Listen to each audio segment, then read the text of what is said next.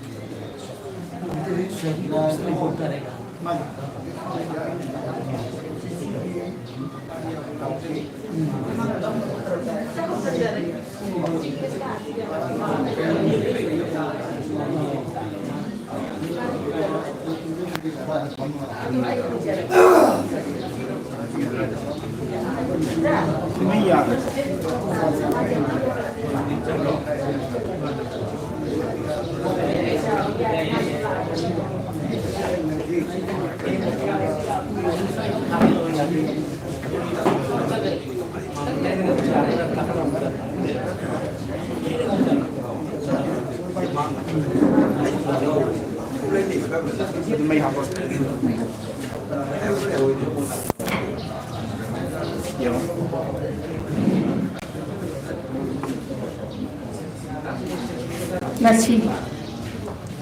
Nomaizing Numit Megi Tang Taramapan Yai Karabapum Koi Lake Hidraba Oza Konsam Laibang Laibagi Tawa Muzaki Lake Olda Hairiba Lairisi Maikum Hangdok Janabagi Damakta Langjariba Sida Ahanba Maktada Lembira Libapuna Mapu Ikok Nona Kurumjari Ngasigi Tauramasi Haudok Nabagi Damakta Sem Sajare ado akoi kitang kudong zada ba man akoi gi president se kitang thenglap taw na mai kai gumba inconvenience amadagi yoksan birakri adu bokoi gi matam se baro makai thaja bani aduna hela abani na koi haujarage kona president amu lakpira kanda akoi amu kokhacha ba tawjage ahan ba maktada ngasigi chief guest ki phampham langda lengsin bigada ba Kai Kunazaraba Oza, Professor Rajan Pejamba, Convener, Manipuri Language Advisory Board, Sahittya Academy, New Delhi, Lengsin Birak Mabagita Mata, Hanmata, Ikok Nonjari. ꯑꯩꯈꯣꯏꯒꯤ president ꯌꯧꯕꯤꯔꯛꯂꯤꯕꯅꯤꯅ guest of ꯑꯣꯅꯔꯒꯤ ꯐꯝꯐꯝ ꯂꯥꯡꯗ ꯂꯦꯡꯁꯤꯟꯕꯤꯅꯕꯒꯤꯗꯃꯛꯇ ꯏꯀꯥꯏ ꯈꯨꯝꯅꯖꯔꯕ ꯑꯣꯖꯥ Salam Tomba president ꯀ꯭ꯋꯥꯠ former President Progressive Writers Association Manipur ꯂꯦꯡꯁꯤꯟꯕꯤꯔꯛꯅꯕꯒꯤꯗꯃꯛꯇ ꯅꯣꯂꯨꯛꯅ ꯅꯤꯡꯁꯤꯡꯖꯔꯤ.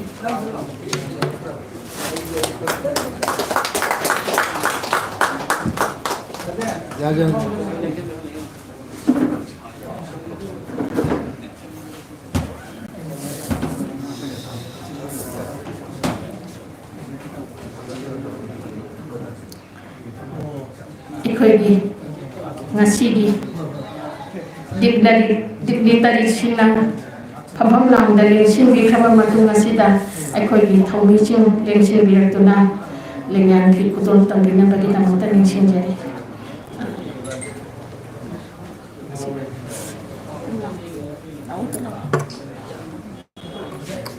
Star jawabin tak?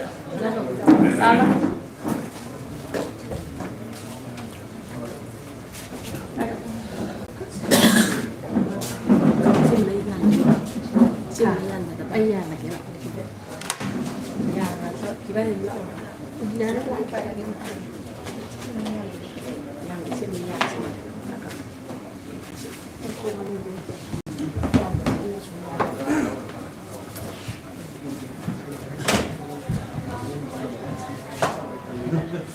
Kalau mudah hari atau jauh jauh dah. Terus tu.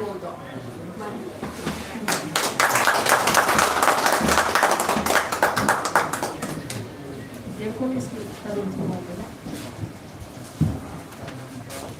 Kau itu jangan main dalam tukar. Dalam laku di mana. Untuk apa itu kau hitam aku. Terus mesti apa ni. Untuk saja muda.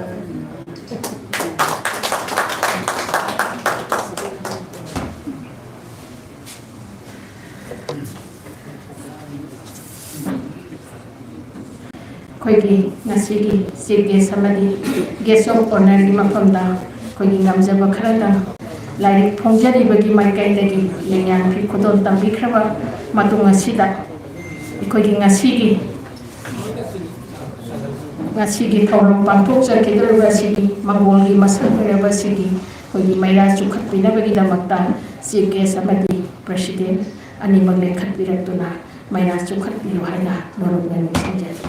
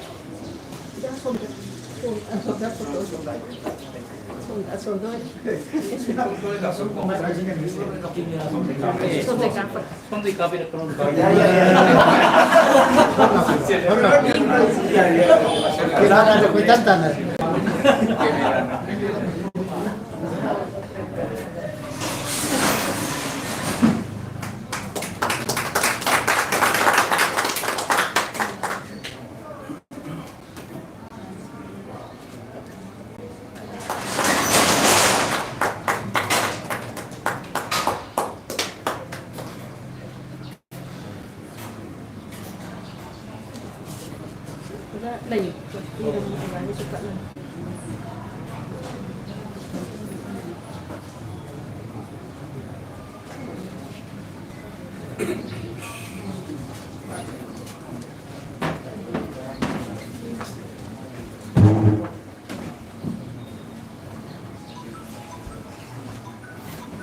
Dia, siap macam cakap-cakap. Cakap-cakap. Bukan pukul-pukul.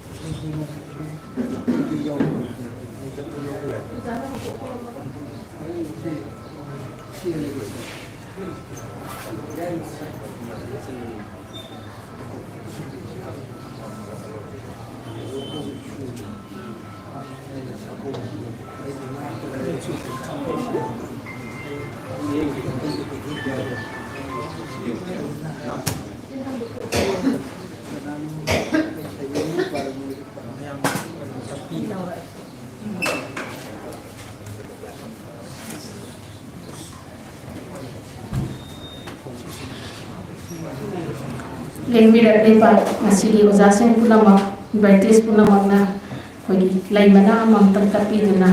ꯂꯩꯈꯤꯗ꯭ꯔꯕꯒꯤ ꯊꯋꯥꯏ ꯃꯤꯔꯦꯜꯅ ꯏꯪꯅ ꯆꯤꯛꯅ ꯃꯄꯨꯒꯤ ꯈꯨꯌꯥꯗ ꯂꯩꯖꯅꯕꯒꯤꯗꯃꯛꯇ ꯂꯩ ꯈꯔ ꯈꯔꯇꯪ ꯀꯠꯄꯤꯅꯕ ꯅꯤꯡꯁꯤꯡꯖꯔꯤ.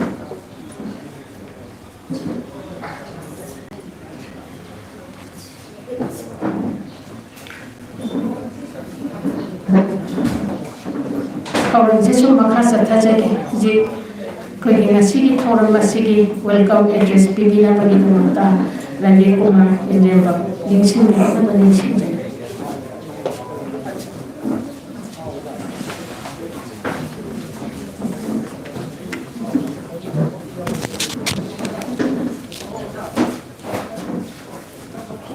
ꯑꯍꯥꯟꯕ ꯃꯛꯇꯗ ꯂꯦꯡꯕꯤꯔꯛꯂꯤꯕ ꯃꯌꯥꯝꯕꯨ ꯏꯀꯥꯏ ꯈꯨꯝꯅꯕ ꯎꯠꯆꯔꯤ. ꯉꯁꯤꯒꯤ ꯄ꯭ꯔꯣꯒ꯭ꯔꯦꯁꯤꯚ ꯔꯥꯏꯇꯔꯁ ꯑꯦꯁꯣꯁꯤꯌꯦꯁꯟ ꯃꯅꯤꯄꯨꯔꯒꯤ ꯐꯣꯡꯖꯒꯗꯧꯔꯤꯕ ꯂꯥꯏꯔꯤꯛ ꯑꯁꯤ ꯁꯩꯔꯦꯡꯒꯤ ꯂꯥꯏꯔꯤꯛꯅꯤ. ꯑꯃꯔꯣꯝꯗ ꯌꯥꯝꯅ ꯏꯃꯨꯡ ꯃꯅꯨꯡꯒꯤ ꯃꯥꯏꯀꯩꯗꯒꯤ ꯑꯃꯗꯤ ꯂꯨꯞꯀꯤ ꯃꯥꯏꯀꯩꯗꯒꯤꯁꯨ ꯌꯥꯝꯅ ꯄꯨꯛꯅꯤꯡ ꯅꯨꯡꯁꯤꯕ ꯑꯗꯨꯒꯨꯝꯕ ꯂꯥꯏꯔꯤꯛ ꯃꯄꯣꯡ ꯑꯃꯅꯤ. ꯐꯣꯡꯖꯒꯗꯧꯔꯤꯕ ꯂꯥꯏꯔꯤꯛ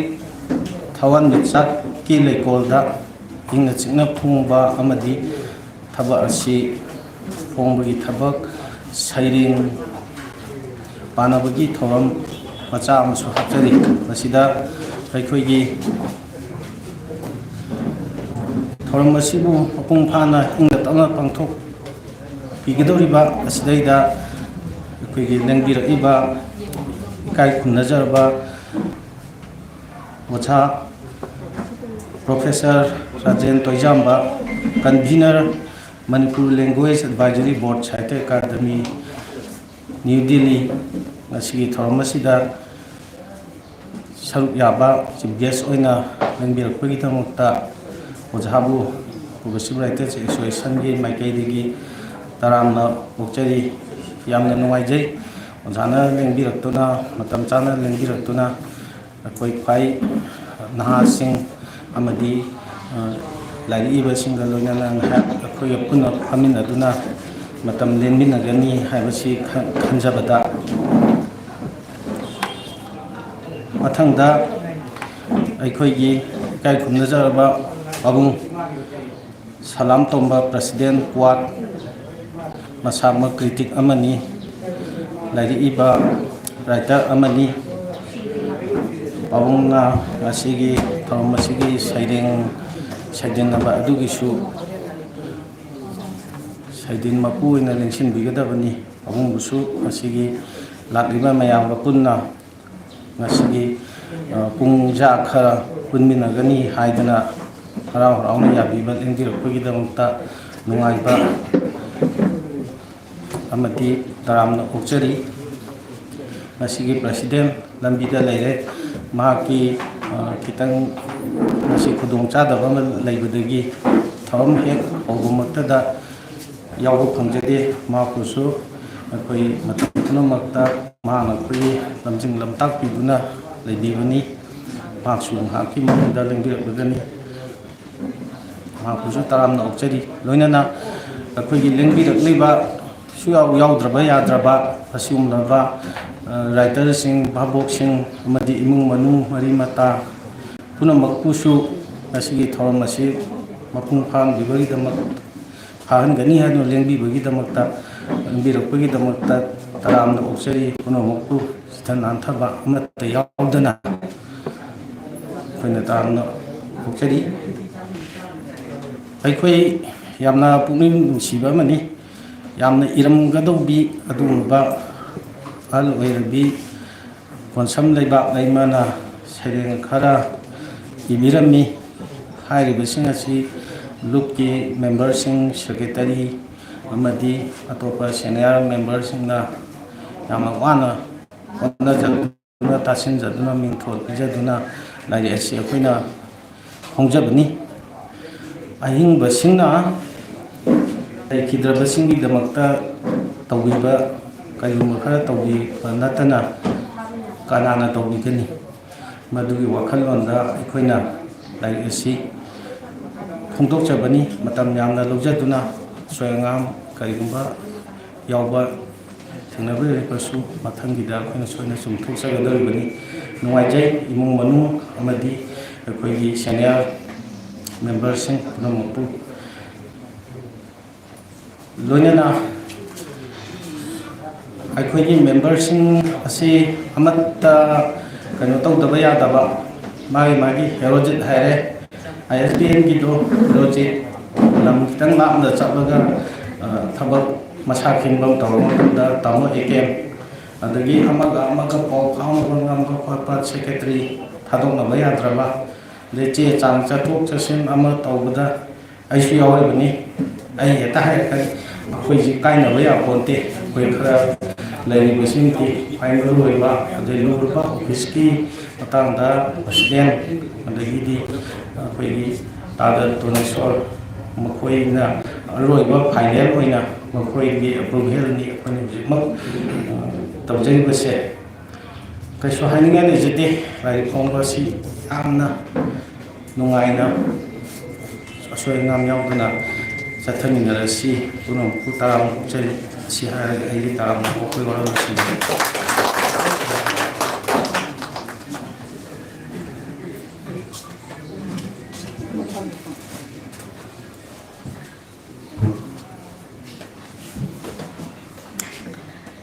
ꯇꯔꯥꯝꯅ ꯑꯣꯛꯄꯒꯤ ꯋꯥꯔꯣꯜ ꯊꯝꯕꯤꯈ꯭ꯔꯕ ꯃꯇꯨꯡ ꯑꯁꯤꯗ ꯑꯩꯈꯣꯏꯒꯤ ꯉꯁꯤꯗꯤ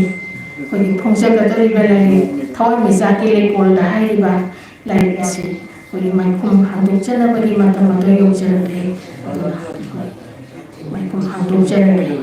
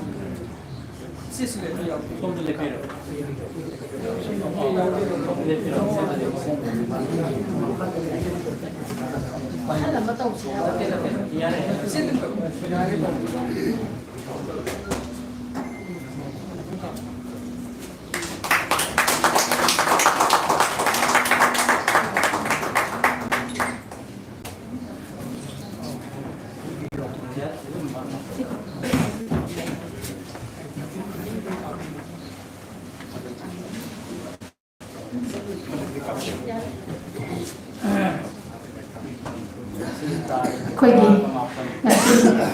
ꯉꯁꯤꯗ ꯑꯣꯏꯅ ꯑꯗ ꯁꯨꯝ ꯇꯧꯔꯗ꯭ꯔꯥ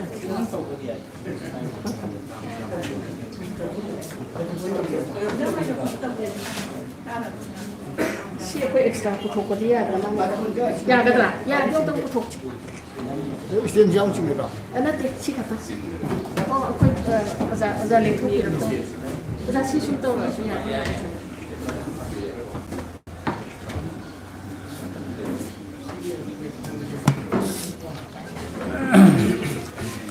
ngasi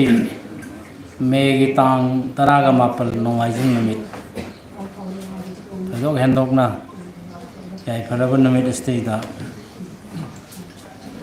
Progressive Writers Association Manipur na phongdok pigadariba leigidrabi konsam lebak lemagi thwan misake leikolda hairiba sereng gilari asi miyang mamang dangasi phongdok jari ꯑꯩꯈꯣꯏꯒꯤ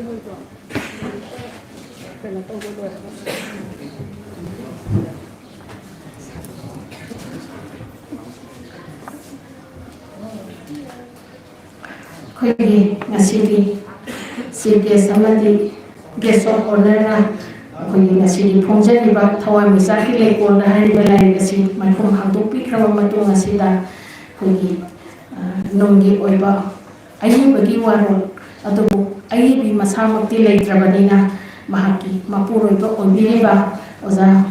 ꯀꯣꯟꯁꯟ ꯕꯤꯔꯦꯟꯅ ꯑꯩꯈꯣꯏꯒꯤ ꯋꯥꯍꯩ ꯈꯔꯗ ꯃꯌꯥꯝꯗ ꯊꯝꯕꯤꯅꯕꯒꯤꯗꯃꯛꯇ ꯅꯣꯂꯨꯛꯅ ꯅꯤꯡꯁꯤꯡꯖꯔꯤ.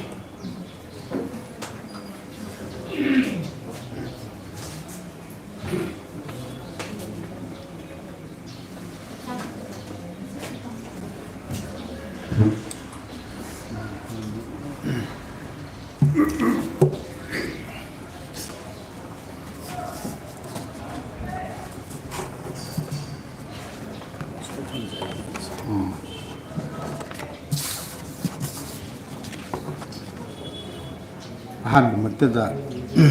ꯂꯝꯗꯝ ꯑꯁꯤꯕꯨ ꯀꯣꯟꯕꯤꯕ ꯏꯁꯣꯔꯕꯨ ꯑꯩꯅ ꯈꯨꯔꯨꯝꯖꯔꯤ. ꯑꯩꯗꯤ ꯋꯥ ꯉꯥꯡꯕꯁꯨ ꯀꯌꯥ ꯍꯩꯖꯗꯦ. ꯑꯩ ꯁ꯭ꯄꯣꯔꯠꯁꯀꯤꯗ ꯁꯨꯝ ꯂꯥꯛꯄꯅꯤꯅ kaya sumana stage daga ka wa na musin ai asi na hango amani ai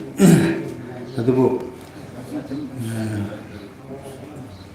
lairik kumba amati sering sedinaba konsam laiba laimagi thawam misaki laikonda hariba program asigi damakta chief guest oina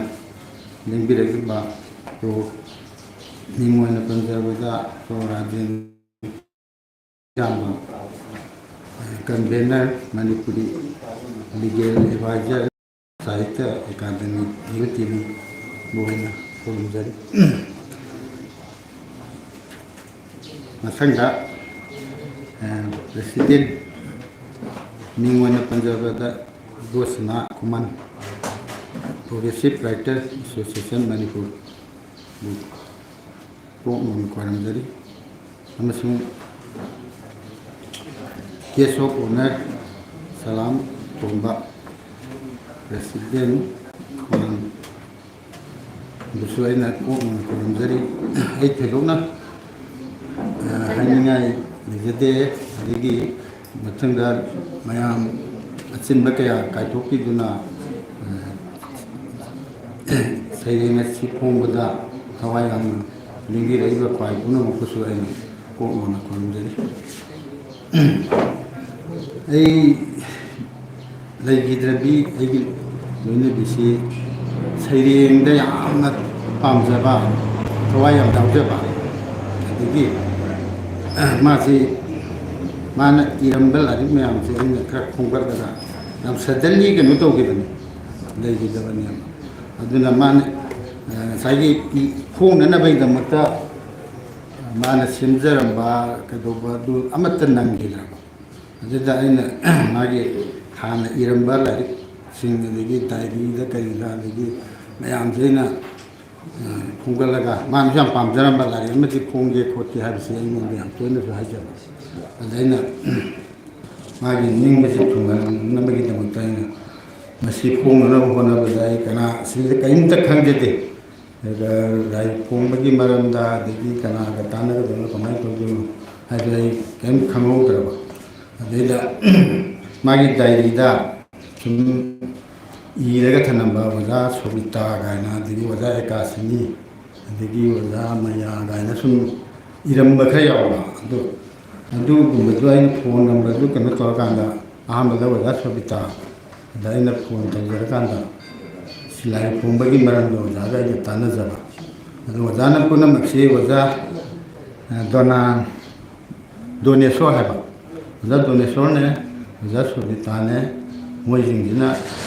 wayawna honna bibigi ngasina lari su phongbo ngamjaba mina ai mayam manga thamji adu man pamjaramba posimadi ai choidara pangthokki se wakanda sunna jegiba adumai tawdina ai si phongjabani si halagai mayamgi bidai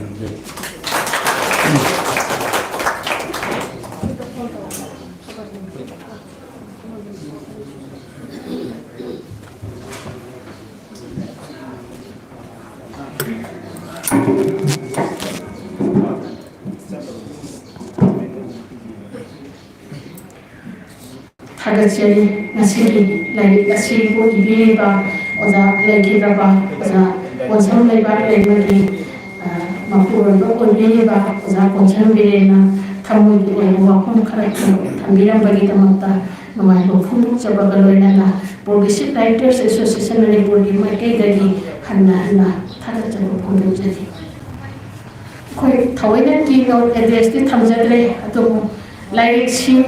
कोईना मसीबो फोंननबगी थौदांग लौजरकपा सिदा कोई progressive Writers Association Manipur की माइकेदगी असुकी मते पेंजै ओजासी अइना कोई हदक लानसिदगी मे की ताम अहुम 23 युमसा कैसन मिसु ताबनी 21 की जून की कुंथ्रादगी कोई प्रोग्रेसिव राइटर्स एसोसिएशन मणिपुर की बैनर मखादा करी हैनी करी तबनी हैबा प्रोग्राम अमखक कोई युमसा कैसन खुदिंगी एवरी वेडनेसडे खुदिंगी कोई तौजकी हाइरिबा प्रोग्राम असिदा ओजाबुसु यहुंजदुला ओजाने यामना नुंगाइना हराउना अपेनबा फोंदोकपिरमबगा लोइनाना तसेंना कोई मतम खरदि लोइना जखी अदुबु ओजाने इसान बिरमनिबा सेडिंग सेदिनाबा खुदिंगी ओजाजे मफम खुदिंगी याउनी मा याउजे अदुबु मा थेंना थोलखिबना याम ngalingैदगी थोपिरक्तबा कोइसु मंगाइ थेंना थोकजबनी सुमाइ तौदना ओजा सिरिचु मयामना मसक खरा खंगबा खरा खंगदबा खरदि लेनबिरगसु सैफम खुदिंगी दी ओजा से अयाम दमाने हिंगै मतमदा लापिरमी अदना ngasi कोइगी ओजागी मपुरबना हाइबिरक्तना कोइ लाइक सिमा फोंबा फंगजबसे अखोइ प्रोग्रेसिव की बैनर मखादा अखोइना फोंबा फंगजबसे असुकी मति अखोइ लाइबक फबनी आइना खंजबगा लोइना अखोइ मागी मफमदा नुंगाइजबा अपेनबा महाकी थवाइना मपुगी खुया खाता इंना सिकना लेबियो हाइबसिमा अखोइ प्रोग्रेसिव राइटर्स एसोसिएशन मणिपुर की माइकैदगी थमजाई पुनः मौनसु मागी दमक्ता लाइबना अमम कतुना अवाब फुंदो चकीफा कोइ असुकी मति पेना लोजरी मथंग असिदि लाइक सिदि मरमदा कोइ काय खुनजरबा ओजा सलाम तोंबा प्रेसिडेंट पा अखोई फॉर्मर प्रेसिडेंट ओइबिरमनी ओजा कोइ प्रोग्रेसिव राइटर एसोसिएशन मणिपुर की ओजाना लाइक की मरमदा मरे चुंबा पाउतम तमलिगनी हैना तमलियो हैना ओजाबुनो ननिसिंजरी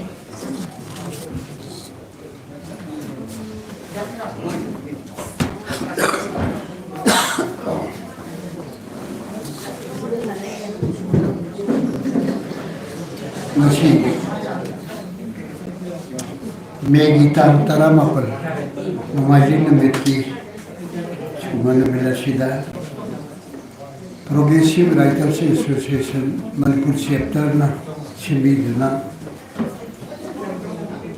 सैरेंग लाइरि अमा फोंबा अदुसु मसा लाइरिद्रबा मतुंदा मागी मपुरोइबना फोंजबा यामना पोंगिंग नुसिबा अदुमा थौरमसिगी फमलांदे लेंसिनबिरिबा अखोगी माइ ओइजरिबा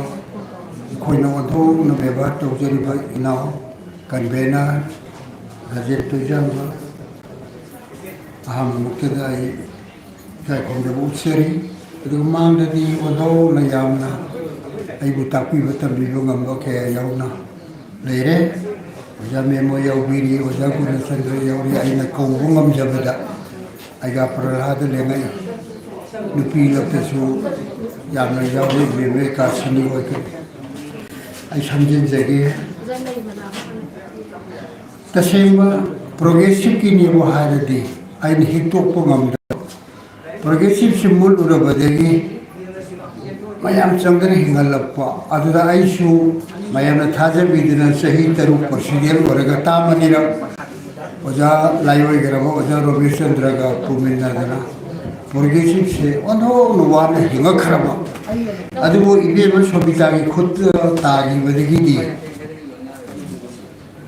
रणधीर होय अदे डोनेश्वर होय थवायावो सिगी खुद तागी बदगी ngasi प्रोग्रेसिव राइटर्स एसोसिएशन अमको फंड सफले मसाबुदी यामना लीरबा संस्थानी ऑल इंडिया की ओइनदी 1912 ता लिखतखिबा मदगी सही साम सुबगी 2012 ता ai isa yauna Delhi da centenary yaudharubani adugumba sahi sam helaba samsthan sigi branch sama Manipur chapter ama lingbajina 1975 tagi Dr. Narana Singh Vidra likhalambani haire akoina sangapuna 2003 gi matungni aduna aina wana puhacharamba samsthan oibanina progression hare ko ji hitopo gamdaba aduga sumaina laingidrabi amagi sairem phongadori madugi marangda wai kharaju ai bungangjo wena takpirakhoda ai hitopo ngamgide progression ki members ki premna amadi laingidrabi sigi thawaina kaurupani khajadana ai thawdaji yajagi bane adubu larikshi aina hana phamjaba aina hana pajarubo oina mayamda paudam jagadori basidi yamna samdori matik shada busu oidori maramdi laigi deba mi magi diary de lerambadu yamna nuksiba thamoyi ithilamana mapuroi bana kana kana no tanaraga magi diary de lerambage khomjil laga saire humdra pu thorkonina masida saire ni kamro nainaruba yaroi masida phajai phajadi lali landi aduni adani edraina kuptharubada thojona mai pakada na kire khanjai adubu ngasi aina lari phomba na misera ujaba lari sidi ya phajagare geta phajai adegi maming jimak hana ingode pirakpadi maming tholakte adu thomishaki lekonda haidana magi saireng amai maming laurga tholambasu odong suna ghe adi mathakta lai ekpiri bai isara dhirgi aski odong na artha legre lightning ju mali thomishak su palali odong na artist amagi view je odong na mamalegre aduna mayami phamda sugumba konsamgi bema leba lemana iramba mana diary da thanambadu lari orhalle ngasi de odona numaraba nubelam ore adui mathakta aina yengjeru bada mapuroi badna lamai ani kha iri asmasidi tasirna thamogi oibo wahainina masidi document lama soidna oigeri mapure bagi thamoi da phawbada magi nupi ju hunbejina taba saibejina taba yani de puna bokto khorga magrab thawai dugi bofam de laman singbadawna mapuroi bana wahai khardana dana sida iri balamai ani sida ai pajaru bada thuklawi masidi soidana document lama oigani mapuroi bana magi nupi da kadai bawba samna sengna ibungam bage haibasi atma duna ubirambani adana mapure beju laman todre khanbiyu ibema lewa lebu masidi di nahangai malangda paidra lermasu mai thawai duna thawam saki lekonda soidna mai baphamam phangangani odongna phajagre cover ju adegi phajare saireng sida aina yengerubada magi saireng humdra ase akoina magi kamlol amta thirudraba leibak leimana kari hainingi leibak leimana kari pami leibak leibagi masaje satle tumme sare mathamoi se abokta pothagidre tasengba restless solama sopo pothagidraba thawai ama thirapatar ge leibak leima bu soidana khanga kari magi saire humdra se leita bamta yaude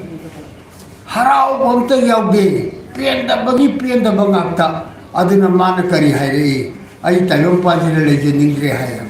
sigumba talong panse I am not worthy to live in haire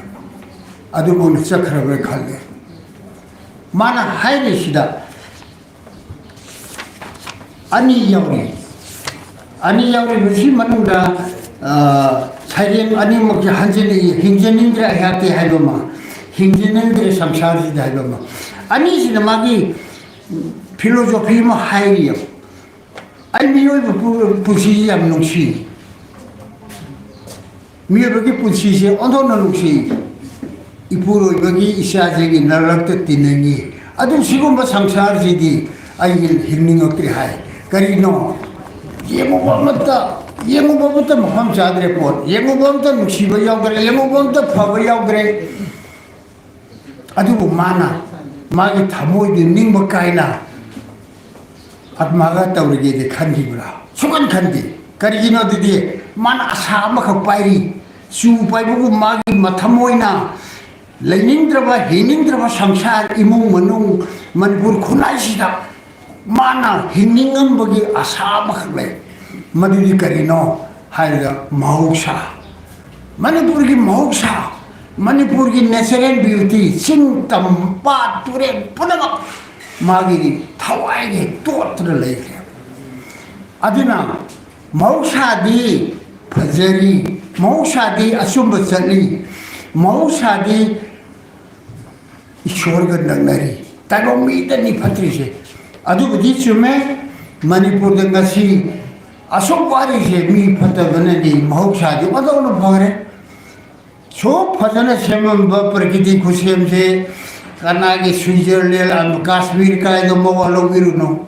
ako di sumana question laga ti ko to na thanam ba se aw to bo salaga thini lairoi Switzerland le do TV de kai de uda turen pat khara yung na tai ako sumana laite adu manipur sugyam na numai ri se mahuksa na pibo khunungai de ngasi mama mapa kainaraba laitabana sara helaba adigi ishaugda langaba sarka yeni pendraba khuna yeni pendraba laika yeni pendraba nupa yeni pendraba nupi yeni pendraba adu ji mahto ji noksei kari degi nungda wero humokpa malang bajina thengbada akhoi lamjo nuksit asengba pollution letraba delhi da ayukta hingdong mamada akhoi ji nungai kharaba adu mahuksa gi pibase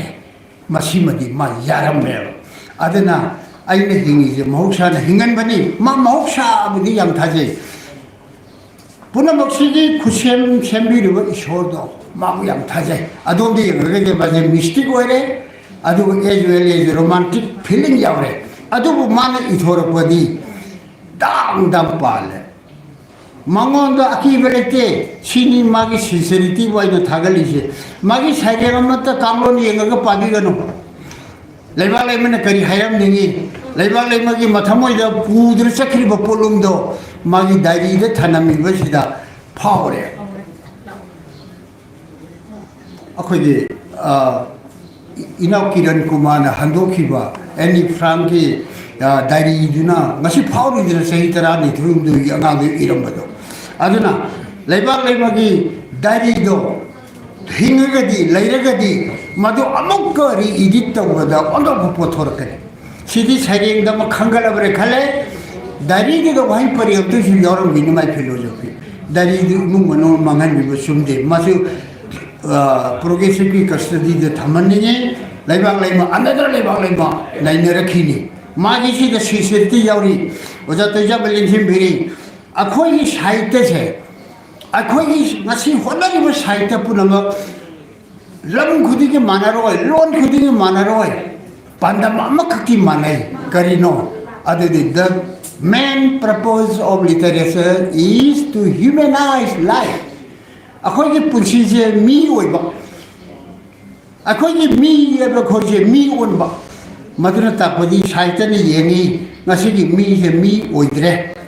That means ishona sama wada animality rationality pirame wakan kan mangamba sati lerme sadi adum oiba sada wakan kan mangamba de ba khoja khoi khongrau khelaga atopa jiwa bani lauri masi yamna la bani khoja sa yauri adu khongrau khe bagi da mi ko ne wakan maka masa khan mangamba bagi ado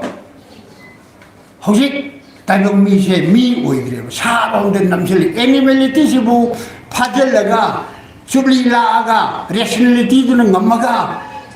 mi wisa torinew ngasim all world pairiba nuclear weapon ju thada radi prithvi ju hinghidro upuloni adu karigi thada de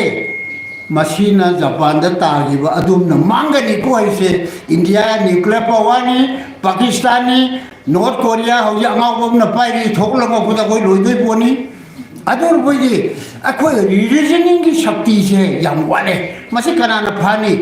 मोगे उनजोंग ब कनो side खर पाहनी नोबेन फजबम पाहनबदा मासोइदन हन्नी माहोइद साइट लेरमोय चाइना की साइट हाइरो अमगे हाइरो बंदम दी करी चप माने मीबु मी ओलन बा अदोगी अमनमु literature is the mirror of the society है बजे मतलब डेफिनेशन और लेबा उसा आइने क्रिटिकल थ्योरी अमा पाजबदा याम चुमी खाली माइदो मी खतने हिंबो यारोय मौसा यावदना अदना put up your mirror to the nature है आई मसी सुप ओन पायरब मिरर ऑफ द सोसाइटी हारदे सोसाइटी दुगी अमोट पदे सुम तोलगा पुखरी नैर नैर करी थोरकदोइदो मदुदी करिनो नंगी मिरर दो मीद थालनु इमुंग मनुंग थालनु नंगी मिरर दो नेचर ऑफ द ओंखलो है अद माइ लोंदा जरा put up the mirror to the nature है प्रकृति द मिरर दो थालो प्रकृति दगी लोंग ngakani मसिदि सुमे अखोइना होजि फावरे हाइरबा प्लेटोन इरंबा रिपब्लिक आइन हंदोक्सरी कोजी फोंदोरिनी मसि पारो दांगपनी महाकी लो पुनमक नेचर दै लौरमे मागी लो पुनमक मौसा की नीति चुमदन द लेरबा नीति नियम के मौसा दगी मी द पाजन बने याम फजगरे अदुना अखोई मिरर ऑफ द सोसाइटी हाइदर लेबा मतम नत्रे अदुगा प्रकृति हाइबसे माने याम थाजे छि लेबा लेबा लादिने लोय अदना आई वाफम खर थमजबै मरमदि लेबा लमगी साइरे हुमुद्रा से मागी थामोय दो ओंचांग नरमदु खांग ngमदना साइरे ओइनी काति मा खलमोय हल्ला हल्लगा दाइरी द इसिन बने मधु मपुरोय बना फोंग यागदरे पुथोरपनी गसिदि मयांगी पोल ओरे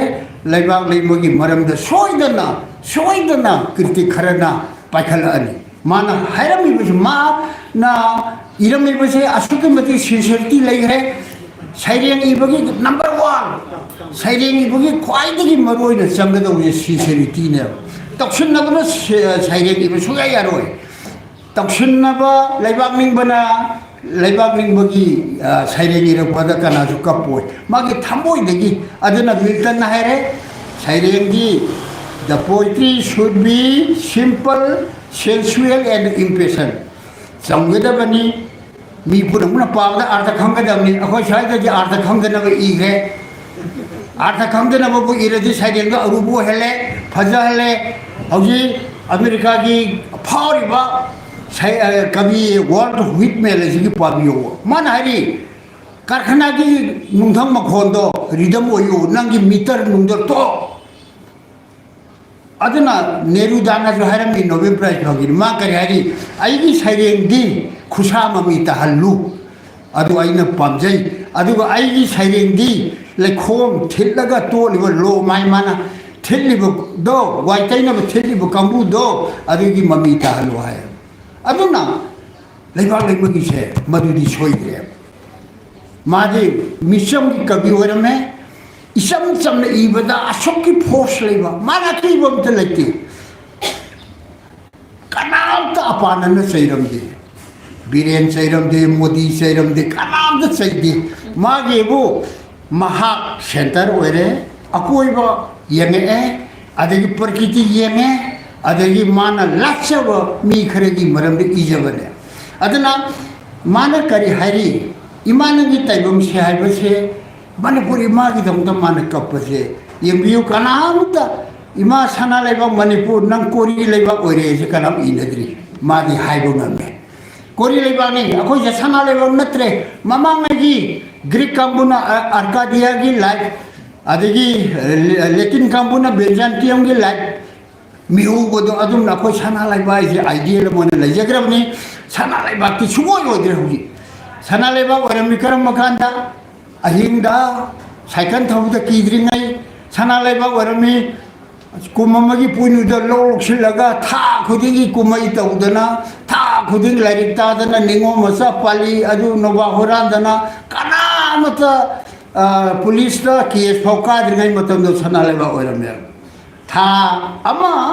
था तरुक सुरगा था तरुक पथाबा लेबाक नेबा मी गिदि रितु मरी जनी अखोय गिदि तरुक न थगोली नेबा अदु तसेंना हारबदा अखोय gi सिगुम्बा सना लेबाक से हौजिति मान कोरी लेबा आइना सैरे करिगिनो मदो इमा नहाना नते नंगी नसा जिंजे उंदोना फत्रे मोइना हाय मा हाय चुमदबरे पुंगनिंग वखल लेतादे अमत अखोयजु यावग्रमने मा हाय अमत पुंगनिंग लेतादे कबीजु कबी हाकी अपाइबी अदगी सरकार जो अपाइबी अमन ngangi अमन तादबी अमन फदोबोइनेंगी अमन पालदबी पाले फतबी थबाना फनी हाय खुबाकना फनी हाय खुबाक से सही तरह येंगे थंबान से सही तरह येंगे हदगी थरोद ओंदुरी गरो खो यारा रोय करिगिनो मी अफब खनबा हेके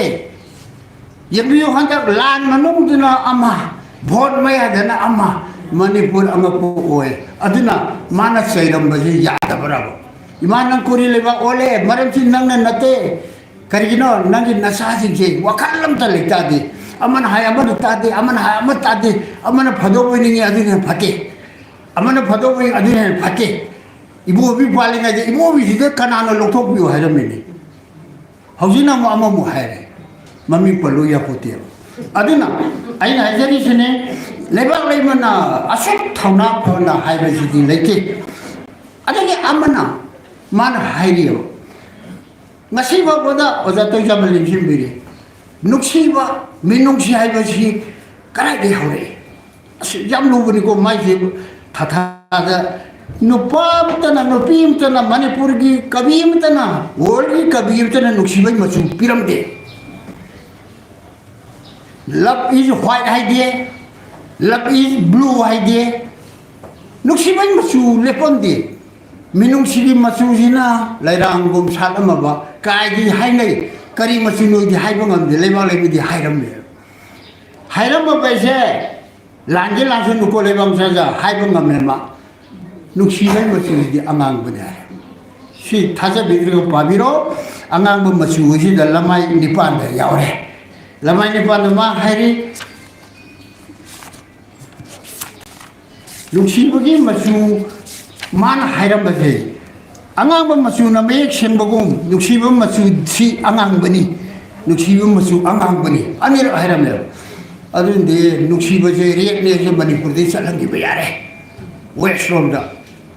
कना ना हाय लेबालम ना हाय सिरगा सिग्रम दो पखम न भया पोते अतिया द कारम मरे उन जरुनी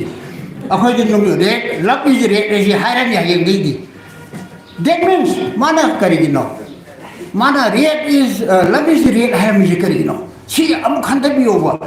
that means kabhi khuding na piri ba conviction kabhi khuding na ngangi ba wangang se matung da meta physical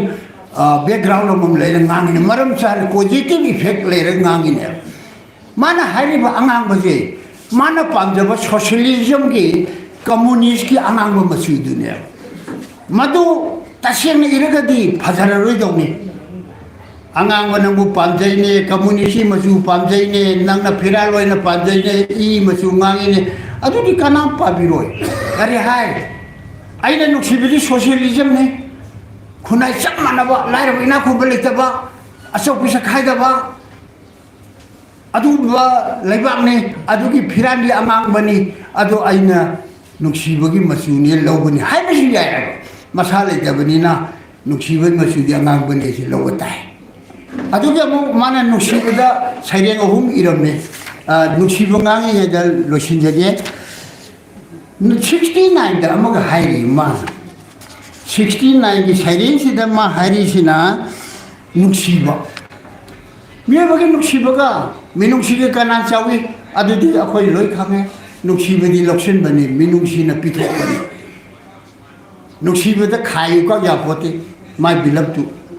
whole लोग ये हरी दे किच मसाना है रम अपने I love thee as a whole मागी मागी हाइना सिंगर बा लोग दर बा नपीदी दा मान हरे ने नंग मचे का पाम दे को मपुम loksil hai mapum all hai har minok su all nagi no pesu all ado minung si dadi ilaiti madar tera sanawaina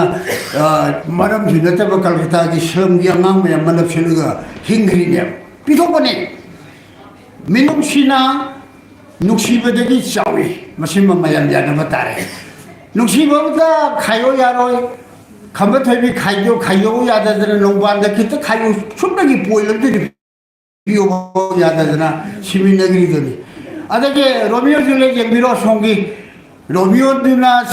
juliet sireda romeo mu sire dra de juliet sire aduna nuksiba je karai ge hauye dedi leba le mai mo se lawe nuksiba se nupigi nuksiba di ingit ne hai ne man hai di sida nupigi nuksiba ji ingit ne hai aduna yaroi apambani madudi thamoya wakanga pokchinga nangaraba nuksinaraba adedi mancha male aduna poletre nungu nuksiderdi sambalida khare sumangda yumjai da su isha khamdi misha khamdi aduna nuksibadi thamoidagi hawi hamsi mana haireba ingitna phajabana pisum phajai sam phajai samrudu aduna nate madudi apamani hayaba lebalai yam sheni magi concept yam clear oi mana saire karma ido ke do khajik tamga ahibam tanaramadi ma masagam thokane mangon yamna powerful high gameba aina bu ningadi irene de man bu phongoi kaida dairi de khojin bu erongani adu ngasi di mapure bagi mapandegi akoi paba phangjare magomba isam thobi kabi nupi ama nganna matam sadar magi base tasengna ai magi mphang thawai bi ai kok ma de aduna ya namana adu gomba nuksibagi philosophy da metaphysics to ungge magi dairiga yamne humorous service yoromi kari haina de sida lai singi wari ni ji sume mana haiba mana habdi nate yan kari janti wala na lai mata sari haiba igre adregi english ki ai bi mami kaure mana hai ai masima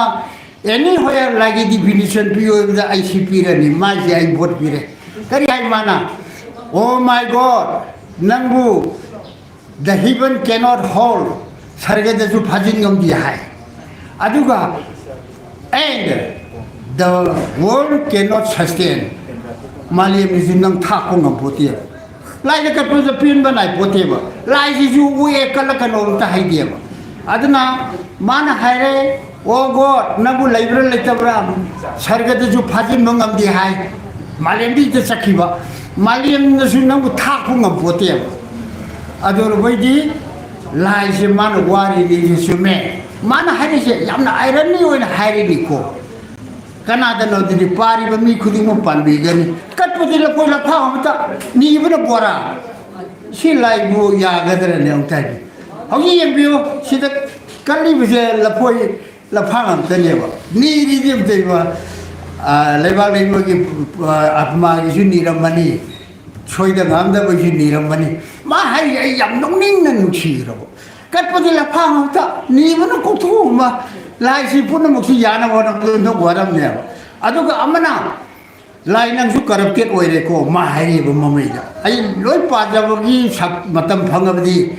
pajaning bani adu ondong na ai samjin jage ma hai ba lai nang su corrupted oire usor chauna kat pa bot maya da hekta mandir ka kallaba adugu bai misam sam oina tawre la phangam ta kallibi isin khujon ta kallibi adugi din nang na kasu yeng bidri na laida phajaba lai chai busin na taba waro busin na taba ama masala ma hairi ba yam phajai hijo adegi amuksu political scenario je mayam pendre politics ma paningdre ranti walagi corrupted oiba mayam si aduna mahaki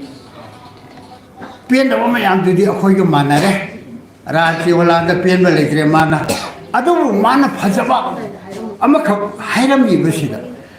है माना अहब होगनी मंगोंदे अखोई लोग तारे अहिंग की तंदल लेजे तंदल नती को लेबाउ सजा याम फजगर जाने मसी अहिंग की तंदल लेजे ममिंग थोन बयाबा लारिक्सी ममिंग थोन बयाब जान माना हरी राज्य वाला कांग्रेस होगरो बीजेपी होगरो अमा होगरो अथवा लेगी याग्रो मधु नंगी अपाबने अदु नतबा कांग्रेस सेनबा बीजेपी रोल पाइदोरे अगर हेक सोंसेनबा कांग्रेस ना मो मेजॉरिटी हो रहा है हेक सों थोरकवा मंगारक सोंबो यावरे को लेबा सजा खो एमएलए से सिगुम बसिदि मा यादेबा माना हरी मोइदुनेबा ख्वाइदगी फ्लेटर ख्वाइदगी सिट तौबा ख्वाइदगी सेक्शन के दौसे यावग्रिबो मिदु नते कांग्रेस सेंबा अहिंगी तंदन दौना कुफे काफे आइगी दमुं जोरंबा भोट मयादा आइगी देसु साथाबा अमदसु लोल के अरोल तो हाइदुबा अहिंगी तंदन दौना ngaलिबो मोइसे मशीन नेबा लेबा मांगी लगी मीदो माई पार्टी दा अदु अफबने आई मसी याम भजन लौरे अदु माना करम माने अदु अखोइगे फ्लेटर हारे को मिनम लोंगनम बाहारे कांग्रेस बाहारे फजबला अदु मान अहिंगी तंदन दा सिंबलाइज तौग्रीसे लेबाग लेमगी वहाइनी याम फजे आई माबू थागली अदना मसीदा आई ओजा कैन मतम नाम सानो लौजरोय यामग्रे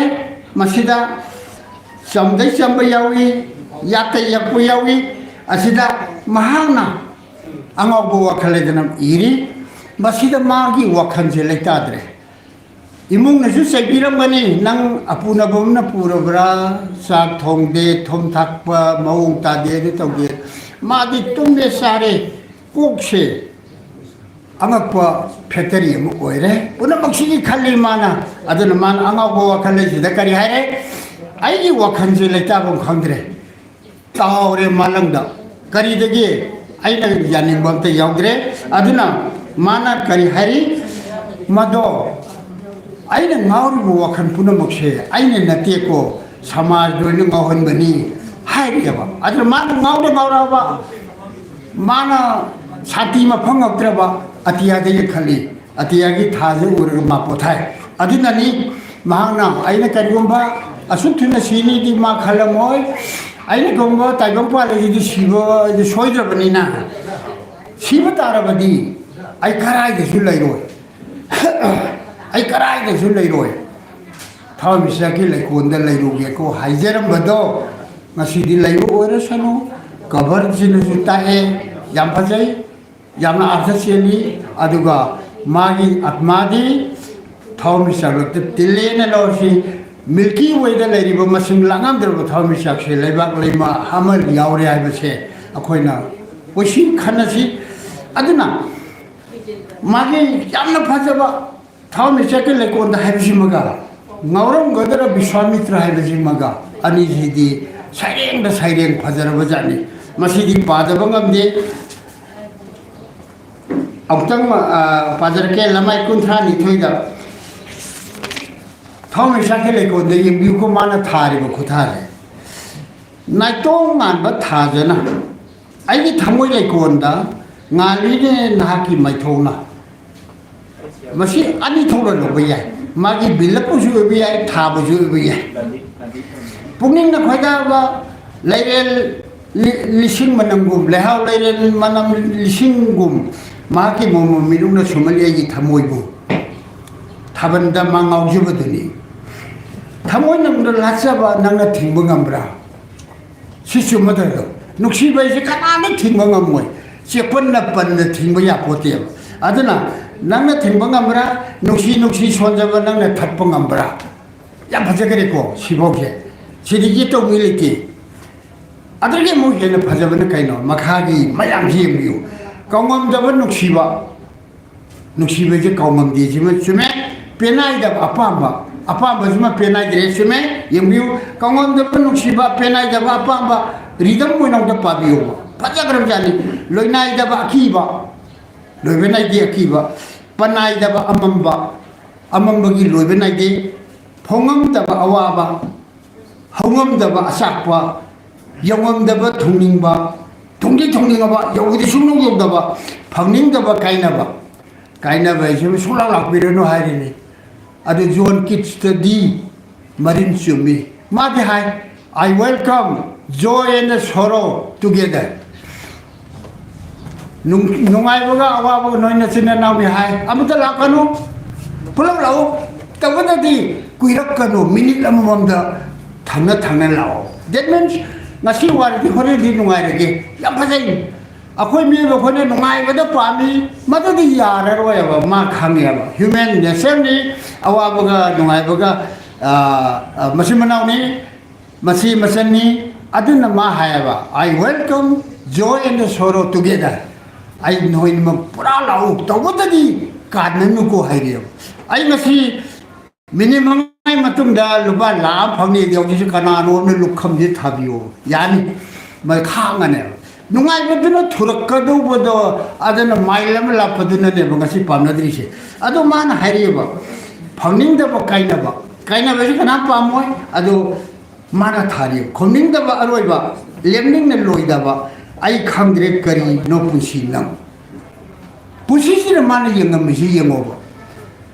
asi yam phajagre ba nungai bagi phijong da awa ba na lot awa bagi marum da haraw ba na thuk na ki chakri da yesil laba ai se jembiu ai se pusi na gi chakada phi ye pagum ye le sumdok piba makai wakan mahi thawai lagi aide thawai ja wakan khan bangami adu nang na chuba sumbogum sumdok pire yembiu sida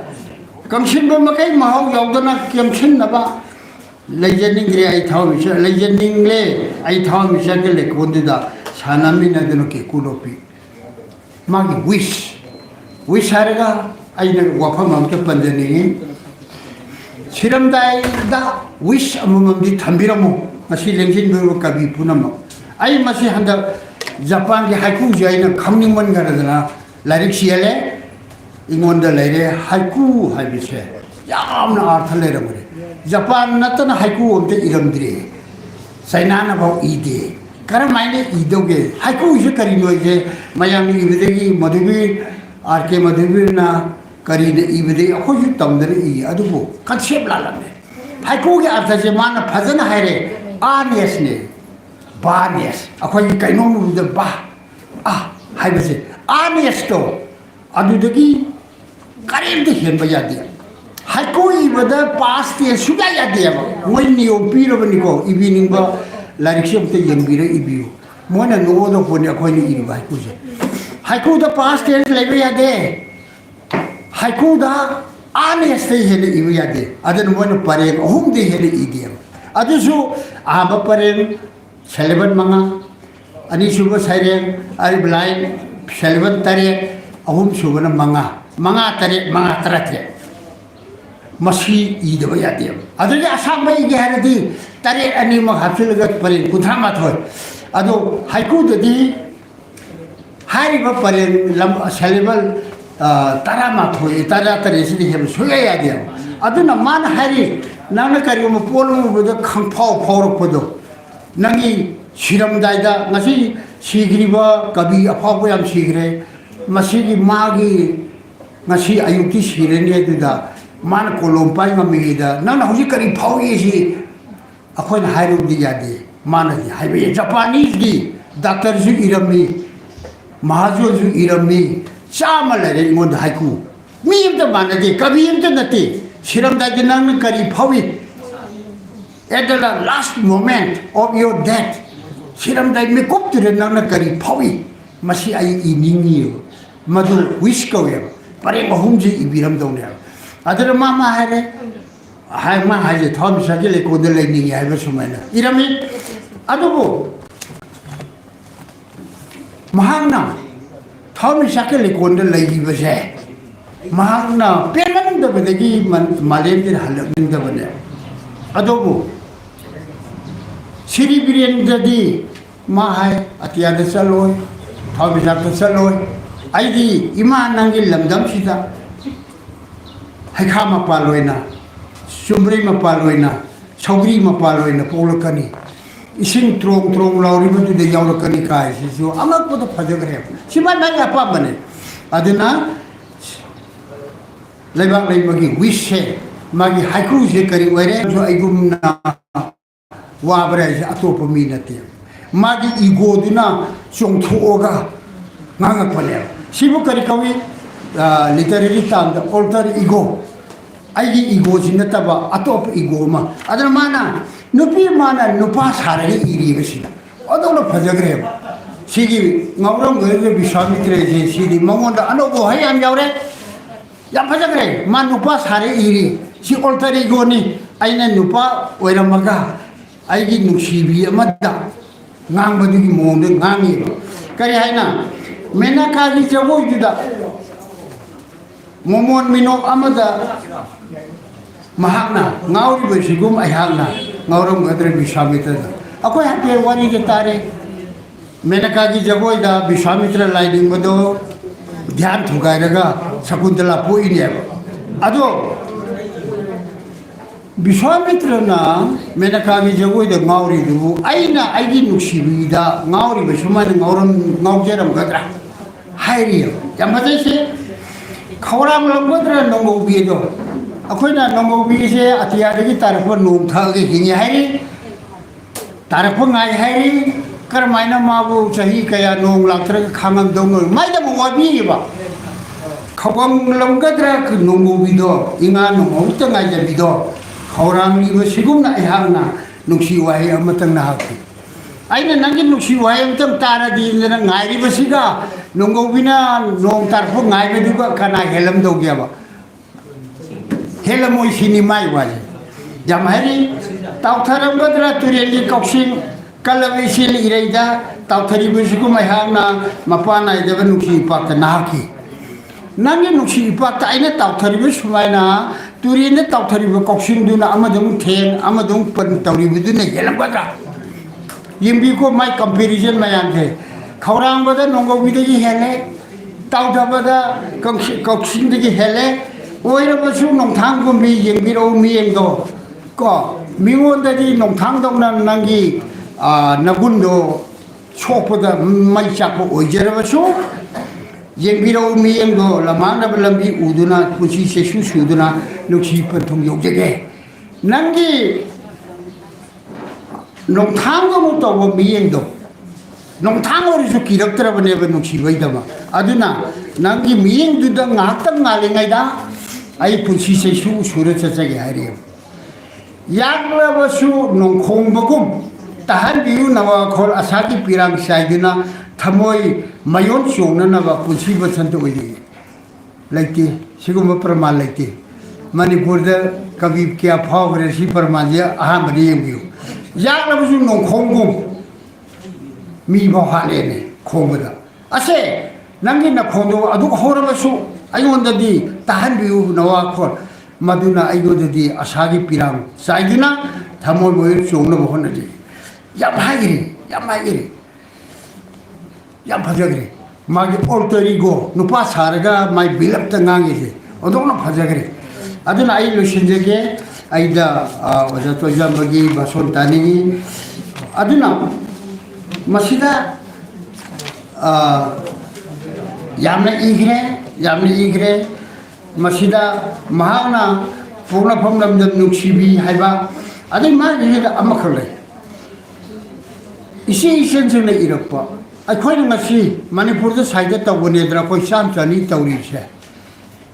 कनाना करी इरी से यंगनबो ngathani नुपी इसी इसेंजने इरक्पा से करी इरी से यामुने येबा मीने कोइसे करी हाइना नुपी ने नुपी चैजबो ngamabra नुपी ने नुपाबुदी याम चैरे याम लेरे खोजो फेमिनिस्ट टोन यामना कनबा लेरे को यामना कले अदोंदा तब नुपी जेबो ngamabra मसीबोदी खरे वाली खले अदो लेबा लेमिदि चैगमने करे हैना कनबिउ नुपी बो हारियो बुइसे नुपी ने नुपी चैबो जिदम तोबा नुपी ने नुपी ममल दजना खजितंग मयामना पामदबा लचलम चलबन मरु को पिरेबा ꯆꯨꯝꯊꯣꯛꯄꯤꯗꯦꯕ ꯑꯩ ꯂꯥꯎꯅꯤ ꯕꯦꯝꯃ ꯅꯪꯕꯨ ꯀꯔꯤ ꯋꯥꯠꯇꯅꯅꯣ ꯅꯨꯄꯤ ꯑꯩꯈꯣꯏ ꯆꯣꯞꯄꯦꯅꯦ ꯅꯪ ꯀꯔꯤ ꯋꯥ ꯑꯩꯈꯣꯏ ꯃꯌꯥꯝ ꯄꯤ ꯍꯥꯏꯕ ꯅꯠꯇꯅ ꯍꯧꯖꯤꯛꯃꯛ ꯀꯩꯅꯥ ꯀꯜꯂꯣ ꯍꯥꯏꯕꯁꯤꯅ ꯃꯄꯨꯡ ꯑꯣꯏꯔꯒꯗꯤ ꯌꯥꯈꯤꯗ꯭ꯔꯕ ꯑꯗꯨ ꯅꯨꯄꯤ ꯀꯟꯁꯦ ꯍꯥꯏꯔꯕꯗꯤ ꯅꯨꯄꯤꯅ ꯅꯨꯄꯤ ꯆꯩꯕꯁꯤꯗ ꯇꯣꯛꯄꯤꯕ ꯑꯁꯤ ꯌꯥꯝ ꯀꯟꯅ ꯍꯥꯏꯔꯤ ꯃꯁꯤꯃ ꯑꯅꯧꯕ ꯚꯣꯏꯁꯅꯤ ꯑꯗꯒꯤ ꯑꯃꯒ ꯍꯥꯏꯔꯤꯑꯕ ꯃꯁꯤꯗꯤ ꯅꯨꯄꯥ ꯑꯩꯈꯣꯏꯁꯨ ꯏꯀꯥꯏꯐꯝ ꯊꯣꯛꯑꯦꯕ ꯃꯥꯅ ꯅꯨꯄꯤ ꯉꯥꯛꯇ ꯄꯣꯛꯑꯦ ꯅꯪꯁꯤꯕꯨ ꯙꯔꯥ ꯃꯣꯠꯄ ꯑꯃ ꯌꯦꯡꯁꯤꯜꯂꯣꯏꯇ ꯍꯥꯏꯕꯤꯌꯦꯕ ꯅꯨꯄꯥꯗꯨ ꯅꯨꯄꯤ ꯉꯥꯛꯇ ꯄꯣꯛꯑꯦ ꯀꯩꯗꯧꯕ ꯅꯨꯄꯥ ꯅꯨꯄꯤ ꯀꯔꯤ ꯈꯦꯠꯅꯕ ꯑꯗꯨ ꯙꯔꯥ ꯃꯣꯠꯇꯣꯔꯦ ꯃꯅꯦꯝꯗꯨꯗꯤ ꯍꯧꯔꯦ ꯏꯕꯨꯡꯉꯣ ꯑꯩꯕꯨ ꯅꯨꯄꯤꯅ ꯇꯧꯔꯤ ꯅꯤꯡꯉꯣ ꯃꯋꯥꯒꯤ ꯂꯝ ꯑꯣꯏꯔꯣ ꯑꯗꯒꯤ ꯑꯃꯨꯛꯁꯨ ꯅꯨꯄꯤꯗꯨ ꯂꯥꯏꯕꯛ ꯊꯤꯗꯅ ꯂꯩꯕꯥꯛ ꯂꯩꯕꯗꯧꯅ ꯀꯥꯏꯅꯔꯦꯅꯦ ꯃꯣꯏꯒꯤ ꯏꯅꯥꯎꯁꯤꯗ ꯍꯥꯏꯕꯤꯗꯣꯔꯤꯅꯦꯕ ꯑꯩꯅ ꯅꯍꯥ ꯑꯣꯏꯔꯤꯗ ꯑꯃ ꯄꯨꯟꯁꯤꯅꯤ ꯑꯃ ꯌꯦꯡꯁꯤꯜꯂꯣ ꯃꯥꯏ ꯐꯤꯔꯣꯏ ꯂꯣꯏꯔꯒ ꯍꯥꯏꯕꯤꯗꯣꯏꯅꯤꯀꯣ ꯁꯦ ꯅꯨꯄꯤꯅꯗꯤ ꯅꯨꯄꯤꯅ ꯅꯨꯄꯥ ꯍꯦꯛ ꯁꯤꯔꯕ ꯑꯗꯨꯗ ꯅꯌꯨꯝꯂꯣꯏꯁꯦ ꯍꯥꯏꯅꯗꯦꯕ ꯑꯩꯈꯣꯏ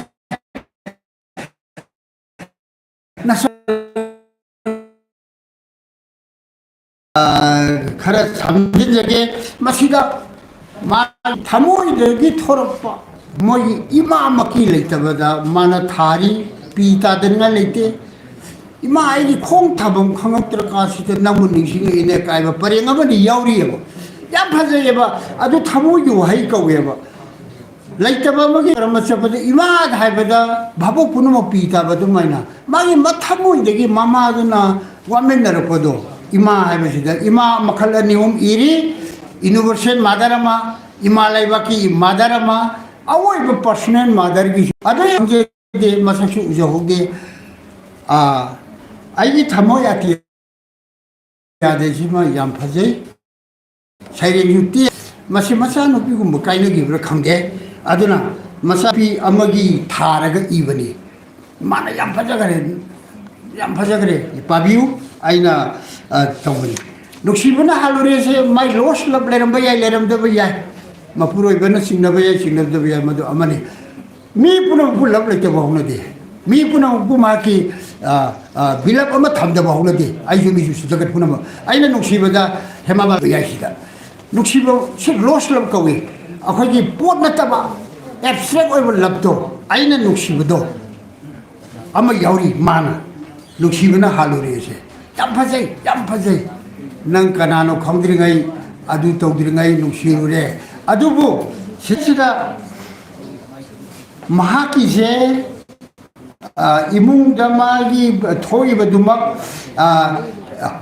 ओरिद्रा ओइरोइद्रे दि खंद्रे अमगा हाइरी मागुंबो ओरिद्रा माना मयु मकै पाले मतम सागन पाले अदुबु माइ मपुरोइबगी मरुम थोपगा नुङाइने बदु मशा खावरे अदुना नुपी पुनमक्से वारिद्रा मणिपुर लेब नुपा पुनुंगसे मागुंबो ओइदिद्रा हाइबा मागुंबो ओइदिद्रा हाइबा साइरेगम यावरी मसिदि माइ मुंगना पाबिरुनु अदुना आइलो सिजरगे मागे लयेबा लोस लबे हाइदुक तबे वाने लोय लेबगा कनी थुंगनगी देबा काइनगी देबा लोस लब लोय लेबगा तदि लोस लब किदमा अखोइना निंदो पोगदब नते आई हाइजरी सिनि आ बॉम्बे लेबदा आइनि सिदे नुक्सिबा याय मखोन द खंदे मवाई द खंदे अदुबो आइना लोसंजरपदा लेबाक लेमना थारमेबा खोंथा मयाम से याम गरे प्रमोदिनी की थारमी विनोदिनी की थारमी लेबाक की दमक मथाई कट खरबो मयाम दो अदुगी दमक थारमी याम फजे दसु लेराम नंगबु खनानो अदुरा इधर सुम हंगमगा हंदक्ता थवाई मांगरबा मरम दमगी दमक्ता थवाई मांगरबा मयाम दुगी थवाई न ओलप लेराम ला हाइबा यामला पेट्रोइटिक जिल जावा अदुगुंबा यावरी अदुना मागी सरे हुंबुद्रा से लोइनमकी हाजरो एटलीस्ट 10% दी सोइगना नैनबदे यावरकनी मागी क्रेडिट ओइगदबो वहाई यामना यावरे मागी मीनिंग्स यामना थवी अदगी महाकी सिंसिरिटी कीदना ngangthokpo ngamba माना करी हाइजिदोगे माना करी खुमिदोगे नतबा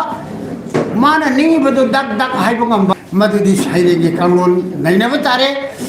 Sairing Tarabra Hibasi, I couldn't leap on a moy. Kainan Lamta like Sairing Tarabra Hibido. Some neighbor the possible Mother people's poetry point Kowi. Pazagi Kolo in Ba Adana. Henry Bogota Harambasi, I am Laure, Madakari High. It is very easy to write a poem and to sing a song. Saya masapa, saya dengan yam lain kerana pusat but sini ko yam lori je. To write a true unpenned poetry, even in the heart, Ivan. Asyik bang saya toksin nada ba, unpenned di toksin nada ba, tak nada ba, musibah sahaja nada ba, thamoy depan betul. Iba asyik bang saya iba di yam lui. Ado magi je asyik bang saya romda cincin ba yagadra yagoidra hai bagi di kritising matau warasan ho. Ado ka magi di irame amuan awapang na bisu yararoi. Ado na magi atmana sarigada nuai na lebo warasan ho. Magi imung manungda mana mangi baduna aroi ba oisanu ture iresianda ba. Ado imungda mana apa benda tangguh pubira pa pibira ho oisanu. Wapam khariji thamjaraga bidai lo. Thank you.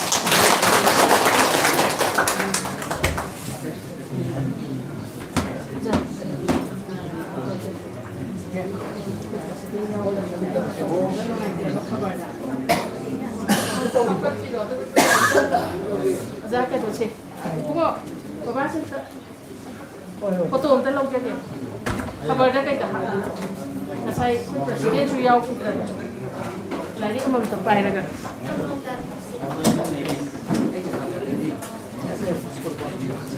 Oh, zakat ini jauh. Zak. Kamu dah kerja dari mana? Kamu siapa ni? Like lady kau.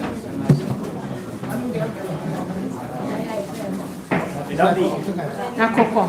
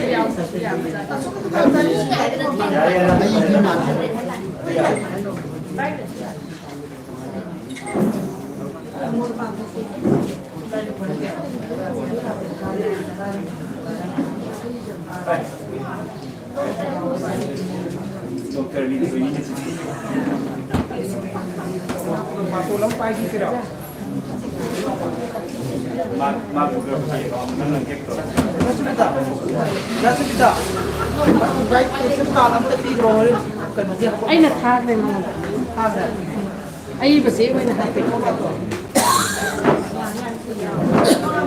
yaw ra pala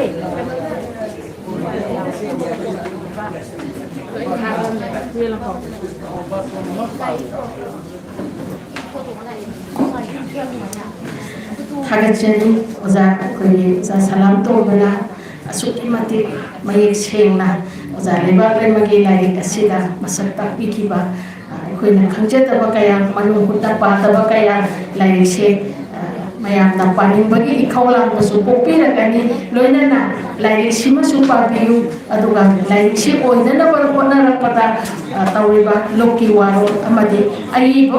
bi oi bini ba oza leba re magi upana bini ba puna maksisu pa biraga koi karun tong na lai se hai bisi maran sumai se khangbi khang na ba pa biu no sina hai bisi mayam ta ko sina jai ji koi kai kuna zara wa si chief guest na chief guest ki oi ba waro khamina bari tamata no no na sin jai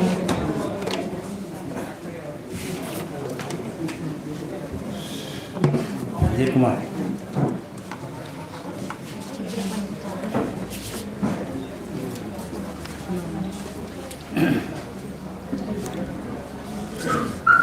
Nasi Progressive Writers Association Manipur na ꯐꯣꯡꯗꯣꯛꯄꯤꯔꯤꯕ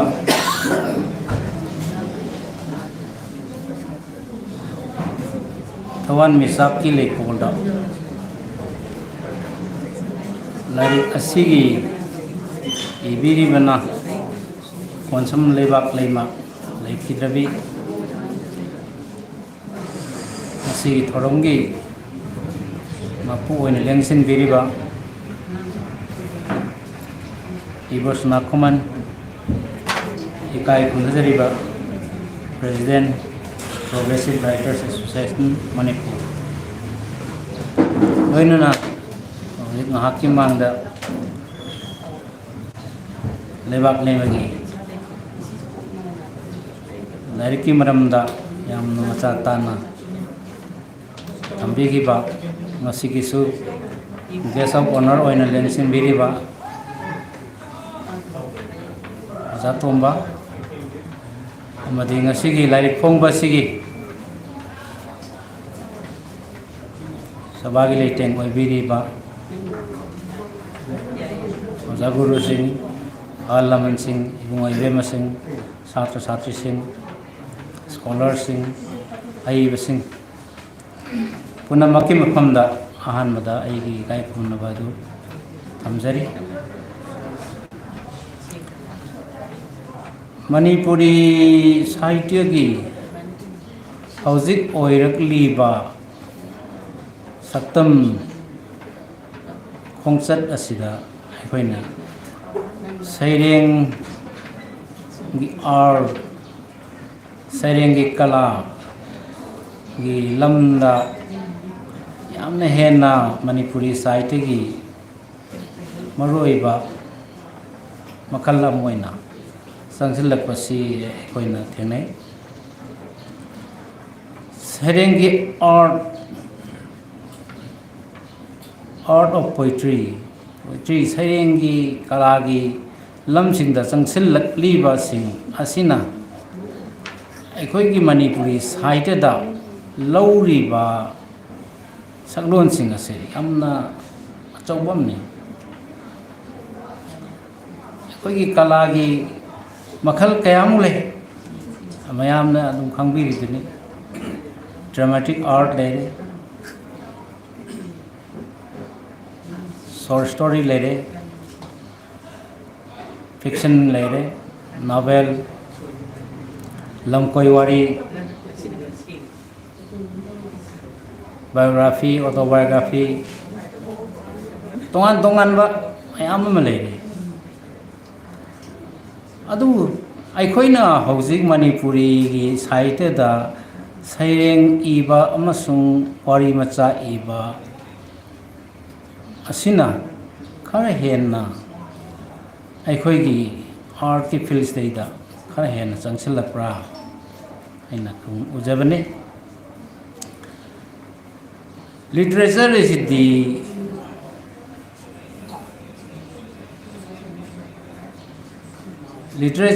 the record of the human society, record of the human being. Aikoi mioiba samaj ama leiba matamda mioiba samaj adugi saktam mayam sing ado aikoi na literature do upanga adana mioiba sina hek lerak matamdagi literature is Sahitya hai tare hojikti loina silon chu haire asigumba sing ase adum loina na la abani aikoina hojiki leiriba aikoina printing form da leiriba printing art form da tholaiba asigumaina leitringai matamdagi human beings se hek lerak matamdagi art poetry kala haibase adum loina dan laamni aduna ne aikoina loina silon kaina tholaise loina silon kaina anoba tama ma tholaise masi yamna na appropriate oibe yai oidaba yai adu sum yenga gandadi मियोइबना हिंगबा मतमदा society दुगी evolution दु लाकबा मतमदा नत्रग civilisation दु लाकबा मतमदा लोइना इबा मदुगी impression image कया सिंग अदु कराइदा थोलकबगे हिस्ट्री ना पॉलिटिक्स ना history is the past record human being की past record politics is na present record ne literature is the karino the literature is the artistic records of human life and society. Truth of poetry is greater than truth of history. History na isal liba record toriba आई बसिंग अदुदगी है ना poetry की न record तौरीबा human society की human being की रिकॉर्ड अदुने है ना चुमे करी गिनो दे there is a big question अकोई ना पास्ट पॉलिटिक्स पु रिकॉर्ड्स तौरीबा हिस्ट्री दुगी अचुम बदुद यावरीबा रिकॉर्ड सिंग अदुदी मतम दुगी ओइना लैरिबा समाज अदुगी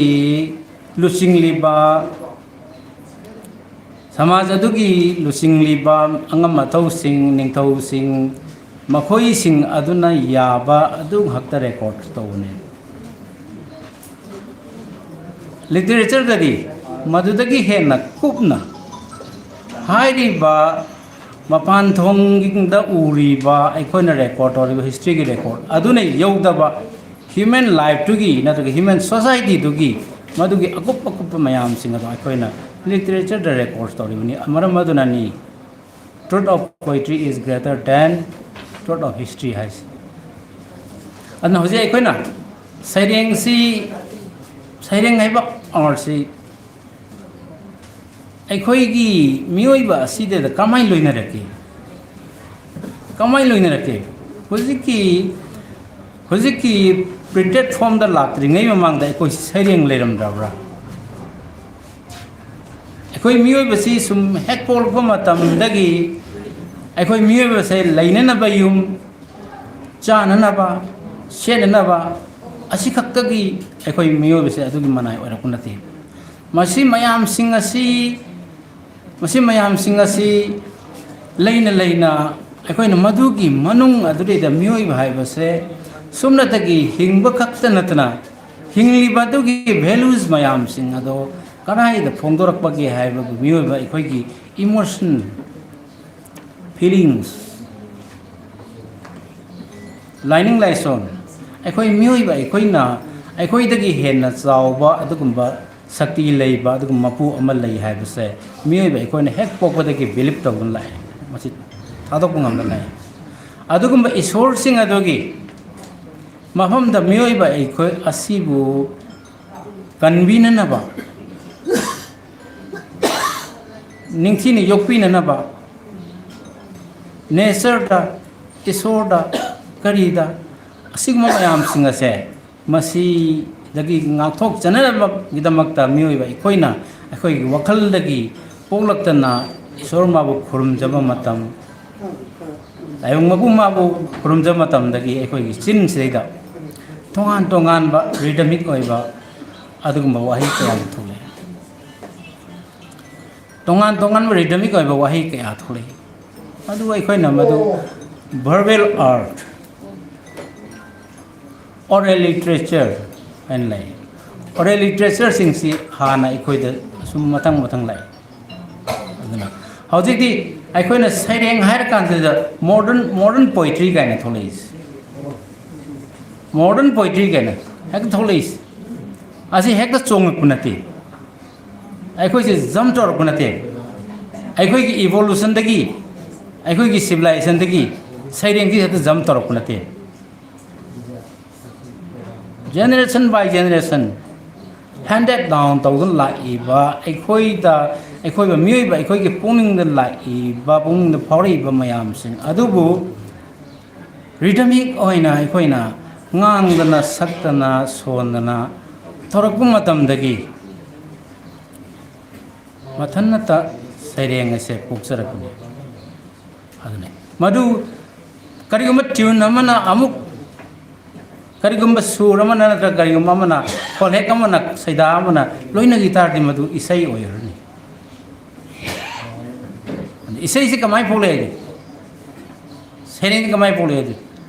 ꯑꯩꯈꯣꯏꯅ ꯏꯁꯣꯔ ꯃꯉꯣꯟꯗ ꯆꯪꯖꯕ ꯃꯇꯝꯗ ꯑꯩꯈꯣꯏꯁꯦ ꯈꯪꯍꯧꯗꯅ ꯏꯁꯥꯁꯦ ꯃꯥꯏꯃꯦꯇꯤꯛ ꯑꯦꯛꯁꯟ ꯀꯌꯥ ꯇꯧꯔꯛꯑꯦ ꯍꯥꯏ ꯏꯁꯣꯔ ꯇꯥꯏꯕꯪ ꯁꯦꯝ ꯃꯄꯨ ꯅꯪꯒꯤ ꯅꯐꯝꯗ ꯅꯅꯥꯏ ꯇꯣꯜꯂꯕ ꯑꯩꯈꯣꯏꯅ ꯅꯈꯨꯌꯥꯗ ꯆꯪꯖꯗꯨꯅ ꯍꯥꯏꯔꯛꯄ ꯃꯇꯝꯗ ꯁꯨꯝꯅꯇꯒꯤ ꯋꯥꯍꯩꯗꯨ ꯈꯛꯇ ꯊꯣꯛꯂꯛꯄ ꯅꯠꯇꯦ ꯁꯨꯔꯁꯨ ꯑꯗꯨꯝ ꯌꯥꯎꯖꯔꯛꯑꯦ ꯑꯗꯨꯒ ꯂꯣꯏꯅꯅ ꯃꯥꯏꯃꯦꯇꯤꯛ ꯑꯦꯛꯁꯟ ꯃꯌꯥꯝꯁꯨ ꯌꯥꯎꯖꯔꯛꯑꯦ ꯃꯗꯨꯒꯨꯝꯕ ꯃꯌꯥꯝꯁꯤꯡ ꯑꯗꯣ ꯃꯗꯨꯅ ꯃꯇꯝꯗꯨꯒꯤ ꯁꯤꯚꯤꯂꯥꯏꯖꯦꯁꯟꯗꯨꯒꯤ ꯏꯚꯣꯂꯨꯁꯟꯗꯨꯒꯤ ꯂꯩꯔꯣꯟ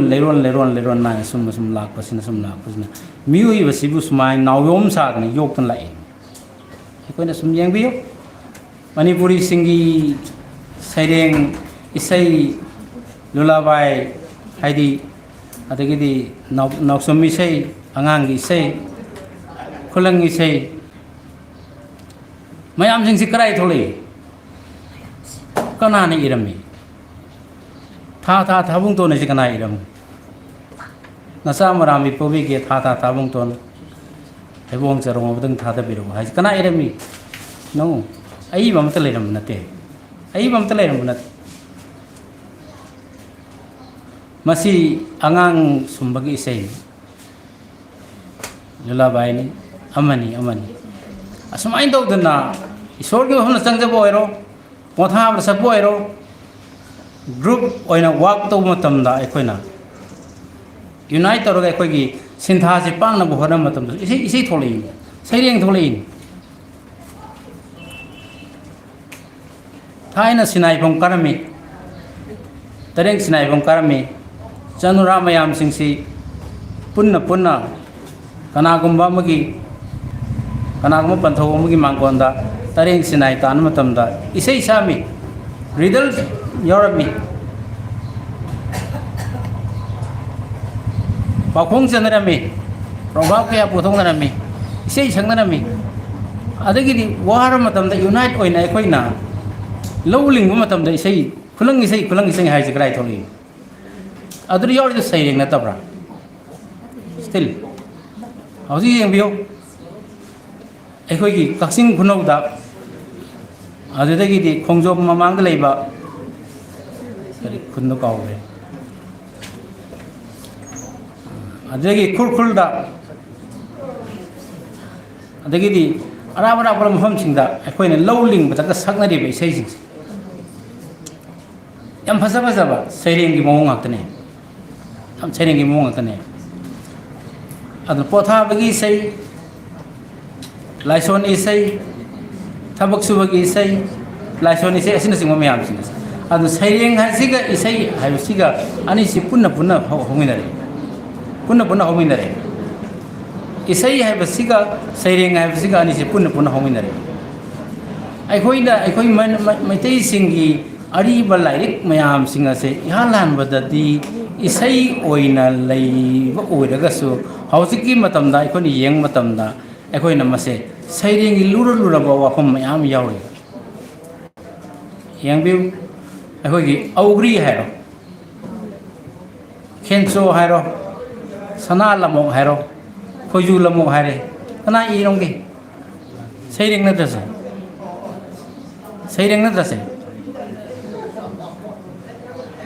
ꯑꯁꯨꯃꯥꯏꯅ ꯍꯧꯔꯛꯏꯕꯁꯦ ꯃꯁꯤ ꯑꯩꯈꯣꯏꯅ ꯃꯇꯝꯗꯨꯒꯤꯗꯤ ꯃꯗꯣ ꯃꯣꯗꯔꯟ ꯑꯣꯏꯔꯝꯕꯁꯨ ꯌꯥꯏ ꯃꯣꯗꯔꯟ ꯍꯥꯏꯕꯁꯤꯗꯤ ꯑꯣꯜ ꯇꯥꯏꯝꯁ ꯃꯣꯗꯔꯟ ꯍꯥꯏꯁꯤ ꯑꯗꯨꯝ ꯂꯩꯅꯦ ꯆꯍꯤ 1000 ꯃꯃꯥꯡꯗꯁꯨ ꯃꯣꯗꯔꯟ ꯂꯩꯔꯝꯒꯅꯤ 2000 ꯃꯃꯥꯡꯗꯁꯨ ꯃꯣडर्न लेरंगनी हौजिक 21st सेंचुरी हौरक्पसे अखोइना मॉडर्न पोइट्री मॉडर्न ओइब सरें मसी की करी की थोलैनो ꯑꯩꯈꯣꯏ ꯃꯤꯑꯣꯏꯕꯒꯤ ꯍꯣꯡꯂꯛꯏꯕ ꯁꯛꯂꯣꯟꯁꯤꯡ ꯑꯁꯤꯕꯨ ꯂꯥꯛꯁꯤꯟꯗꯨꯅ ꯃꯗꯨꯒꯤ ꯁꯛꯂꯣꯟꯁꯤꯡ ꯑꯗꯣ ꯃꯗꯨꯒꯤ ꯃꯑꯣꯡꯁꯤꯡ ꯑꯗꯣ ꯀꯔꯝꯕ ꯀꯂꯥꯒꯤ ꯐꯣꯝꯗ ꯌꯦꯛꯂꯒꯗꯤ ꯀꯔꯝꯍꯥꯏꯅ ꯈꯨꯗꯣꯡ ꯆꯥꯒꯗꯒꯦ ꯍꯥꯏꯕꯗꯨ ꯃꯗꯨ ꯐꯥꯎꯔꯛꯄ ꯃꯇꯝꯗꯒꯤ ꯀꯕꯤꯁꯤꯡꯅ ꯄꯣꯏꯠꯁꯤꯡꯅ ꯍꯧꯖꯤꯛꯀꯤ ꯃꯇꯝꯒꯤ ꯃꯤꯑꯣꯏꯕꯒꯤ ꯂꯤꯆꯠ ꯁꯥꯖꯠꯁꯤꯡ ꯑꯁꯦ ꯌꯦꯛꯂꯛꯄ ꯃꯇꯝꯗ ꯃꯣꯗꯔꯟ ꯄꯣꯏꯇ꯭ꯔꯤ ꯑꯣꯏꯖꯔꯛꯄꯅꯤ ngasi modern poetry oirise after 2000 years modern oiroi madu karigumba art form oina lorpusi aduna hauji ekoina modern poetry ekoina lognarise modern poetry ne lognarise sereng ireise karigino miyoibagi human civilization se kara yorabage करा यौरबगे human civilisation करा यौरगे Europe तना कमाई यौरगे waste तना कमाई यौरगे east तना कमाई यौरगे Japan जिन कमाई यौरगे Russia तना कमाई यौरगे पृथ्वी की ग्लोबल वर्ल्ड से दा लाइरिबा मियोइब सिंग असेगी सिविलाइजेशन की मोंग असे खेने ngasi ekhoi gi manipur asidi da होंगईबा समाज की सगलोन में मियोइबगी मोरालिटी ना सुकी मतिक ब्रेक डाउन तौरईबा मियोइबा हाइबा एखोई इसा से एखोई मस इसा दे यावजरीबा इंटीग्रिटी सी असु यामना करिगी नेमईबा एखोई की यूनिटी ना कराई दी मांगरेबा मियोइबा हाइबा सिगी मसा दे यावजगदबा धर्म कर्म लिचर साजत वांगांग सांगांग फजबा लेसी लेखोनबा थक्सी खासी यावबा लमचत हाइबदु अखोइगी रक लेब्रा लेतब्रा लेरिब्रा नत्रग लेत्रब्रा लेरिब्रा नत्रग लेत्रब्रा मसी याम अरुबम ने अन यूरोपियन सिंगी मखोइगी वेस्टर्न गी मखोइगी सिविलाइजेशन सी ह्यूमन इवोल्यूशन सी मखोइना अखोइदे खरा फास्ट होइग्रे अखोइदगी मखोइना ह्यूमन इवोल्यूशन से खरा फास्ट होइग्रे ह्यूमन इवोल्यूशन हाइबसी इवोल्यूशन हाइसिगे सिविलाइजेशन अनिसी करिगो मतमदा लामनबा यावरे इवोल्यूशन दगी सिविलाइजेशन हांदो की तारदी इवोल्यूशन ना नेमहौ तारदी कोन लातारगदी सिविलाइजेशन जे ओन दैनबा सिविलाइजेशन मोय चले यंगु अखोइ हौजिक मणिपुर दे यंगसे अखोइना हौजिक हिंगिबा मोंगसे यंगसे अखोइ करि तौरिगे अखोइ करमाई हिंगिगे अखोइना हौजिक हिंगबदा सिनरिबा पोलम चैरम मयाम सिंग असे मसे अखोइना अखोइगी प्रोडक्ट अखोइना प्रोडक्ट तौजबदगी हेना अखोइना कंज्यूम तौबगी था असिना चांग असिना कयाम हेना मिरेबाक्तगी नत्रग कराई कराइदगी लौसलपगे अखोइ हिंगबा ngambra ayam matamda अखोइ से कंज्यूम तौब खक्ता ayam ओने तौ अखोइदगी पुथोकपा अखोइना प्रोडक्ट तौबदि अखोइ सिनबा ngamjade लेजदे मफुंग फादे खुदम ओइना अखोइना सेली चारिबा अखोइना चारिबा चेंग मतम अमदा अखोइ सी अखोइ लौ सिंगुबना याम हेन मफुंग ओइना तौब लेबागनी अदुगा मदुदगी अखोइदगी लेजरमीबा सेननबा चाननबा nga थगननबा इसिंग करी करी मयाम सिंग थोदोना डिपेंड करमनते हौजिति सिविलाइजेशन की वेव्सना येसिन लकम मतमदा अखोइ सी हानगे अखोइना लेजरमीबा से अखोइ 1940 दे अखोइ कमाई लेरमगे 100 years फादरी होजी 1949 दे अखोइ इंडिया का समझनरे अदुगी मांगदा ब्रिटिशर सिंगा अखोइ 1826 तकी खरगा समनरे अदु 1891 दे एंग्लो मणिपुर वार तोरका दे पूरा समझनरे ब्रिटिश की रूल मखा लेरे एक्सटर्नल अफेयर्स सिंगना ब्रिटिश पॉलिटिकल ऑफिसर सिंगना पाइरे इंटरनल अफेयर्स सिंगना कोई निंगथौना पाइरे मदुदगी होंगईबा लेंगाक लोनगी धर्म की होंगईबा लेंगाक लोनगी होंगईबा लाइनिंग लोनगी होंगईबा चक्चा यथकी होंगईबा फिजे चक्चा की होंगईबा असिगुम मयाम सिंग असी अखोइना मसी हुजिकी अखोइगी इवोल्यूशन दुना तबसा होरगा सिविलाइजेशन दुना हेंजलिने सिविलाइजेशन इजदेदा अखोइना कंजम्पशन रेट यम वांगरने अखोइ कराई अखोइ टीवी यंगदबा हम कराई लै होची हौजी अखोइ की धर्म कराई लेगी ꯑꯩꯈꯣꯏꯒꯤ ꯆꯥꯅꯕ ꯀꯗꯥꯏ ꯂꯩꯔꯤ ꯍꯧꯖꯤꯛ ꯑꯩꯈꯣꯏꯒꯤ ꯆꯥꯅꯅꯕ ꯆꯦꯡꯁꯤ ꯀꯗꯥꯏꯗ ꯄꯨꯁꯜꯂꯛꯏ ꯃꯣꯗꯤ ꯆꯦꯡ ꯍꯥꯏꯔꯦ ꯌꯦꯡꯉꯨ ꯑꯩꯈꯣꯏꯅ ꯁꯨꯖ ꯅꯝꯖꯔꯒ ꯍꯤꯡꯉꯝꯃꯤꯕ ꯑꯩꯈꯣꯏꯁꯦ ꯍꯧꯖꯤꯛꯇꯤ ꯌꯥꯝ ꯗꯤꯄꯦꯟꯗꯦꯟ ꯑꯣꯏꯔꯦ ꯑꯣꯜ ꯀꯩꯅꯣꯁꯤꯡꯁꯤꯗ ꯂꯣꯏꯅꯃꯛꯁꯤꯡ ꯗꯤꯄꯦꯟꯗꯦꯟ ꯑꯣꯏꯔꯦ ꯑꯗꯨꯗꯤ ꯗꯤꯄꯦꯟꯗꯦꯟ ꯑꯣꯏꯔꯛꯑꯕꯅꯤ나 ꯑꯩꯈꯣꯏꯁꯦ ꯍꯧꯖꯤꯛꯁꯤ ꯂꯣꯏꯅꯃꯛꯁꯤꯡꯗ ꯃꯥꯏꯀꯩ ꯈꯨꯗꯤꯡꯃꯛꯇ ꯗꯤꯄꯦꯟꯗꯦꯟ ꯑꯣꯏꯔꯛꯑꯕꯅꯤ나 ꯑꯩꯈꯣꯏꯁꯦ ꯁꯨꯅꯤꯡꯕ ꯆꯠꯅꯤꯡꯕ ꯍꯣꯠꯅꯅꯤꯡꯕꯒꯤ ꯆꯥꯡꯗꯨ ꯅꯣꯡꯃ ꯅꯣꯡꯃꯒꯤ ꯁꯨꯝ ꯃꯥꯡꯁꯤꯜꯂꯛꯑꯕꯅꯤ ꯁꯨꯝ ꯃꯥꯡꯁꯤꯜꯂꯛꯑꯕꯅꯤ ꯗꯦ ꯕꯥꯏ ꯗꯦ ꯑꯩꯈꯣꯏ ꯃꯥꯡꯁꯤꯜꯂꯛꯑꯕꯅꯤ ꯃꯥꯡꯁꯤꯜꯂꯛꯑꯒꯗꯤ ꯀꯔꯤ ꯇꯧꯔꯒꯦ ꯑꯩꯈꯣꯏ ꯃꯣꯔꯦꯜꯁꯦ ꯕ꯭ꯔꯦꯛ ꯗꯥꯎꯟ ꯇꯧꯔꯦ ꯅꯨꯄꯤꯁꯨ ꯉꯥꯏꯔꯦ ꯅꯨꯄꯥꯁꯨꯉꯥꯏꯔꯦ ꯑꯔꯩꯕꯁꯨꯉꯥꯏꯔꯦ ꯂꯩꯇꯕꯁꯨꯉꯥꯏꯔꯦ ꯃꯤꯂꯤꯌꯅꯔ ꯑꯣꯏꯔꯕ ꯑꯗꯨ ꯐꯥꯎꯕꯗ ꯃꯣꯔꯦꯜꯁꯦ ꯀꯔꯞ ꯑꯣꯏꯗꯅ ꯑꯗꯨꯝ ꯂꯩꯔꯦ ꯋꯥꯗ ꯄꯥꯗꯅ ꯄꯤꯛ ꯊꯜꯂꯕ ꯃꯔꯨ ꯃꯁꯤꯡꯅ ꯂꯧꯕꯗ 50,000 ꯍꯨꯝꯐꯨ ꯂꯩꯔꯕ ꯆꯍꯤ ꯀꯌꯥ IAS ꯑꯣꯏꯔꯝꯃꯕ ꯗꯨꯀꯥꯟ ꯄ꯭ꯂꯣꯠ ꯀꯌꯥ ꯂꯩꯔꯕ ꯑꯗꯨꯒꯨꯝꯕ ꯈꯨꯗꯣꯡꯆꯥꯕ ꯃꯌꯥꯝꯅ ꯃꯀꯣꯛꯇ ꯍꯩꯊꯗꯅ ꯂꯩꯔꯕ ꯃꯕꯨꯛ ꯄꯤꯛ ꯊꯜꯂꯕꯗꯣ ꯑꯗꯨ ꯐꯥꯎꯕꯗ ꯁꯤꯟꯁꯔꯤꯇꯤꯁꯤ ꯂꯩꯇꯦ ꯏꯟꯇꯤꯒ꯭रिꯇꯤꯁꯤ ꯂꯩꯇ꯭ꯔꯦ ꯖꯤꯂꯦꯁꯤꯅ ꯄꯤꯛ ꯊꯜꯂꯦ corrupted oire all kenoda round corrupted oire moral da corrupt oire paisa nu sada corrupt oire loina mak sing asigi marak asida ai khoi misam sing asidi kamai hinge ai khoi ju corrupt oiba tabani aina lairik pa jadana angang oire ngai gi khu kurai tat kai thak matat amada lairik parak padu na sum parak padu loi MA loi ba ad PhD loi parak padu daida thabak phang matam da sahi nifu munga ho pare ai sahi lenga adreida like sungai hita ba ai yumlon na bad lai midna mantri natra kana gumba thikadar natra kana MLA natra kana gumba amagi kudong sa khar phanghi matab damadi within 1 year haibinate sa thatar gi mathung da manung da ma awang bodolan sa gre asang bu ka tong gre magi mayum da lai ba nubi angang singna faja faja piron set gre adudi ai kedo dori adri society si moral breakdown torok badagi disorder torok matam dagi mathak makha thork matam dagi kanai kadai gi thadarak ba mateng mayam sing asi punna punna khaw da hapsan bai ngamba mi khara lere madugi makha to dai ekoi lere adu idar da ekoi karma de makoi ga mana gadra makoi gi masa masu sing adu ga gi chai su sing mana gadra mana bang ngamak ta badagi di ekoi se moral se breakdown to mase masi mayam sing asibu karamai tawdana phagat hangadagi karamai tawna karam mona chathari bage karamai tawdana society si oire no haivena sing sing ase mase koi gi saireng gi art form da sahitya kala da loina silonda mami tarakadoi ni aduna saida akhori yang bio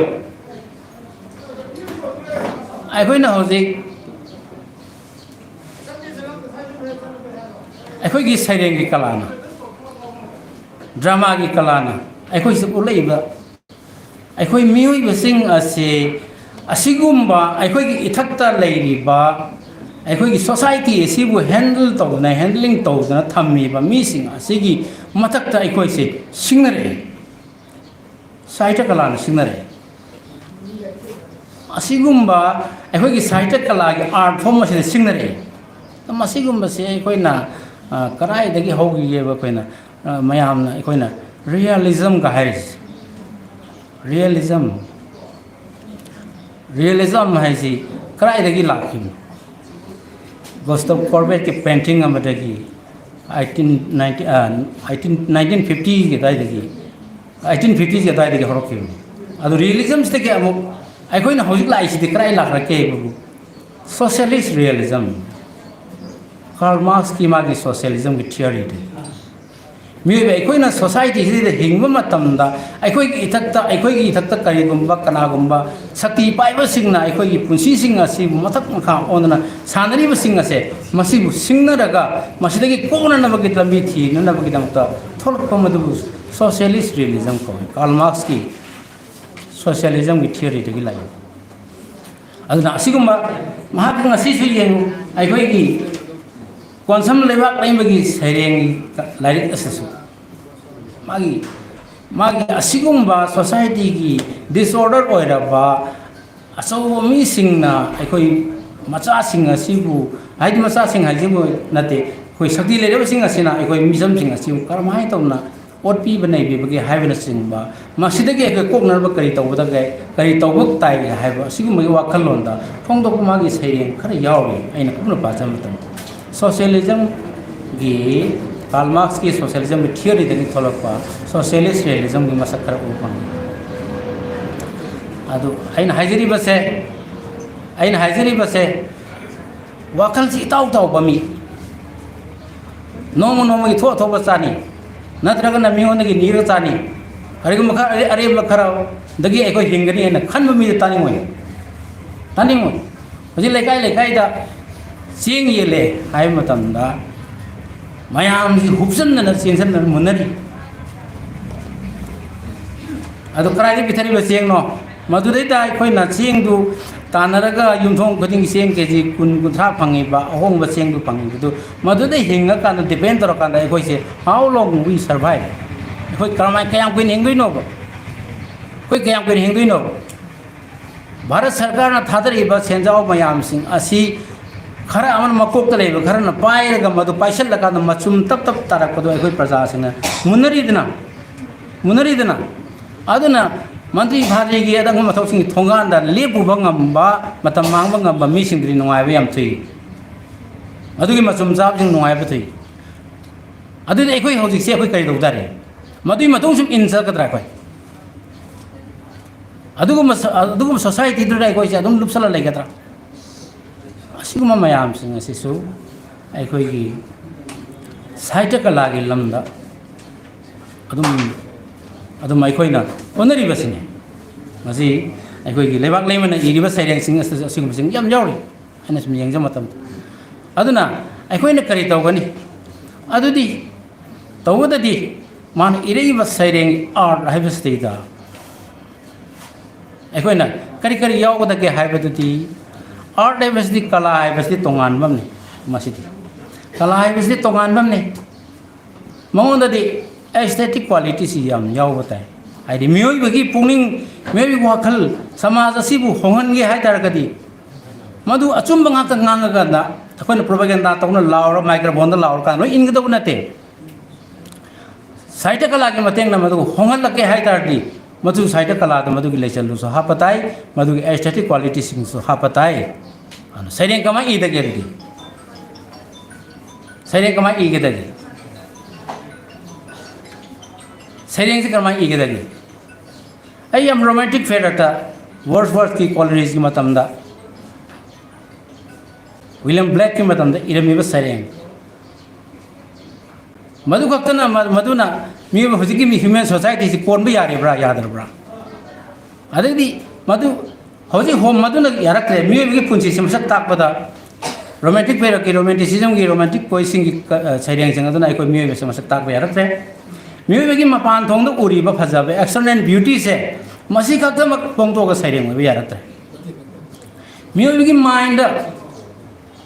inner reality inner लेबा मियोबी वखल पुनिंग मसीगी मयाम society दुगी इरोनुंग लुप्तन लेबा अमोट मयाम सिंग से फोंगदोरक मतमदा अमोट बदु खत हाइरग याब नथि सुम थोंगना नंबकी दमता HYBE याब नथि सुनदगी मदुदैदा HYBE मतमदा मदुदा aesthetic quality से याम यावन बताय करमाय तौना सैरेंग इगदगे हाइबसी मसी theoretical art अम पुथोक ताय सैरेंग इधर mummy दो याम conscious ओय बताय मा सोसाइटी कंग बताय आइना थवाई नुवाई ते नोपी एम काइना करे इमा म काइना करे थाबन दो थोक सैरेंग हते इगदब नते असवाइदा मी खरा सीखरे हंत चहिदा कुकी न मी कर हाथ करे हरग नुवाई ते हरग सैरेंग हते इगदब नते सैरेंग की आर्ट टू पुखलना बा सोसाइटी सिगी फजदब मवोंग चुमथोप नगमनबगीदमक्ता फजना मधुबु सुदोक चामथोकांद्रैदा सैरेंग की कला से सेमगत मतमदा करम्ब वाहिना करम मवोंगदा सैरेंग की कला अमा सेमगत कदगी हाइबसे सैरेंग इगदरिब मी अदु याम कॉन्शियस ओइब ताबने याम कॉन्शियस ओइब हाइबदि करिनो मा याम खंग ताबने मायाम इंटेलेक्चुअल ओइब ताबने मायाम हइब ताबने ड्रीम द इगदब नते मागी फोंगदोकबगी तोंगान बा मागी फोंगदोकबगी स्टाइल कयाम लेबे मान इमेजरी कयाम सिनबे कया सिनबे तबु माना तौगदरिबा थबक अदुगी सैरेंग कला अमा माना पुथोकदरिबा मागी सैरेंग इबगी मोंग अदुदी मधु खंगना माना मागी थियोरिटिकल आर्ट अमा हाना सागदमने हाउ टू राइट पोइट्री कमाई इगदगे माना सागदगदमने मागी अमा ओइगन लेगदमने कमाई लेगने अदुदी कमाई लेगने अदुदी मागी ममांगदा सैरेंग इबम याम लेरमने याम लेरमनी अखो इनंग ना हायसी सावब लेरमे कमल लेरमे अंगाल लेरमे दरेंद्रजित लेरमे असी मयाम सिंग असी मखोई मतौ जुम तम तम कांद्र सावबगी सैरेंग की खुईद तम कांद्र हजिकी सैरेंग इमिन सैरेंग अदम इ लेगद्रा अंगाल की थबाल दोंग निंगाई तबी दम मतौ तम इ लेगद्रा सावबगी लोकताक मतौ तम इ लेगद्रा कमल की निर्जनता के मतौ तम सैरेंग अदम इ लेगद्रा हौजिक अखोई मरक्ता अखोई लम से इकोलॉजिकल बैलेंस अदुकी मतिक काशले करमाई काशले अखोई इथक्ता अखोई न उबंगमदबा तौबंगमदबा अदुगुंबा सक्की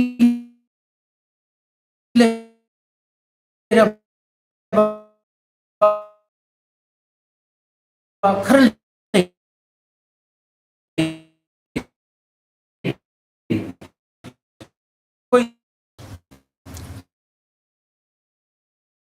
मियोबगी सरुक असे थुगाइबेरक मतमदगी आइदी नोंग नोंगी मदुगी मरक हिंगबो मतम हिंगनबदी वाय हिंगदबदी यादबनिना नोंग नोंगी nga फाननबी टेक्निक कया की मयम लांग मयम पुसले इलेक्ट्रॉनिक तो डिवाइस तो सिनरग nga फारे अद सि मयम सिंग सुम सुम तरक मतमदे एकोइ नोंग नोंग पिसले अदुना मसिगुम्बा इकोलॉजिकल बैलेंस मयम काशले इबा मयम सिंग से मसिना एकोइ tribal ओइरिबा we are tribal Manipur among the Manipuri Maitai Hinduism Hindu Dharma 18th century the Khara Samnar Vadagi Bengali Singimato Khara Tamjum Tawadi Bharat ki Asobo Ipak the Kharatin Korpataki Ekoi Piro and the Karanan of Pajom Nungum Kota Pajma set Kotor of Motam de Ekoisi Khara Sofala Boy Equina Ningser Bune Equina Ako Mahabaraki Arjun Gatu Gatu Masani and Ekon Kanzer Vadagi Maduragi Ekoise खरसा फुक से की Bewani we are tribal ले दी करनो अपिक पा होदोक ना मागी population जो लेजद्री बा साखत बगी मंगान हेन फंगद्री बा अदुगुम बसिंग अदुबु ट्राइबल इज मणिपुर दर गत लेबि नति पृथ्वी के महंग खुदिंग ट्राइबल है एखोइ छु ट्राइबल नहीं अदुबु एखोइ ट्राइबल होय पामते कैदोइ ट्राइबल होरुदगे अखोई सिविलाइजेशन पुखलका ट्राइबल तोगदनी अखोई चौखलका ट्राइबल तोगदनी अदुननी अखोई हुजिक लेरिबा फिल्म असिदा लाइबा मयाम सिंगसे अदुना अखोई लेरिबा अखोई ngasiगी अखोई हुजिक लाई सैरेंग इबिरिबा अखोई पेनो से कॉन्सम लेबा लेमसे मंगोंदा याम वाजाबा खरा यावरी मासे हुजिकी अखोई कनोसेदा माना पृथ्वी से मा लेनिंग्रे होजे अखोइने हिंगेबा पृथ्वी से मा पामद्रे अखोइने लेबा पृथ्वी से हौजिति इंग्लिश की इंग्राजी कवि अमना है गॉड इज दैट सॉरी सीग्रे कनो अचुंब लेत्रे हाइबने अचुंब लेत्रे मफम सदी मा लेनिंग्रे अदुना मान होजि काय लेबा मी थोन साके लेकोलदा हाइबति मियोइबागी मरक्ता असौ असांग धर्म कर्म की खेनब लेत्रबा असौन मचाब नमथब लेत्रबा धर्म अमन धर्म अमु येंथीब लेत्रबा जात अमन जात अमु हंतन खनब लेत्रबा अदु मफम अदु मा लेब पामी मसिदा मागी रोमांटिक केनो म यावरी समटाइम्स मांगोंदा या modern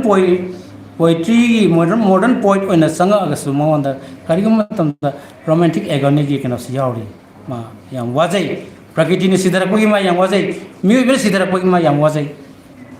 masih yauri mayam singa se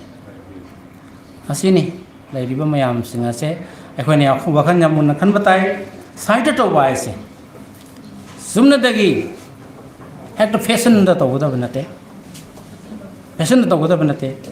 mana akhoi na munna khanga punsi amasung akhoi society se मसिबु मसक मुन्ना मुन्ना खंगा कांद्रेता कला के फॉर्म दा मदो साहित्य से तौगदबनी सरेंग इगदबनी पुनम पुरमदे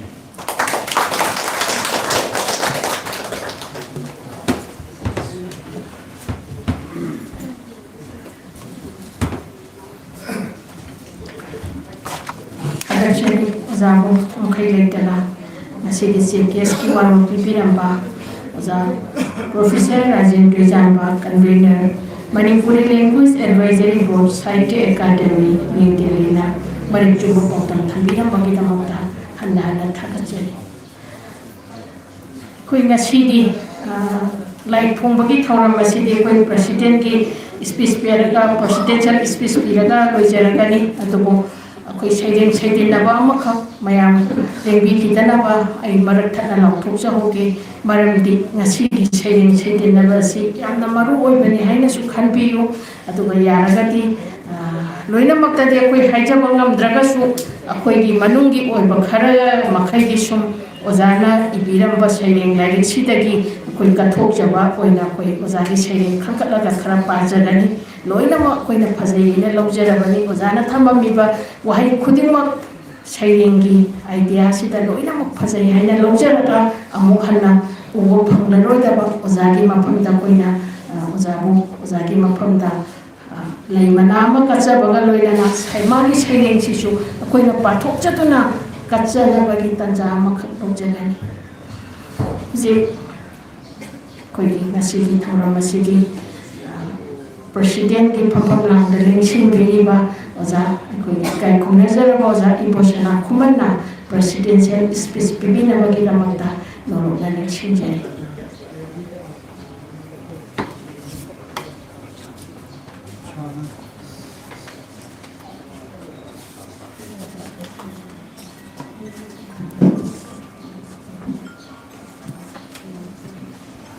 मतलब Lengi quite kimiko tarano observable nuclear. Masigi or Musigi situation in the observation to Zamba container Manipuri Language Advisory Board Sahittya Academy New Delhi Venena Salam Toba President Kwan Animuko Taram Mochabaga Renina Nuruna Honorable Cherry Pajala Sento Jamba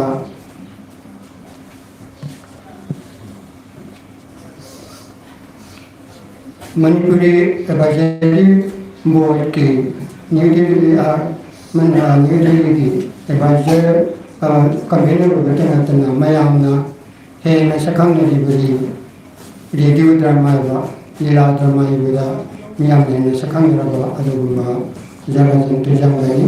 Flanina, Zatumba, Mayam Milan was a carpoda, and was a conveyable, Adam Satin, Atomic, or James Mobile, Wajani. I Language by Kimako, Sumna. Government when the presidential was the or she young ten Tamjagi.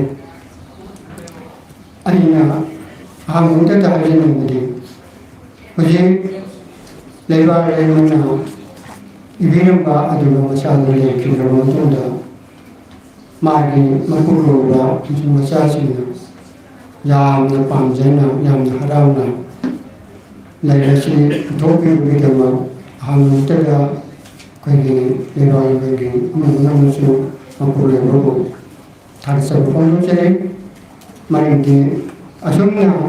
Iragat number of the Masadi, Kiraba, Kayama, Martin, which in Nausi, Masamus in the Tosha video, Aduma, Kira, Kayam Mangram, the Rishaman Divinity. Aduma Tena, Levaremana, Saying Ladam Kairamaga, Masjidi, and Lena Yamani, and Mexico, Riadiva, Tadama, Mayam, Pondo Gavasi, and Portuguese, and Category, and थागेचरी यामना नुंगाई फोंदुचै नंगेना हौजी लेरेसिगी मनुंदा आई करी बुहायदो ओजा तोंबा मयाम सकंगनबा अदुबा लेरे सत्ता पामनि अदुबा लेरेसिगी ओजा तोंबा हाना पारना मसिगा पवता जेंगिरो मधुदैना लेरेसिंगसी गौपंबा अदुबा जेंगी इंगैना ओजा तोंबगी लाइरिक्तुदा मानना हाइबि वापंचिदा करी मन हाइबोसी मधु आई दोसने जन तागनी अदुबा लेरेसिंग तांगे Zato bahena ai ke hote teki ai mukata na ai mai ke ga jero adu ga rajan to jamba ujara jan to jamba lai na ma da jam ko jana to kapi na ai bi ke adu de suai ujara jan to jamba ke lai de da ko ta jero ai ma jin de o shi ai de su su sin de ji zato ne sa jam ne yam ne ni ro de mo ko ne sin na ni Masih Manipur state की तो नट्टे और India की नट्टे international दुनिया है उसे इनमें लोगों की तंजी अगर ये कोई चीज़ से ये वो होने लगा जो या कहीं कॉन्फ्रेंस है तो हमें तब भी मसीदा और इंडिया की और इंडिया का ना तो ये चीज़ भी है ये बात चीज़ तो वो हम ने वो ये बेसिक लागा है वो कोई ना थोड़ी पंचर कंट्रोल मैं यहाँ से पूरी पूरी अदुगा पपते में यह बाकी तो वो सब में क्या नहीं अदुगी को जाओ सो एक को सेवन के सोसाइटी ले चाहिए वो मैं जब आने से कर दूँ चाहिए वो यहाँ जाओ सब तो सियाओ ले मतलब जब ना तो सुखान भी हो चाहिए वो मैंने कहा कोई कॉन्फ्रेंस है तो नाम तो भी पापा होम इंडिया के मुकाम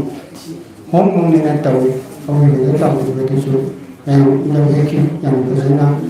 तो मैंने कोई तो बोले अदुना Posisi tesis ini mungkin kayak yang lain masih di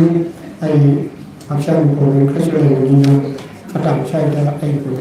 kesulitan sih kesulitan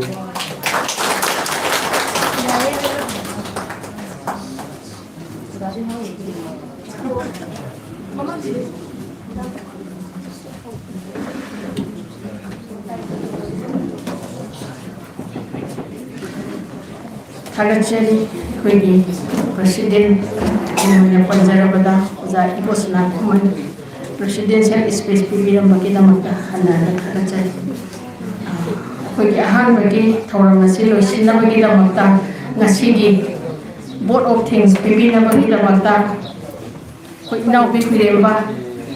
board of things pibina bagi damata ningsinje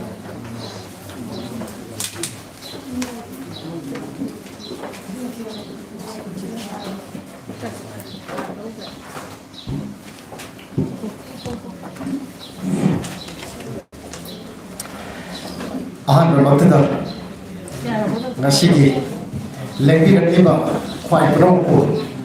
kumon jadi ikai kumon besar nasi yang na single belaba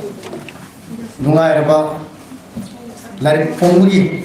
thorom basida lagi nanti bah kuai perongko taram besari aduga nasi thorom basiku haram yang biba Asuki mati nungai batu hontok seri ahan bermakna dah chief guest ki pembuat nak election diraba ikai khunda seri ba professor Rajan Toijam ba convener Manipur Language Advisory Board New Delhi bu ahan bermakna dah thagat ba harau kan na rasi ki thorom masibu harau yang bidu na ngasih informasi mau maupun fan bagi tempat asuki mati progressive writer association ki mereka dari tahun merkang ucap matang dah guest of honor ni pempat lang berlengsin biriba ikai kumda cariba aku ibu nama he nama sangkang biriba iram dam sigi site ilam dah matam sangga kongda birak ikai kumda cariba oja minggu ini panjara dah Oza salam tomba presiden quiet pu progressive writer association ki mai kai ꯇꯧꯒꯟ ꯈꯪꯕ ꯑꯃꯗꯤ ꯏꯀꯥꯏ ꯈꯨꯝꯅꯕ ꯑꯗꯨ ꯎꯠꯆꯔꯤ ꯉꯁꯤꯒꯤ ꯊꯧꯔꯝ ꯑꯁꯤꯕꯨ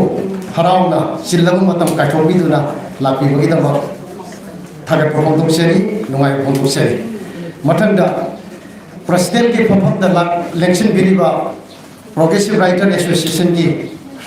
president ꯑꯣꯏꯕꯤꯔꯤꯕ ꯏꯀꯥꯏ ꯈꯨꯝꯅꯖꯔꯤꯕ ꯑꯣꯖꯥ ꯏꯕꯣꯁꯅꯥ ꯈꯨꯃꯟꯕꯨ ꯑꯣꯔꯒꯅꯥꯏꯖꯤꯡ ꯀꯃꯤꯇꯤꯒꯤ ꯃꯥꯏꯀꯩꯗꯒꯤ ꯊꯥꯒꯠꯄ ꯍꯔꯥꯎꯕꯗ ꯐꯣꯡꯗꯣꯛꯆꯔꯤ ꯉꯁꯤꯒꯤ ꯊꯧꯔꯝ ꯑꯁꯤ ꯌꯥꯎꯕꯤꯕꯒꯤꯗꯃꯛꯇ ꯑꯗꯨꯒ ꯂꯣꯏꯅꯅ ꯉꯁꯤꯒꯤ ꯊꯧꯔꯝ ꯑꯁꯤꯕꯨ ꯊꯋꯥꯏ ꯍꯥꯞꯄꯤꯈꯤꯕ ꯑꯩꯈꯣꯏꯒꯤ ꯄ꯭ꯔꯤꯟꯠ ꯑꯦꯟ ꯏꯂꯦꯛꯇ꯭ꯔꯣꯅꯤꯛ ꯃꯦꯗꯤꯌꯥꯒꯤ ꯏꯆꯤꯜ ꯏꯅꯥꯎꯁꯤꯡ ꯄꯨꯝꯅꯃꯛꯄꯨꯁꯨ ꯇꯧꯒꯟ ꯈꯪꯕ ꯏꯀꯥꯏ ꯈꯨꯝꯅꯕ ꯑꯗꯨ ꯎꯠꯆꯔꯤ ꯑꯗꯨꯒ ꯂꯣꯏꯅꯅ ꯉꯁꯤꯒꯤ ꯊꯧꯔꯝ ꯑꯁꯤꯕꯨ ꯃꯄꯨꯡ ꯐꯥꯍꯟꯕꯤꯗꯨꯅ ꯁꯚꯥꯒꯤ ꯂꯩꯇꯦꯡ ꯑꯣꯏꯕꯤꯔꯤꯕ ꯈ꯭ꯋꯥꯏ ꯄꯨꯝꯅꯃꯛ ꯏꯆꯤꯜ ꯏꯅꯥꯎ ꯃꯔꯨꯞ ꯃꯄꯥꯡ ꯀꯕꯤꯁꯤꯡ ꯑꯗꯨꯒ ꯏꯟꯚꯥꯏꯇꯤꯁ ꯄꯨꯝꯅꯃꯛꯄꯨꯁꯨ ꯄ꯭ꯔꯣꯒ꯭ꯔꯦꯁꯤꯚ ꯔꯥꯏꯇꯔ ꯑꯦꯁꯣꯁꯤꯌꯦꯁꯟ ꯃꯅꯤꯄꯨꯔꯒꯤ ꯃꯥꯏꯀꯩꯗꯒꯤ ꯇꯧꯒꯟ ꯈꯪꯕ ꯑꯃꯗꯤ ꯏꯀꯥꯏ ꯈꯨꯝꯅꯕ ꯑꯗꯨ ꯎꯠꯆꯔꯤ ꯋꯥꯐꯝ ꯈꯔꯁꯤ ꯊꯝꯖꯔꯒ ꯃꯌꯥꯝ ꯄꯨꯝꯅꯃꯛꯇꯒꯤ ꯋꯥ ꯉꯥꯡꯁꯤꯟꯅꯕꯒꯤ ꯑꯔꯣꯏꯕ ꯇꯥꯟꯖꯥ ꯑꯗꯨ ꯂꯧꯖꯔꯤ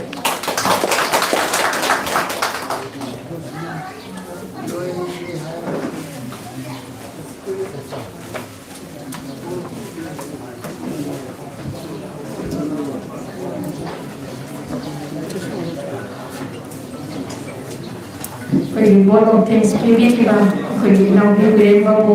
ꯃꯈꯩ ꯂꯩꯇꯅ ꯊꯥꯒꯠꯆꯔꯤ ꯉꯁꯤꯒꯤ ꯄ꯭ꯔꯁꯤꯗꯦꯟꯠꯀꯤ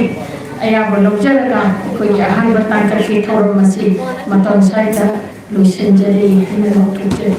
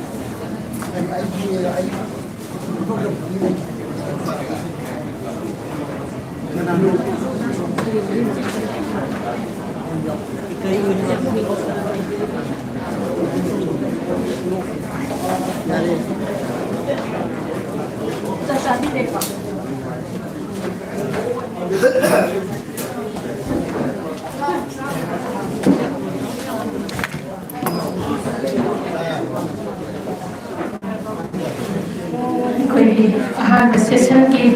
ꯂꯣꯏꯕꯤꯈ꯭ꯔꯒꯁꯨ ꯑꯅꯤꯁꯨꯕ ꯁꯦꯁꯟꯒꯤ ꯑꯩꯈꯣꯏ ꯁꯩꯔꯦꯡ ꯁꯩꯗꯅꯕꯒꯤ ꯊꯧꯔꯝ ꯑꯃ ꯂꯩꯖꯔꯤꯕꯁꯤ ꯑꯩꯈꯣꯏ ꯃꯇꯝ ꯃꯥꯡꯍꯟꯗꯅ ꯍꯧꯖꯅꯕ ꯍꯣꯠꯅꯖꯔꯒꯦ ꯁꯤꯗꯩꯁꯤꯗ ꯑꯩꯈꯣꯏ ꯁꯨꯝ ꯂꯥꯛꯄꯤꯔꯤꯕꯁꯤꯡꯅ ꯑꯣꯖꯥ ꯀꯣꯟꯁꯨꯜ ꯂꯩꯕꯥꯛ ꯂꯩꯃ ꯑꯣꯖꯥ ꯂꯩꯈꯤꯗ꯭ꯔꯤꯕꯁꯤꯒꯤ ꯁꯩꯔꯦꯡꯗꯒꯤ ꯄꯥꯕꯤꯔꯁꯨ ꯌꯥꯅꯤ ꯑꯗꯨꯒ ꯑꯇꯦꯟꯕ ꯑꯃꯃꯝ ꯏꯁꯥꯒꯤ ꯑꯣꯏꯅꯁꯨ ꯂꯥꯟꯊꯣꯛꯄꯤꯅꯤꯡꯉꯒꯁꯨ ꯑꯗꯨꯕꯨ ꯑꯁꯥꯡꯕ ꯏꯁꯥꯒꯤ ꯑꯣꯏꯅꯗꯤ ꯊꯝꯕꯤꯔꯨ ꯑꯃꯈꯛꯇꯪ ꯄꯥꯔꯒ ꯏꯁꯥꯅ ꯊꯝꯕꯤꯔꯁꯨ ꯀꯩꯒꯤꯅꯣꯗ ꯃꯤꯁꯨ ꯁꯨꯝ ꯌꯥꯅꯤ ꯑꯗꯨꯒ ꯂꯥꯛꯏꯕ ꯈꯨꯗꯤꯡꯃꯛꯄꯨꯁꯨ ꯑꯩꯈꯣꯏ ꯁꯩꯔꯦꯡ ꯑꯃꯃꯝ ꯂꯥꯟꯊꯣꯛꯄꯤꯔꯝꯅꯕꯒꯤꯗꯃꯛꯇꯁꯨ ꯑꯩ ꯅꯤꯡꯁꯤꯡꯖꯔꯤ ꯍꯧꯖꯤꯛ ꯑꯩꯈꯣꯏꯒꯤ ꯑꯅꯤꯁꯨꯕ ꯁꯦꯁꯟ ꯑꯁꯤ ꯍꯧꯖꯅꯕ ꯁꯦꯝ ꯁꯥꯖꯕꯒ ꯂꯣꯏꯅꯅ ꯑꯅꯤꯁꯨꯕ ꯁꯦꯁꯟꯒꯤ ꯑꯣꯏꯅꯁꯨ ꯑꯩꯈꯣꯏꯒꯤ ꯏꯀꯥꯏ ꯈꯨꯝꯅꯅ ꯊꯝꯖꯔꯤꯕ ꯈꯟꯖꯔꯤꯕ ꯑꯣꯖꯥ ꯁꯂꯥꯝꯇꯣꯝꯕ ꯄ꯭ꯔꯁꯤꯗꯦꯟꯠ ꯀ꯭ꯋꯥꯛ ꯑꯩꯅ ꯌꯥꯝꯅ ꯀꯣꯟꯁꯤꯟꯖꯅꯤꯡꯗꯨꯅ ꯁꯨꯝ ꯍꯥꯏꯖꯕꯅꯤ ꯑꯣꯖꯥꯁꯤ ꯑꯩꯈꯣꯏ ꯐꯣꯔꯃꯔ ꯄ꯭ꯔꯁꯤꯗꯦꯟꯠꯅꯤ ꯑꯩꯈꯣꯏꯒꯤ ꯄ꯭ꯔꯣꯒ꯭ꯔꯦꯁꯤꯚ ꯔꯥꯏꯇꯔ ꯑꯦꯁꯣꯁꯤꯌꯦꯁꯟ ꯃꯅꯤꯄꯨꯔꯒꯤ ꯑꯗꯨꯅ ꯑꯩꯈꯣꯏꯅꯒ ꯀ꯭ꯋꯥꯛꯀꯤ ꯄ꯭ꯔꯁꯤꯗꯦꯟꯠꯅꯤ ꯀꯥꯏꯅ ꯌꯥꯝꯅꯒ ꯈꯟꯖꯕ ꯍꯥꯏꯖꯅꯤꯡꯗꯕ ꯑꯩꯈꯣꯏꯒꯤꯗꯃꯛꯇꯗꯤ ꯌꯥꯝꯅ ꯂꯨꯝꯅ ꯂꯧꯖꯅꯤꯡꯕ ꯑꯗꯨꯒꯨꯝꯕ ꯑꯩꯈꯣꯏꯒꯤ ꯐꯣꯔꯃꯔ ꯄ꯭ꯔꯁꯤꯗꯦꯟꯠꯅ ꯉꯁꯤꯒꯤ ꯁꯩꯗꯤꯟ ꯃꯄꯨ ꯑꯣꯏꯕꯤꯒꯅꯤ ꯑꯣꯖꯥꯕꯨ ꯐꯝꯐꯝ ꯂꯥꯡꯗ ꯅꯤꯡꯁꯤꯡꯕꯤꯔꯛꯅꯕꯒꯤꯗꯃꯛꯇ ꯅꯣꯡꯃ ꯅꯤꯡꯁꯤꯡꯖꯔꯤ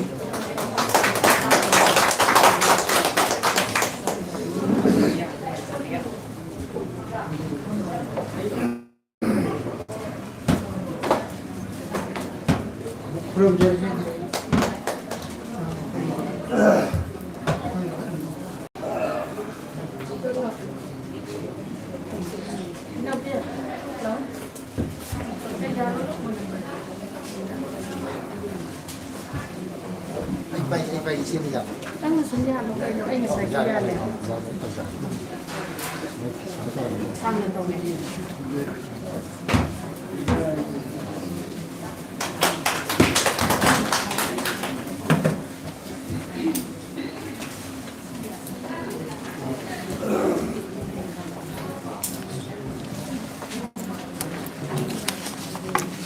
Kung isaydin ba po na pamamlang dahil hindi ka ba sila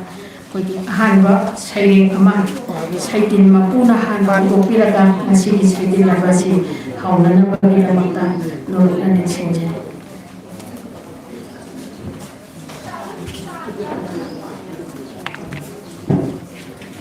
Lenghin biriba punama ay kurabjari sarengi sesan jimajo ay bu yawan bilogi dama progressive ki simbilabli ni punupo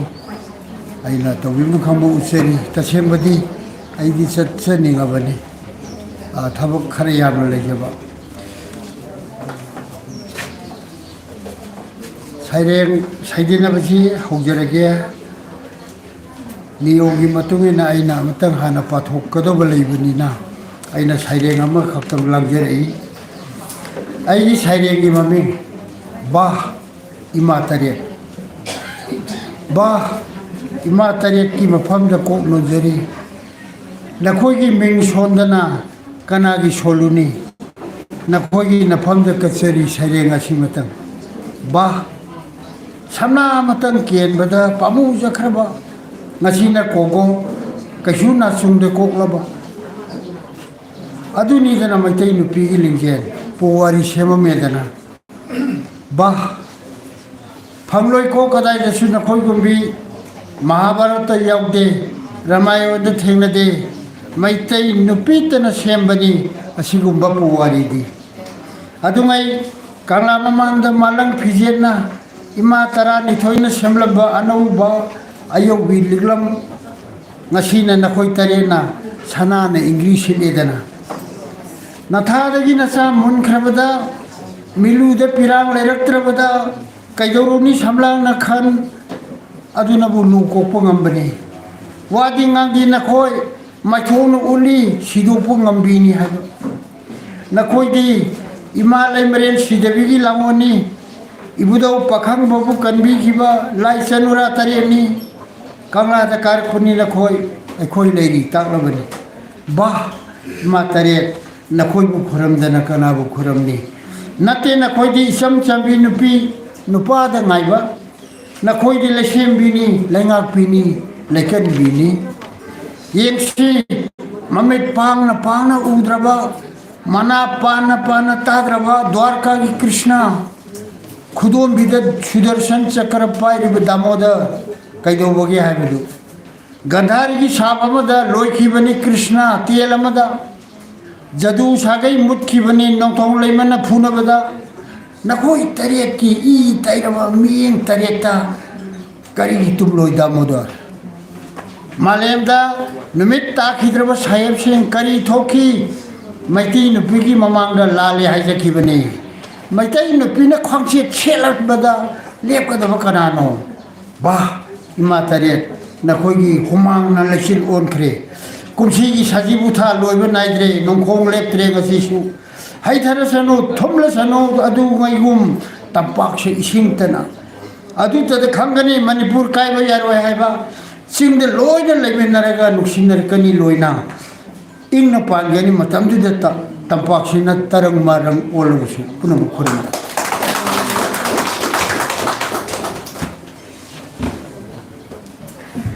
saydin mapuna sayling amalang thokpiduna ngasigi saydin na basi hutokpi khawa matung ngasida oza lebak lamadi makamda kachaba oina Progressive Writer Association Manipur gi maikai dagi sayling amaka hana amaka kudol tamjagi ozagi sayling laik sigi maming oiriba thawan mizaki lekon da haiba sayling sima ahan oina ai kudol tamjagi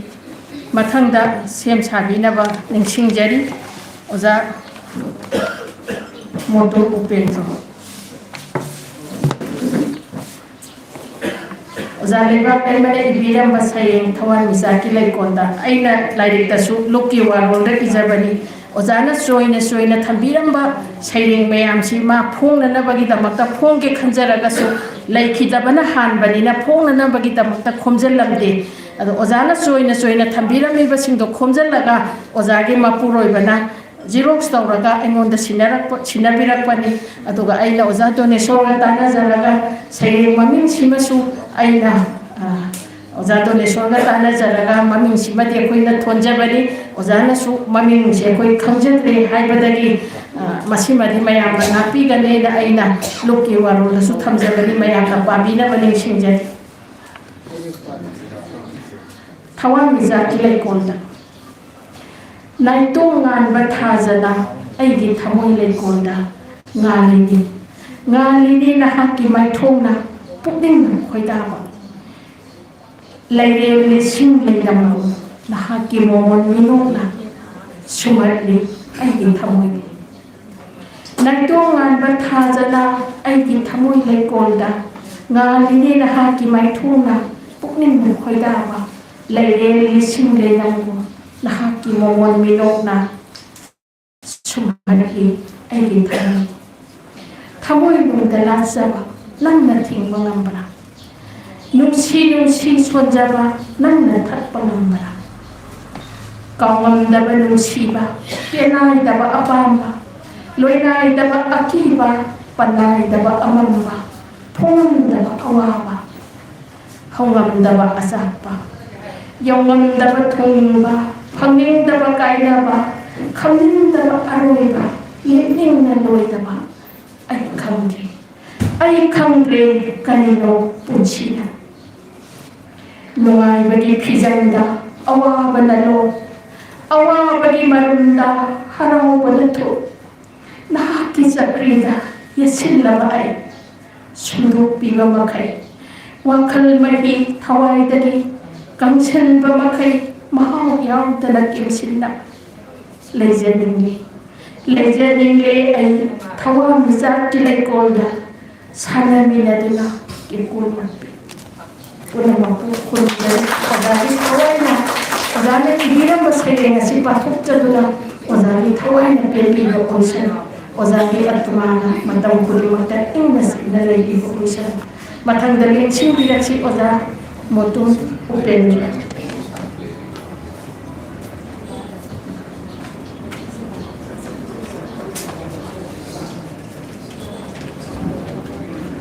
Hanno makata lamdam asibu kuliga ma keke da ibu kurum jari matangda lemkiri ai muza ai bak lemaki mapunda ai nunati nazarambi azalai bak ai mahaki lari phongbagi numit asida khwai mayam mafamda aina saireng amatang Lanthokjari Ainujagi mafamda Sarahamjari Kachaba oina Hamjaba Sairengi maming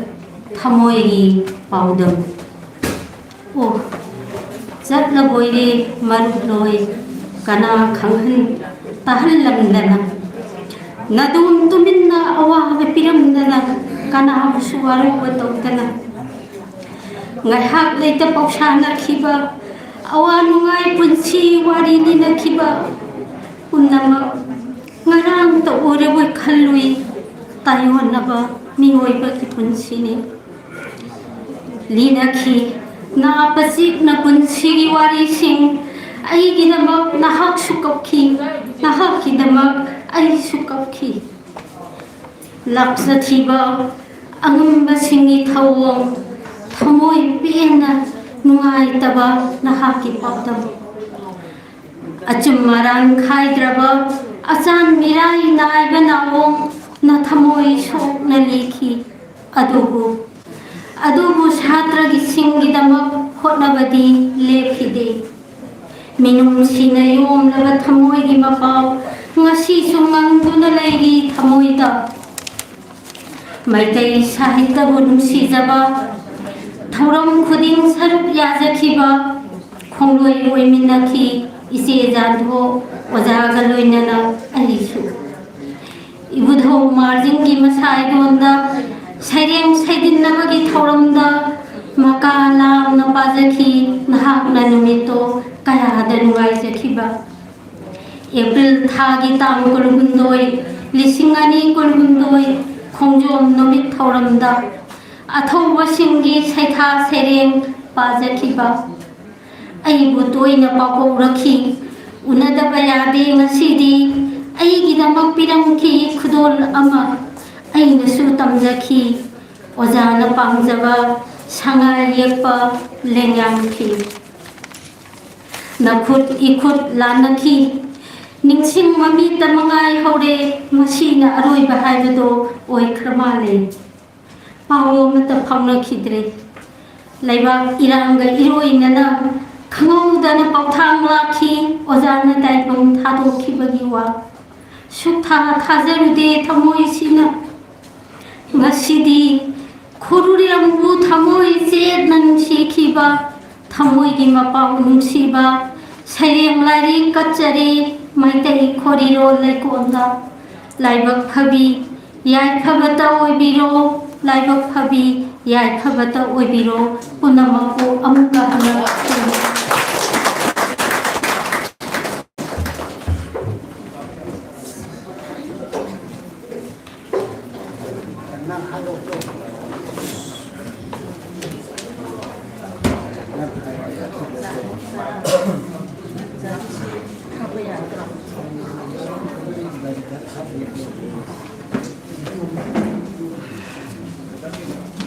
Senthil मापू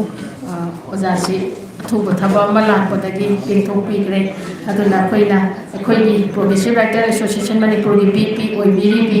ओजा निर्मला राजकुमारी फमफम लांगदा लिंसिंबी नबन सिंजे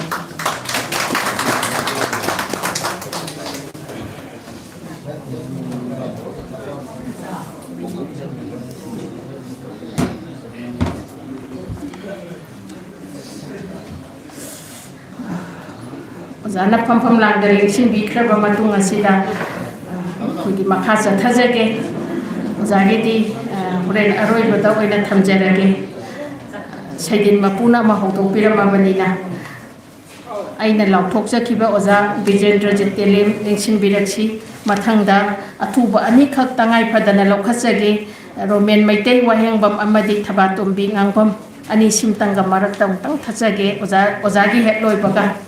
थागतजरे ओजा लिंसिंबिरना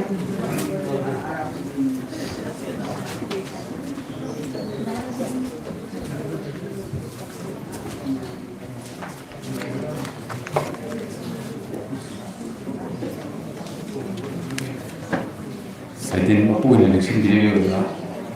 loina namangda tinbiba oza sing ko je aigi sairing di maming mitrang di suino kalen thagi uthum mifam duni tumtum mitang takhi suino na mamang thak mamang gi khoining mifam da su hapchin bikhi suino yeta tare suba khongkhonda khanghawi mako pai duna mapal suba khoining laba suino ubuda खुदपाइने सुनो नंसे magic तोबा मिसांगी mitten पुरे अथोबगी अदुमनबु पुथोलिबनी भारतना कोकांगबदो Brahmagupta astronomer नोंथोकी अमाइबा लेते नफमदा सुमरान लोखरोद तुनरे पेतवा सुनोना स्वा लंथाफम थमोइगी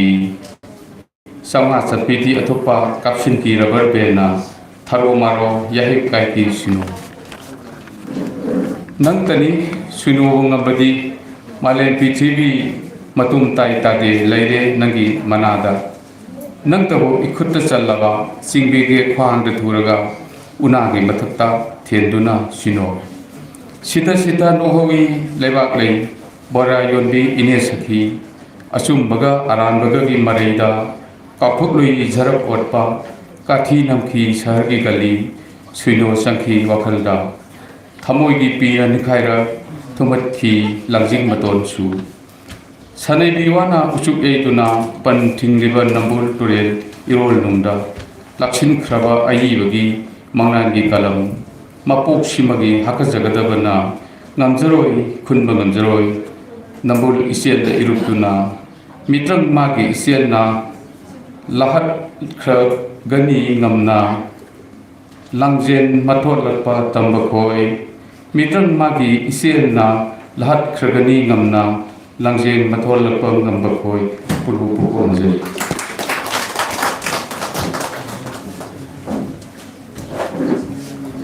ꯊꯥꯒꯠꯆꯔꯤ ꯑꯣꯖꯥ ꯐꯖꯕ ꯁꯩꯔꯦꯡ ꯑꯃ ꯅꯥꯟꯊꯣꯛꯄꯤꯔꯝꯕꯒꯤꯗꯃꯛ ꯃꯊꯪꯗ ꯑꯃꯨꯛ ꯂꯦꯡꯁꯤꯟꯕꯤꯔꯛꯁꯤ ꯔꯣꯃꯦꯟ ꯃꯩꯇꯩ ꯁꯩꯔꯦꯡ ꯑꯃꯇꯪ ꯂꯥꯟꯊꯣꯛꯄꯤꯔꯝꯅꯕ ꯑꯣꯖꯥꯁꯤ ꯑꯊꯨꯕ ꯃꯤꯇꯤꯡ ꯑꯃ ꯂꯩꯕ ꯑꯗꯨꯕꯨ ꯁꯩꯔꯦꯡ ꯑꯃꯇꯪꯗꯤ ꯂꯥꯟꯊꯣꯛꯄꯤꯔꯝꯃꯣꯏꯅ ꯍꯥꯏꯖꯕꯅꯤ ꯃꯌꯥꯝ ꯋꯥꯔꯧꯕꯤꯕ ꯌꯥꯗꯦ ꯃꯊꯪꯗ ꯊꯕꯥꯛ ꯇꯨꯝꯕꯤ ꯉꯝꯕꯝ ꯁꯦꯝ ꯁꯥꯕꯤ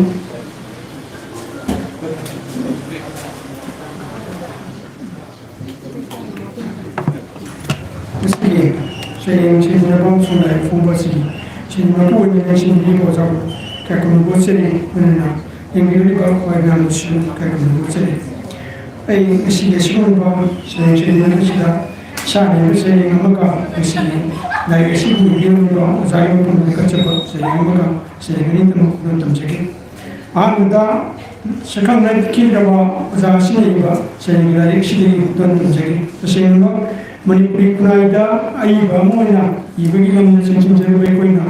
Kanagumba, Aiba Indian, like Kidamatunda, Sakandaba, Nataga like Kidamatunda, Magi Sula, we like Sim Paro Punjamasi, and Toy Machete, Grandma Lenin, and the Kanajamo, Regati, and Sikun Project, and now like Kidaba, and the Indian and the Sakanajo, Taboza, Sikunda,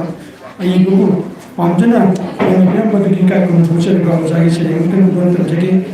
Aina patokche kita bawa jangan sini iman nang kita bangsa. Dobi ahong banai bantai banda acum asing belaitre mapan thonggi pajaba adu tani urima. Ahong banai bantai banda acum asing belaitre mapan thonggi pajaba adu tani urima. Ima nang kita bangsa yang mengipian banai tre sana lebak Manipur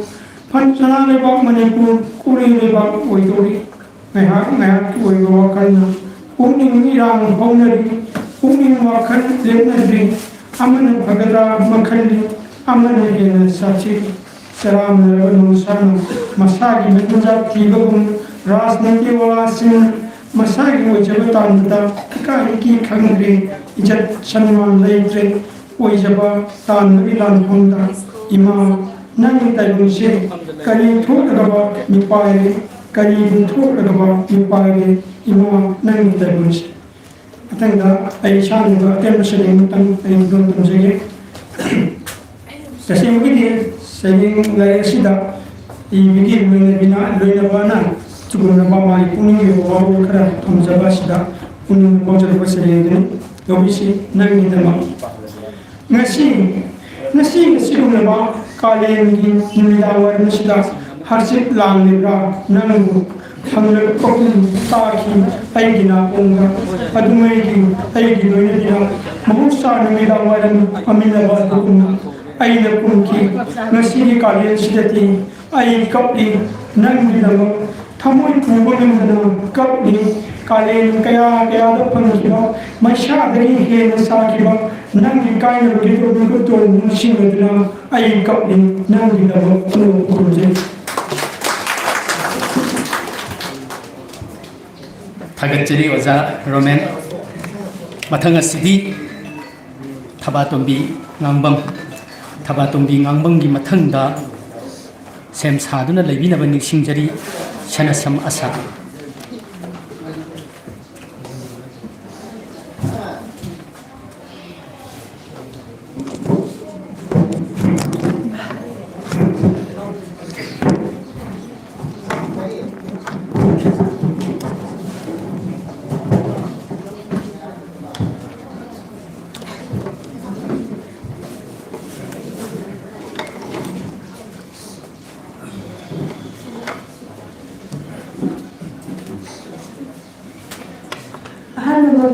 rice की formula निकालने से मेरी programme के मैदान में communicate करने से लोगों ने मांगने से मेरे बहुत ज़्यादा लोगों को कॉम्युनिकेट करने से आई किसी ने की मानो हवाई की मामारी ꯇꯨꯝꯂꯕ ꯌꯦꯇꯨꯝꯒꯤ ꯃꯆꯤꯟꯅ ꯍꯟꯖꯤꯟ ꯍꯟꯖꯤꯟ ꯊꯣꯠꯆꯤꯟꯕꯗ ꯆꯔꯥ ꯆꯔꯥꯔꯕ ꯃꯅꯤꯡ ꯍꯣꯔꯕ ꯂꯥꯏꯈꯥꯎꯗꯨ ꯑꯣꯏꯒꯤ ꯂꯦꯡꯖꯨꯝꯗꯒꯤ ꯌꯦꯠꯀꯤ ꯂꯦꯡꯖꯨꯝꯗ ꯄꯣꯕꯒꯨꯝ ꯌꯥꯟꯕꯒꯨꯝ ꯁꯤꯟꯅ ꯁꯤꯟꯅ ꯌꯥꯜꯂꯗꯨꯅ ꯆꯦꯟꯖꯣꯡ ꯃꯥꯡꯖꯣꯡ ꯁꯦꯠꯄ ꯆꯥꯕ ꯃꯅꯤꯡ ꯊꯨꯡꯗꯅ ꯂꯥꯏꯔꯕꯤ ꯃꯃꯥꯒꯤ ꯃꯇꯝ ꯕꯥꯞꯇꯒꯤ ꯁꯥꯔꯦꯛ ꯇꯥꯟꯖꯔꯛꯈꯤꯕ ꯃꯕꯨꯛ ꯁꯤꯠꯂꯕ ꯃꯆꯥ ꯀꯌꯥꯗꯨꯅꯤ ꯏꯈꯦꯡꯂꯛꯇ ꯃꯨꯟꯈꯥꯡꯅꯈꯤꯕ ꯑꯌꯨꯛꯀꯤ ꯂꯤꯇꯥ ꯁꯣꯜꯍꯟꯗ ꯅꯨꯡꯊꯤꯟꯒꯤ ꯃꯩꯁꯥꯁꯨ ꯐꯨꯍꯟꯗ ꯃꯣꯟꯗꯨꯝ ꯃꯣꯟꯇꯦꯛ ꯊꯛꯇ ꯑꯋꯥꯕ ꯀꯔꯤꯅꯣ ꯈꯪꯗꯅ ꯍꯌꯦꯡꯒꯤ ꯌꯨꯝꯐꯝꯗ ꯅꯥꯎꯀꯣꯟꯖꯔꯛꯈꯤꯕ ꯀꯌꯥ ꯀꯌꯥꯗꯨꯁꯨꯅꯤ ꯎꯐꯨꯜꯂꯛꯇ ꯆꯣꯏꯅ ꯇꯥꯈꯤꯕ ꯑꯇꯦꯛꯄ ꯂꯤꯠꯂꯨ ꯐꯨꯡ ꯀꯌꯥꯗꯨꯅꯤ ꯑꯗꯨꯕꯨ ꯃꯤꯅꯣꯛꯇꯅ ꯊꯜꯂꯕ ꯇꯥꯏꯕꯪ ꯑꯃꯗ ꯅꯈꯣꯏꯗꯤ ꯂꯦꯞꯂꯤ ꯉꯁꯤꯁꯨ ꯁꯩꯔꯦꯡ ꯀꯌꯥꯒꯤ ꯃꯄꯨ ꯑꯣꯏꯔꯗꯨꯅ ꯃꯈꯣꯏꯅ ꯀꯞꯂꯤ ꯀꯪꯁꯤꯟꯕ ꯉꯝꯗ꯭ꯔꯕ ꯃꯤꯍꯨꯗ ꯏꯔꯥꯡꯅ ꯅꯣꯡꯖꯨ ꯑꯣꯏꯔꯗꯨꯅ ꯊꯥꯖꯗ꯭ꯔꯕ ꯍꯪꯖꯧ ꯁꯩꯅꯥꯏꯔꯕꯅ ꯊꯃꯣꯏꯗꯨꯗ ꯎꯗ꯭ꯔꯕꯗꯤ ꯌꯦꯡꯉꯨꯅꯩ ꯍꯟꯊꯅ ꯅꯪꯒꯤ ꯈꯨꯟꯅꯥꯏꯁꯤꯗ ꯎꯒꯅꯤ ꯁꯣꯏꯗꯅ ꯄꯨꯟꯁꯤꯒꯤ ꯆꯩꯅꯥꯔꯛꯇ ꯋꯥꯍꯟꯇꯅ ꯊꯜꯂꯕ ꯃꯈꯣꯏ ꯃꯌꯥꯝ ꯑꯁꯣꯛꯄ ꯊꯃꯣꯏ ꯊꯥꯒꯣꯟꯅꯗꯨꯅ ꯆꯩꯅꯥ ꯈꯥꯡꯂꯗꯨꯅ ꯍꯤꯡꯂꯤꯕꯁꯦ ꯅꯤꯡꯁꯤꯡꯉꯨꯅꯩ ꯑꯊꯣꯛꯄ ꯂꯥꯏꯌꯦꯡꯗꯨꯅ ꯀꯔꯤ ꯍꯥꯏꯅ ꯄꯥꯎꯊꯤꯟꯈꯤꯕ ꯍꯤꯡꯆꯥꯕꯁꯨ ꯅꯈꯣꯏꯅꯤ ꯆꯥꯛꯂꯤꯕꯁꯨ ꯅꯈꯣꯏꯅꯤ ꯅꯤꯡꯊꯧꯔꯦꯜꯁꯨ ꯅꯈꯣꯏꯅꯤ ꯂꯤꯂꯥꯔꯣꯏꯁꯨ ꯅꯈꯣꯏꯅꯤ ꯅꯈꯣꯏꯒꯤ ꯅꯈꯨꯠꯃꯛꯅ ꯁꯦꯝꯂꯤꯕ ꯆꯀ꯭ꯔꯕꯤꯍꯨꯗ ꯑꯩꯕꯨꯔꯨꯝ ꯃꯩꯅꯨꯒꯤ ꯃꯇꯧꯕꯨ ꯄꯤꯈꯝꯅꯈ꯭ꯔꯕ ꯊꯋꯥꯏꯁꯤꯡꯗꯨꯅ ꯄꯣꯊꯥꯅꯈꯤꯒꯗ꯭ꯔꯥ ꯅꯈꯣꯏꯒꯤ ꯃꯤꯅꯣꯛꯇꯨ ꯎꯕꯗ ꯅꯈꯣꯏꯅ ꯆꯥꯛꯂꯤꯕ ꯑꯣꯏꯅ ꯂꯦꯞꯂꯨꯕꯗ ꯍꯥꯞꯂꯛꯈꯤꯒꯗ꯭ꯔꯥ ꯀꯥꯏꯅ ꯃꯩꯅ ꯆꯥꯛꯂꯤꯕ ꯆꯩꯅꯥ ꯈꯪꯍꯧꯔꯤꯕ ꯊꯃꯣꯏꯁꯤꯡꯗꯨꯅ ꯃꯤꯅꯨꯡꯁꯤ ꯅꯪꯕꯨ ꯄꯦꯟꯖꯩ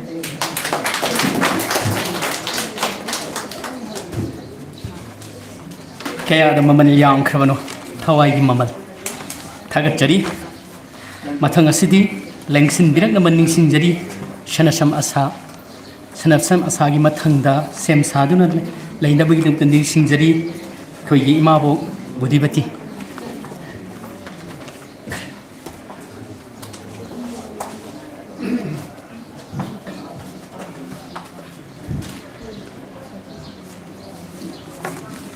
ꯉꯁꯤ ꯑꯍꯥꯟꯕꯃꯛꯇꯗ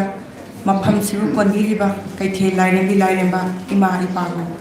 ꯇꯣꯜꯂꯕꯤ ꯅꯆꯥ ꯅꯅꯥꯏ ꯑꯣꯏꯕꯤꯅ ꯈꯨꯔꯨꯝꯖꯔꯤ ꯑꯃꯗꯤ ꯗꯥꯏꯇ ꯂꯦꯡꯁꯤꯟꯕꯤꯔꯤꯕ ꯏꯀꯥꯏ ꯈꯨꯝꯅꯖꯔꯤꯕꯤ ꯑꯣꯖꯥ ꯁꯩꯔꯦꯡ ꯃꯄꯨꯕꯨꯁꯨ ꯏꯀꯣꯛ ꯅꯣꯟꯖꯔꯤ ꯂꯣꯏꯅꯅ ꯃꯥꯡꯗ ꯂꯦꯡꯁꯤꯟꯕꯤꯔꯤꯕ ꯑꯣꯖꯥ ꯒꯨꯔꯨ ꯏꯆꯦ ꯏꯅꯦ ꯈ꯭ꯋꯥꯏ ꯄꯨꯝꯅꯃꯛꯄꯨꯁꯨ ꯍꯩꯖ ꯁꯤꯡꯖꯗ꯭ꯔꯕꯤ ꯑꯩꯅ ꯏꯀꯣꯛ ꯅꯣꯟꯅ ꯈꯨꯔꯨꯝꯖꯔꯤ ꯉꯁꯤ ꯑꯩꯅ ꯃꯤꯌꯥꯝ ꯃꯥꯡꯗ ꯂꯥꯟꯊꯣꯛꯆꯒꯗꯧꯔꯤꯕ ꯁꯩꯔꯦꯡ ꯑꯁꯤꯒꯤ ꯃꯃꯤꯡꯗꯤ ꯈꯥꯡꯈꯤꯕ ꯇꯥꯔꯤꯕ꯭ꯔꯥ ꯁꯖꯤꯕꯨ ꯂꯥꯛꯌꯦꯟ ꯇꯥꯏꯗꯨꯅ ꯀꯨꯝꯒꯤ ꯀꯨꯝꯅꯧ ꯂꯥꯛꯂꯕꯗ ꯈꯟꯖꯔꯨꯏ ꯅꯥꯃꯤꯕ ꯃꯥꯂꯪ ꯏꯄꯣꯝꯂꯛꯇ ꯀꯣꯝꯕꯤꯔꯩ ꯂꯩꯔꯥꯡꯅ ꯃꯃꯣꯟ ꯅꯣꯛꯆ ꯃꯇꯥ ꯂꯩꯔꯤ ꯀꯨꯁꯨꯝ ꯂꯩꯒ ꯂꯣꯏꯅꯅ ꯌꯦꯅꯤꯡ ꯊꯥꯒꯤ ꯑꯌꯨꯛꯁꯤꯗ ꯊꯦꯛꯅ ꯅꯧꯅ ꯖꯒꯣꯏ ꯁꯥ ꯂꯩꯀꯥ ꯐꯟꯅ ꯂꯩꯁꯥ ꯇꯝꯂꯝꯕ ꯑꯁꯪꯕ ꯐꯤꯖꯣꯜꯅ ꯂꯩꯇꯦꯡꯉꯝꯕ ꯑꯋꯥꯡꯕ ꯄꯥꯝꯕꯦꯜ ꯎꯖꯥꯎ ꯊꯛꯇ ꯀꯣꯀꯤꯜꯒꯤ ꯅꯨꯡꯁꯤꯔꯕ ꯁꯩꯍꯦꯛꯇ ꯇꯥꯟꯊꯥ ꯍꯥꯞꯂꯝꯕ ꯂꯝ ꯈꯨꯅꯨꯡꯒꯤ ꯅꯨꯡꯉꯣꯜꯂꯕ ꯁꯨꯔ ꯃꯐꯝ ꯁꯤꯟꯅ ꯀꯣꯏꯄꯥꯏ ꯄꯥꯏꯖꯔꯝꯕ ꯑꯗꯨꯕꯨ ꯉꯁꯤꯗꯤ ꯀꯗꯥꯏ ꯆꯔꯣꯡ ꯆꯔꯣꯡ ꯁꯔꯤꯛ ꯌꯣꯝꯂꯝꯕ ꯍꯩꯅꯧ ꯄꯥꯝꯕꯦꯜ ꯎꯁꯥ ꯊꯛꯇ ꯀ꯭ꯋꯥꯛꯂꯩ ꯀꯧꯕꯤ ꯂꯩꯔꯥꯡꯁꯨ ꯀꯌꯥꯗ ꯅꯤꯡꯊꯤꯅ ꯁꯥꯠꯂꯝꯕ ꯆꯨꯡ ꯐꯤꯔꯥꯟ ꯆꯨꯝꯅ ꯄꯥꯜꯂꯝꯕ ꯅꯤꯡꯊꯤꯖꯔꯕꯤ ꯆꯪꯕꯤ ꯂꯐꯨꯒꯤ ꯂꯥꯔꯥꯁꯤꯡ ꯃꯄꯨꯒꯤ ꯍꯩꯀꯠ ꯂꯩꯀꯠꯇ ꯂꯩꯈꯥ ꯇꯥꯗꯅꯕꯕꯨ ꯃꯥꯂꯦꯝ ꯃꯊꯧ ꯈꯪꯅ ꯂꯦꯞꯇꯅ ꯂꯤꯈꯠꯆꯔꯛꯇꯨꯅ ꯆꯩꯔꯥꯎ ꯃꯊꯦꯜꯁꯨ ꯍꯥꯞꯆꯔꯝꯕ ꯑꯗꯨꯕꯨ ꯍꯦ ꯃꯍꯧꯁꯥ ꯇꯥꯏꯕꯪꯕꯨ ꯅꯨꯡꯁꯤꯕ ꯅꯨꯡꯉꯥꯏꯕ ꯈꯪꯍꯜꯂꯤꯕ ꯂꯥꯏꯁꯦ ꯏꯔꯤꯛ ꯈꯤꯛꯄꯤꯗꯨꯅ ꯑꯆꯠ ꯆꯠꯇ ꯊꯋꯥꯏ ꯄꯥꯟꯕ ꯈꯨꯗꯤꯡꯗ ꯈꯧꯔꯥꯡꯕ ꯀꯣꯛꯍꯟꯕꯤꯒꯅꯤ ꯈꯟꯖꯔꯨꯕ ꯂꯥꯏꯁꯦ ꯏꯔꯤꯛꯀꯤ ꯃꯍꯨꯠ ꯊꯧꯗꯨ ꯅꯨꯡꯒꯨꯝ ꯀꯜꯂꯕ ꯂꯦꯟꯖꯥꯎ ꯃꯁꯤꯡ ꯊꯤꯉꯝꯗ ꯂꯪꯊꯕꯤꯔꯛꯄꯗꯤ ꯃꯥꯂꯦꯝꯗ ꯃꯤꯀꯨꯞꯇ ꯃꯥꯡꯍꯟ ꯇꯥꯛꯍꯟꯕꯤꯕꯕꯨ ꯇꯥꯏꯕꯪꯄꯥꯟꯁꯤꯗ ꯑꯈꯥꯡ ꯀꯟꯕꯕꯨ ꯆꯥꯡꯌꯦꯡꯂꯤꯕ꯭ꯔꯥ ꯁꯦꯝꯕꯤꯕꯁꯨ ꯉꯝꯕ ꯃꯥꯡꯍꯟꯕꯁꯨ ꯉꯝꯕ ꯃꯄꯨ ꯑꯃꯗꯤ ꯂꯩꯔꯤ ꯇꯥꯛꯄꯤꯔꯕꯁꯨ ꯈꯨꯟꯅꯥꯏꯗ ꯑꯗꯨꯕꯨ ꯌꯨꯝꯊꯛ ꯌꯥꯎꯗ꯭ꯔꯕ ꯌꯨꯝ ꯃꯅꯨꯡꯗ ꯆꯩꯅꯥ ꯈꯥꯡꯂꯤꯕꯗꯤ ꯑꯋꯥꯕꯒꯤ ꯑꯁꯥꯕꯒꯤ ꯂꯥꯏꯔꯕ ꯁꯣꯜꯂꯕ ꯇꯣꯜꯂꯕꯁꯤꯡ ꯈꯛꯇꯅꯅꯤ ꯃꯥꯡꯖꯕꯁꯨ ꯃꯈꯣꯏ ꯈꯛꯇꯗꯅꯤ ꯐꯨꯔꯥ ꯗꯂꯥꯟ ꯑꯋꯥꯡꯕ ꯃꯊꯛꯇꯒꯤ ꯅꯨꯡꯉꯥꯏꯕꯁꯤꯡꯅꯗꯤ ꯈꯨꯕꯥꯛ ꯈꯨꯅ ꯚꯤꯗꯤꯑꯣ ꯅꯝꯗꯨꯅ ꯀꯨꯝꯍꯩ ꯌꯦꯡꯂꯤ ꯀꯥꯏꯔꯕ ꯊꯃꯣꯏꯒꯤ ꯄꯥꯎꯗꯝꯕꯨꯁꯨ ꯇꯥꯕꯤꯅꯕ ꯂꯩꯇꯅ ꯑꯇꯇꯥꯏ ꯇꯥꯔꯕꯗ ꯑꯇꯣꯟꯕꯅ ꯃꯤꯠꯂꯨ ꯄꯤꯔꯥꯡꯕꯨ ꯈꯧꯕꯨꯝ ꯊꯟꯅ ꯊꯛꯏ ꯏꯁꯣꯔꯁꯨ ꯑꯉꯝꯕ ꯐꯝꯂꯥꯏꯕꯁꯤꯡꯒꯤ ꯑꯇꯣꯡꯕꯗ ꯂꯦꯞꯇꯨꯅ ꯃꯔꯣꯜ ꯊꯣꯛꯇꯦ 이감각하고 타와이 까야나 말라자레 신다 요음도나 따본다 타본 따라 나부라가 공다 하라키바 학상보나 믿고다 내려오는다 깨고 다시 아행이 아만바기 피장나 마이까이 코랭 간전 가바다 까람바 와열 까티노 마호샤 나하키 sari tatlabala khu pamegum mana yaw draba pamegum umnamak una usinada khang khiba tari bara aduma tumina nauna khumu kulak paine adu gidama umnamak bokronde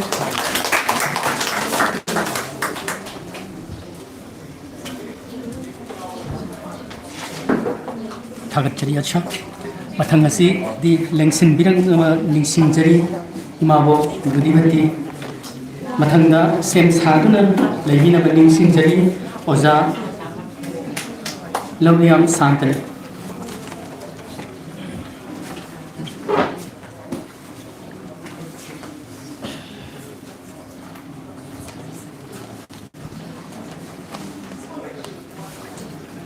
ꯉꯁꯤꯒꯤ ꯂꯥꯏꯔꯤꯛ ꯐꯣꯡꯕꯤꯔꯤꯕ ꯂꯥꯏꯔꯤꯛ ꯊꯋꯥꯟꯃꯤꯆꯥꯛꯀꯤ ꯂꯩꯀꯣꯜꯗ ꯍꯥꯏꯅꯁꯨ ꯏꯕꯤꯔꯝꯕ ꯑꯣꯖꯥ ꯂꯩꯕꯥꯛ ꯂꯩꯃꯒꯤ ꯃꯐꯝꯗ ꯑꯩꯒꯤ ꯏꯁꯥꯅ ꯏꯖꯕ ꯑꯩꯒꯤ ꯐꯣꯡꯈ꯭ꯔꯕ ꯂꯥꯏꯔꯤꯛꯀꯤ ꯃꯅꯨꯡꯗꯒꯤ ꯈꯟꯒꯠꯂꯛꯄ ꯁꯩꯔꯦꯡ ꯑꯃꯈꯛꯇꯪ ꯈꯨꯗꯣꯟ ꯇꯝꯖꯒꯦ ꯑꯣꯖꯥꯅ ꯏꯪꯅ ꯆꯤꯛꯅ ꯂꯥꯏꯔꯝꯂꯦꯟꯗ ꯂꯩꯔꯨꯅꯕ ꯑꯩꯒꯤ ꯁꯩꯔꯦꯡꯒꯤ ꯃꯃꯤꯡ ꯄꯨꯟꯁꯤꯗ ꯃꯥꯏ ꯄꯥꯛꯄ ꯍꯛꯆꯥꯡ ꯅꯥꯗ ꯌꯦꯛꯇꯅ ꯇꯤꯟꯖꯪ ꯀꯥꯏꯖꯪꯗꯅ ꯊꯝꯖꯕ ꯉꯝꯖꯕ ꯃꯤꯁꯛ ꯑꯗꯨꯇꯅ ꯄꯨꯟꯁꯤꯗ ꯃꯥꯏ ꯄꯥꯛꯄ ꯑꯣꯏꯖꯩꯗꯣ ꯏꯔꯟꯅ ꯆꯤꯡꯃꯨꯛ ꯋꯥꯡꯂꯕꯁꯨ ꯁꯅꯥ ꯂꯨꯄꯥꯁꯨ ꯂꯩꯖꯁꯅꯨ ꯍꯛꯆꯥꯡꯅꯕꯨ ꯐꯠꯇ꯭ꯔꯕꯗ ꯀꯩꯗꯧꯔꯨꯅꯤ ꯃꯤꯑꯣꯏꯕ ꯇꯥꯏꯕꯪ ꯄꯨꯟꯁꯤꯅ ꯂꯣꯏꯔꯝꯗꯥꯏ ꯀꯅꯥꯒꯤ ꯃꯇꯦꯡ ꯂꯧꯗꯅ ꯈꯣꯡꯍꯥꯝ ꯈꯨꯠꯍꯥꯝ ꯉꯝꯖꯕ ꯄꯨꯟꯁꯤꯗ ꯃꯥꯏ ꯄꯥꯛꯄꯅꯤ ꯃꯤꯅꯨꯡꯁꯤ ꯂꯩꯕ ꯃꯤꯇꯅ ꯙꯔꯃ ꯂꯩꯕ ꯃꯤꯇꯅ ꯃꯃꯩꯗ ꯖꯣꯏ ꯑꯣꯏꯕꯅꯤ ꯄꯨꯟꯁꯤꯗ ꯃꯥꯏ ꯄꯥꯛꯄꯅꯤ ꯄꯨꯝꯅꯃꯛꯄꯨ ꯏꯄꯣꯛꯅꯣꯟ ꯈꯨꯔꯨꯝꯖꯩ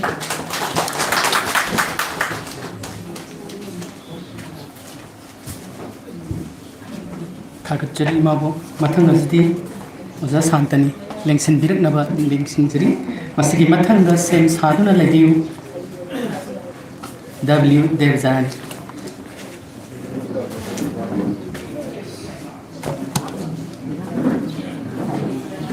तिम्बिरबा पुनमको हाना खुरुमजरे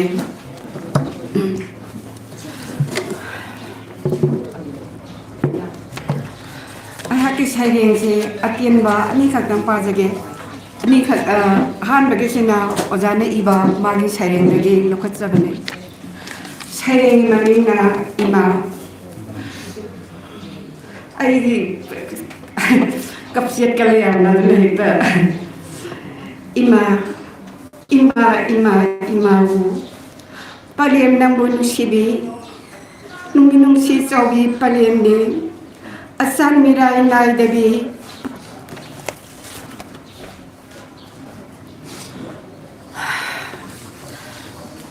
pari mamong kayage ahing misen khangkibi saba mase tumma mase pari na kagong pharaga imomna sare pharga nungagani asada sorba manglan mangjakhibi panthaukai na masala wajarebi pareni mama masak khandaba pari mamong kayabi takhiwana hairido lening mama phamda layu saning mama phamda salu tali takhi wahaina korong nungdona wangbara pathong ipana mawangi malem lemane lumbara payemana marumi matang sida ozagi sari sinjere matang sida aina ijaba ozale ba laimada katsaba haiba sari kudon tamjage momon nokpadana paksari nahake maithongni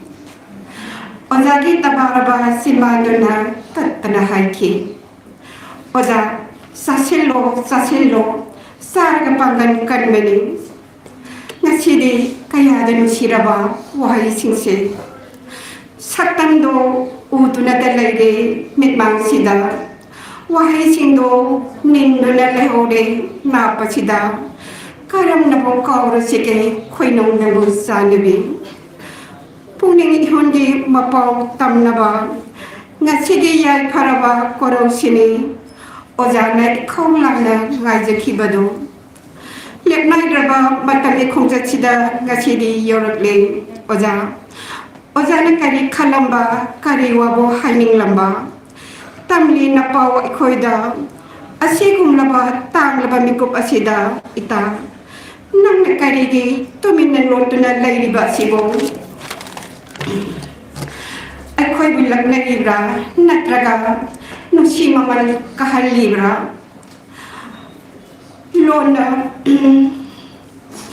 लोना नु ओजा थोरलो इता नंगो खोई मयामना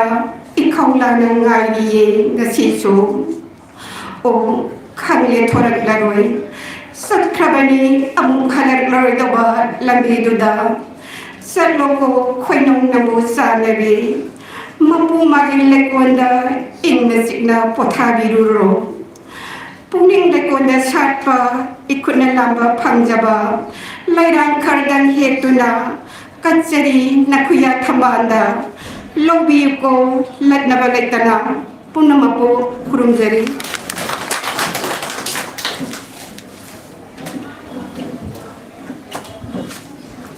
thagachari oja mathangasti W Devjani ojagi mathangda sem sa duna lebina gin tanding singjari oja moirang them Netrajit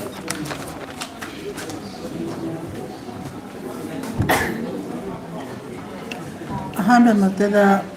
thauram sigi mapune singerba menam nirmala bukram jali aduga lekhidraba ko yoja leba leba busikai khunda busari kimbiba mayam pa kuso ai sai ma ke sing akang ta bi am tin ma ma ga hoji hoji modern dei ba sai ma ga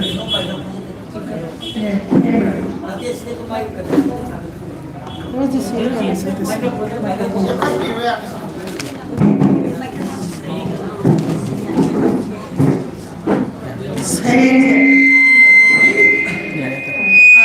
sai ani pa ya Aigi serengi maming hanbal siniba matamgi kalakar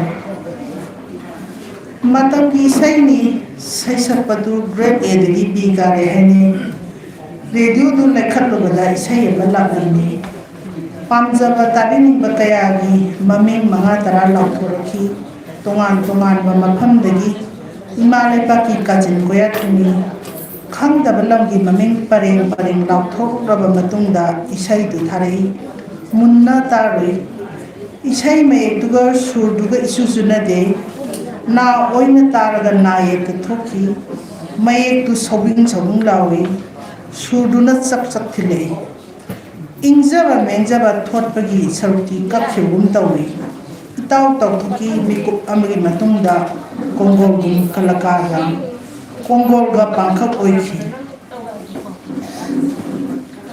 sayang betul sayang betul masak kanghodre yam nadi pawi hai nei thamoi hukum duna puwang amba sahi chupadata bada benai daba sayang ba saypan ba singdu ning singling masisu adubu kalagi phidadi sauthorokli thotjaba mengjaba ningthijaba tathot badi mangkhre Mohot sinkre puang do wang ba pungpau do pau sinna ewat kaya phangkraba rewat kaya naliting kraba citation kaya gi sal kaya yan kre hai Facebook da Instagram da weekly monthly magazine kaya da interview kaya pi kre hai thigal roga da makhoi masel bi da pisina oiram le kala tok da ba ikhoi se kala masak khang de khan gano May iba hitaba aikoi se isai taba hite khangano Leela drama cinema gi actor artist director writer playwright critic singdagi viewers sing followers sing henama kala masakhang bani kala di thot pa nojaba mengjaba phajaba thamoi bo sum anba mafam matam naidana magun lehenbaduni mahau chap manana piba ngambaduni Mona Lisa Leonardo gi aesthetic expression do viewers sina ngasi phawa chap manana hon mangambagi itil bibaduni pangphau do phawa pakwang da wang manadi kala gi magun hapangam loi khubam chatkini khuzok pareng nini humida swai launa mangkhabadi kala sumut khrani adubne matamgi kalakar khudingbu thagachari kala thawang khanansi magundi miyamna lepchasanu warobiroi matamgi kalakar ai hanba say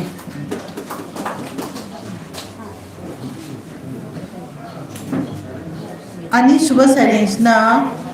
maming na letter marks hojik jangang may pagkai do pada harau dana angang sing na ma pa sing na phangbu dai nim pham ga ro sikta ingarang han di janani Facebook de thado khrai matien ta bajage letter marks nini hundi sida kanna sili no sip top ba ma ngam khai ngahan ma khai de tongali khudam ta line na loina khangnai atai gi nate ko letter marks ki numsini CBSC Colsem Bolsem gi exam gi pawni 10 12 ki phal lam thobodi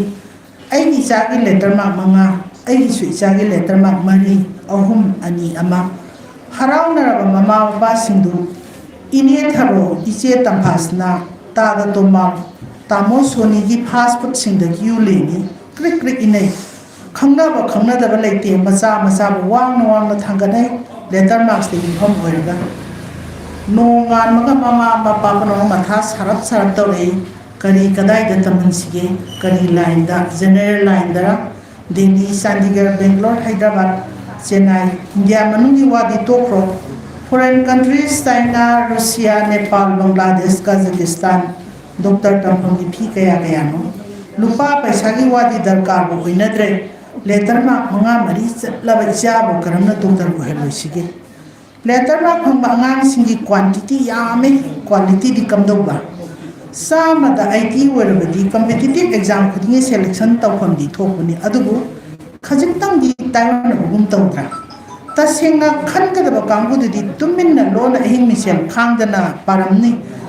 yaya gi letter mark singi di swai mutkrani kamdo siba letter mark ki magunsi competitive exam da selection tawbana lepkadabu hoiramle mama mapan harau khakna khak oiramdre kaide adubu pass mark tagiti letter mark na phai ko sel de putho degree phangan ge haiba ju sida ngasidi par annum dan lupal lapun dagi ne phu da 20 to 40 lakh sang ba mafanda private institution sing da tamanaba tamanba ngamgi lamjeli highest paid channel degree na tradi isa gi izat letter mark ki izat जुक्सी चटनाबी यावदबा याबा letter mark की नुसित मरक्ता fail mark की पावगी मुटख्रे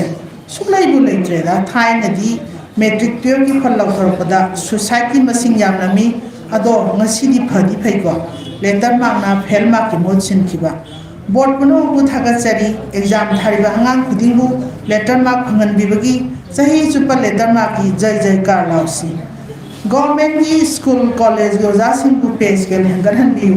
छात्र छात्री लेतब थीदना letter mark लोइना फंगनब ताकि तनबीबगी private school गोजा सिंह बोर्डिंग हांबिदुना एक मुंथिल नाइदना ताकि तनबीबा स्पून फीडिंग तौबीबगी मेडिकल काउंसिल बु हन्ना थागचरी चाही मंगा सुबना लेटर मार्क मंगा मरी फंगब छात्र सिंह हंजन मेडिकल एंट्रेंस की फाजिंदुना थंबीबगी लेटर मार्क की नुसित कन्ना सिरहंसी सही चुपा सजिबु गी नोंग नुसितकुम मे जून की सेशन मतम सिदा लेटर मार्क की नुसितना ममा बापुनोंगु हराव त्याम बिना बिरमु नोंगमी तहनबिरमु छात्र खुदिंगबु हैबा हैतब थीदना सब्जेक्ट खुदिंगदा लेटर मार्क फंगलसनु लेटर मार्क की नुसित लेटर मार्क की जय लेटर मार्क ना याइफरे थागचरी थैंक यू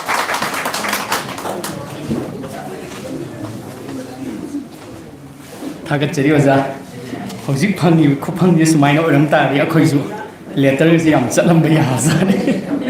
ची लाउन पास तवी अदो सैरेंगा थीरगा स्टेज दगी प्रप प्रप कुमधरकपदा थंगनबदुदा आई सैरेंदु फजबरा काइना हंगदौदा थंगनरिबा सिटुना हांगगा लेरमबदो ꯌꯥꯝ ꯅꯨꯡꯉꯥꯏꯇꯕꯅꯦ ꯑꯗꯨꯅ ꯃꯌꯥꯝ ꯁꯩꯔꯦꯡ ꯄꯥꯕ ꯂꯣꯏꯔꯒ ꯆꯠꯄꯤꯈꯤꯅꯨ ꯑꯇꯣꯞꯄ ꯀꯥꯡꯕꯨꯒꯤ ꯑꯇꯣꯞꯄ ꯁꯩꯔꯦꯡ ꯄꯥꯔꯤꯕꯁꯤꯡ ꯑꯗꯨꯒꯤ ꯄꯨꯛꯅꯤꯡ ꯊꯧꯒꯠꯄꯤꯕ ꯑꯃꯗꯤ ꯋꯥꯔꯤ ꯋꯥꯇꯥꯏ ꯉꯥꯏꯍꯥꯛꯇꯪꯁꯨ ꯂꯣꯟ ꯐꯖꯕ꯭ꯔꯥ ꯀꯥꯏ ꯍꯪꯕꯗꯣ ꯍꯪꯅꯅꯕꯒꯤ ꯇꯥꯟꯖꯥꯗꯣ ꯂꯧꯕꯤꯌꯨ ꯃꯊꯪ ꯑꯁꯤꯗꯤ ꯀꯧꯊꯣꯛꯆꯔꯤ ꯑꯣꯖꯥ ꯃꯣꯏꯔꯥꯡꯊꯦꯝ ꯅꯦꯇ꯭ꯔꯖꯤꯠ ꯑꯣꯖꯥꯒꯤ ꯃꯊꯪꯗ ꯁꯦꯝ ꯁꯥꯅꯕꯒꯤꯗꯃꯛꯇ ꯁꯦꯝ ꯁꯥꯗꯨꯅ ꯂꯩꯕꯤꯌꯨ ꯊꯣꯏꯕꯤ ꯋꯥꯍꯦꯡꯕꯝ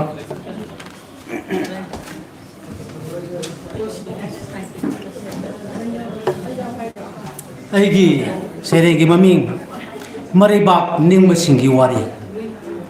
ꯃꯤꯔꯦꯝ ꯊꯤꯔꯤ ꯃꯤꯆꯪ ꯈꯣꯝꯂꯤ ꯃꯤꯀꯣꯛ ꯊꯣꯡꯂꯤ ꯂꯩꯕꯥꯛ ꯉꯥꯛꯂꯤ ꯃꯈꯣꯡ ꯇꯦꯜꯂꯤ ꯐꯝ ꯃꯨꯅꯔꯤ ꯋꯥꯖꯥꯎ ꯉꯥꯡꯂꯤ ꯃꯔꯩꯕꯥꯛ ꯅꯤꯡꯂꯤ ꯊꯕꯛ ꯁꯨꯔꯤ ꯇꯟꯕ ꯇꯥꯅꯔꯤ ꯂꯣꯏꯁꯪ ꯀꯥꯔꯤ ꯄꯣꯠ ꯌꯣꯜꯂꯤ ꯊꯦꯡꯅ ꯀꯥꯔꯤ ꯉꯟꯅ ꯀꯨꯝꯂꯤ ꯈꯨꯁꯨꯃꯟ ꯆꯥꯎꯔꯤ ꯂꯩꯕꯥꯛ ꯆꯥꯎꯊꯔꯤ ꯍꯨꯔꯥꯟꯕ ꯇꯥꯅꯔꯤ ꯑꯁꯤꯡꯕꯅꯤ ꯍꯥꯏꯔꯤ ꯃꯈꯨꯠ ꯇꯤꯡꯊꯣꯛꯂꯤ ꯅꯤꯕ ꯇꯥꯅꯔꯤ ꯌꯥꯏꯐꯔꯦ ꯂꯥꯎꯔꯤ ꯃꯤꯌꯥꯝꯗꯤ ꯀꯞꯅꯔꯤ ꯃꯔꯩꯕꯥꯛ ꯅꯤꯡꯕꯁꯤꯡꯒꯤ ꯋꯥꯔꯤꯅꯤ ꯋꯥꯔꯤ ꯄꯨꯅ ꯄꯨꯈ꯭ꯔꯨꯝꯖꯔꯤ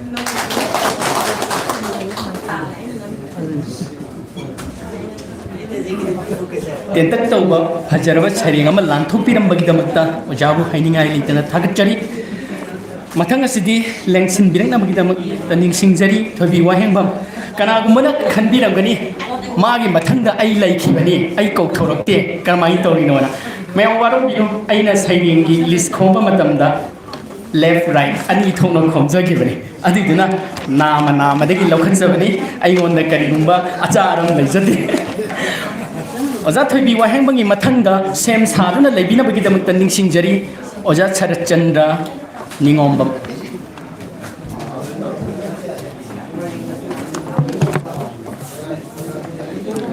ꯑꯍꯥꯟꯕꯃꯛꯇꯗ ꯁꯩꯗꯦꯡ ꯃꯄꯨ ꯑꯣꯏꯔꯤꯕꯤ ꯃꯦꯗꯥꯝꯕꯨ ꯉꯥꯡꯖꯔꯤ ꯂꯣꯏꯅꯅ ꯃꯥꯡꯗ ꯂꯦꯡꯁꯤꯟꯕꯤꯔꯤꯕ ꯑꯣꯖꯥ ꯄꯨꯝꯅꯃꯛꯄꯨ ꯏꯀꯥꯏ ꯈꯨꯝꯅꯖꯔꯤ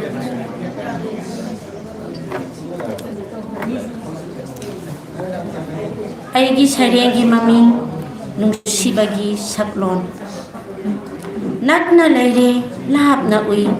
ꯂꯥꯞꯅ ꯂꯩꯔꯦ ꯅꯛꯅ ꯎꯏ ꯑꯣꯟꯕꯁꯨ ꯌꯥꯗꯦ ꯆꯥꯡꯗꯝꯅ ꯃꯆꯨ ꯂꯩꯇꯦ ꯃꯅꯝ ꯐꯥꯎꯗꯦ ꯇꯥꯖꯗꯦ ꯈꯣꯟꯖꯦꯜꯁꯨ ꯅꯥꯠꯄꯁꯤꯅ ꯑꯗꯨꯕꯨ ꯅꯪꯅ ꯀꯣꯟꯁꯤꯜꯂꯤ ꯇꯥꯏꯕꯪ ꯑꯁꯤꯕꯨ ꯑꯃꯠꯇ ꯑꯣꯏꯅ ꯅꯪꯗꯤ ꯏꯃꯥꯒꯤ ꯇꯝꯄꯥꯛꯅꯤ ꯃꯤꯇꯥꯡꯂꯕꯒꯤ ꯈꯨꯠꯇ ꯆꯩꯁꯨꯅꯤ ꯂꯣꯟꯊꯣꯛꯇꯕꯒꯤ ꯃꯥꯡꯗ ꯏꯪꯒꯤꯠꯅꯤ ꯃꯥꯡꯕ ꯂꯩꯇ꯭ꯔꯕ ꯅꯍꯥꯛꯅꯤ ꯃꯇꯝ ꯈꯨꯗꯤꯡ ꯁꯪꯕꯅꯤ ꯃꯐꯝ ꯈꯨꯗꯤꯡ ꯌꯦꯡꯅꯤꯡꯅꯤ ꯏꯅꯧꯇ ꯅꯧꯏ ꯏꯐꯗ ꯐꯖꯩ ꯅꯥꯄꯜꯅ ꯃꯨꯊꯠꯄ ꯉꯝꯗꯦꯗꯣ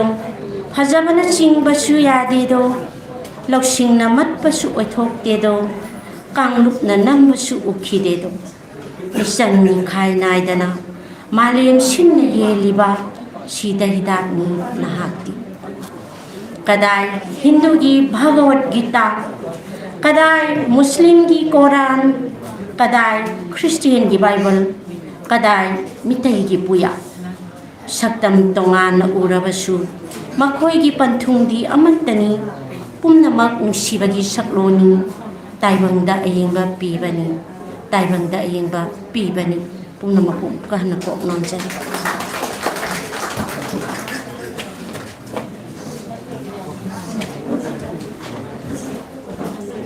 ꯊꯥꯒꯠꯆꯔꯤ ꯑꯣꯖꯥ ꯃꯊꯪ ꯑꯁꯤꯗꯤ ꯂꯦꯡꯁꯤꯟꯕꯤꯔꯛꯅꯕꯒꯤꯗꯃꯛꯇ ꯅꯤꯡꯁꯤꯡꯖꯔꯤ ꯑꯣꯖꯥ ꯁꯔꯠꯆꯟꯗ꯭ꯔ ꯅꯤꯡꯊꯧꯖꯥꯝꯕ ꯑꯣꯖꯥꯒꯤ ꯃꯊꯪꯗ ꯁꯦꯝ ꯁꯥꯗꯨꯅꯃꯛ ꯂꯩꯕꯤꯅꯕ ꯅꯤꯡꯁꯤꯡꯖꯔꯤ ꯂꯥꯏꯁ꯭ꯔꯝ Romola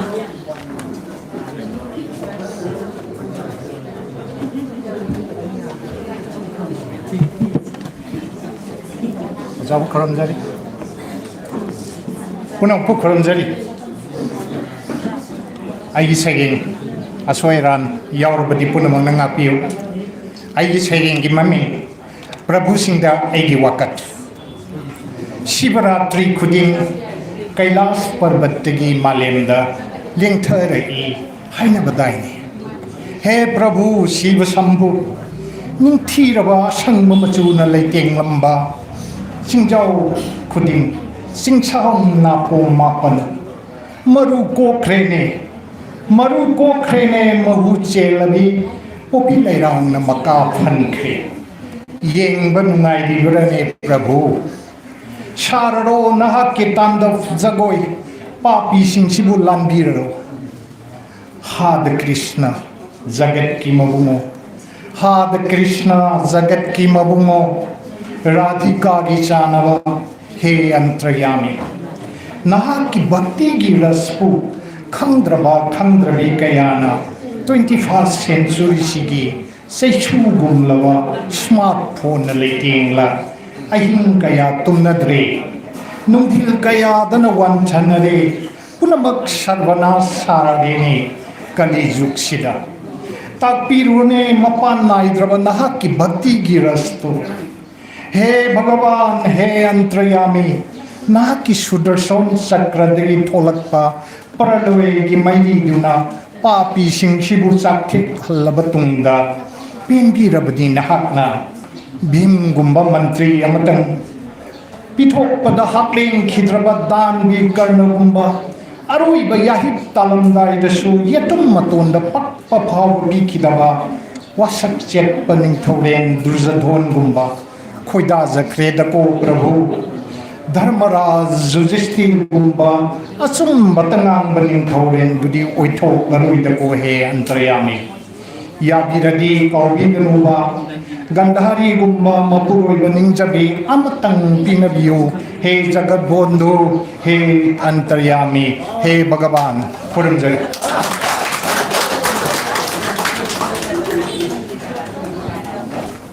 Karam Kandano asuk fazagar mo ozagi saying like amaga ay mon maya daga tamaga fazaga to isi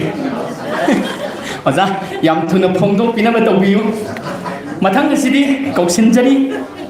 laisam romola gi mathangda shem saduna labina magi ningsingjari en nandini aikona saying si sum korbu matamda mathak makha chathok sasin tawi kaina mayam complain tawde kanu maramdi aikoi asoiba amana mingje khoma matamda thongjin da khomja hogre mayam punamuk phamma kana khomanina kanana hana changakibano do aikoi khanja hogre tasingna thengna sangakba thengna lakhibdi khanjai nganna palama ju thengna kausarake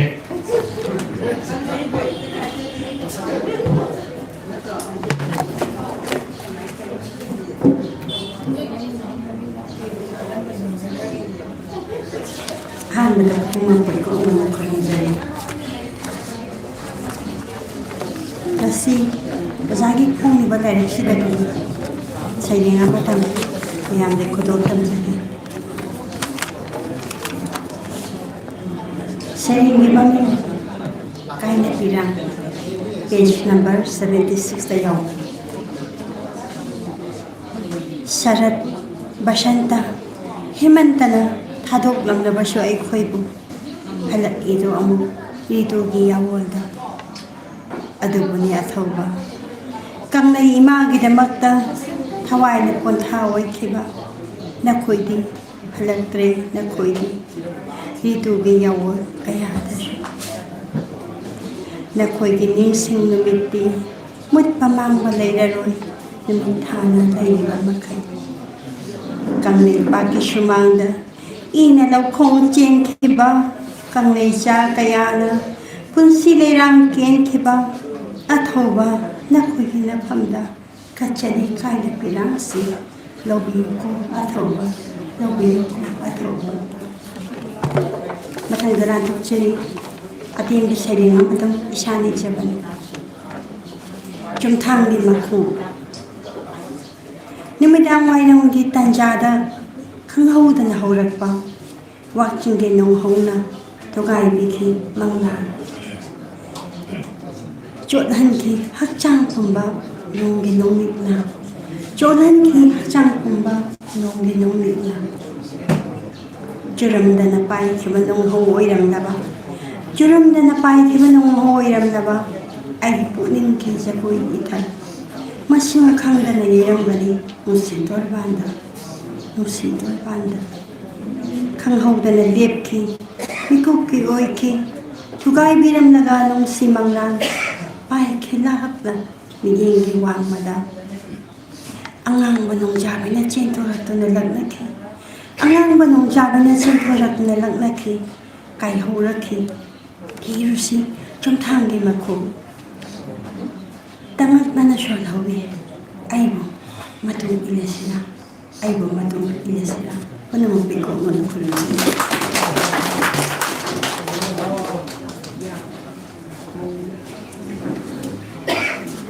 matam kopi lai ne bidu aina sin ama thar ga pha nu ga thamba ngam ma tar ga di mayam ni so apen bo oi gani adana yar ga di saying si pa matam ga amam khatan pabi na ning sinjari kausinjari en nandini masigi mathang da sem saduna lebi na ning sinjari ai sana jawi din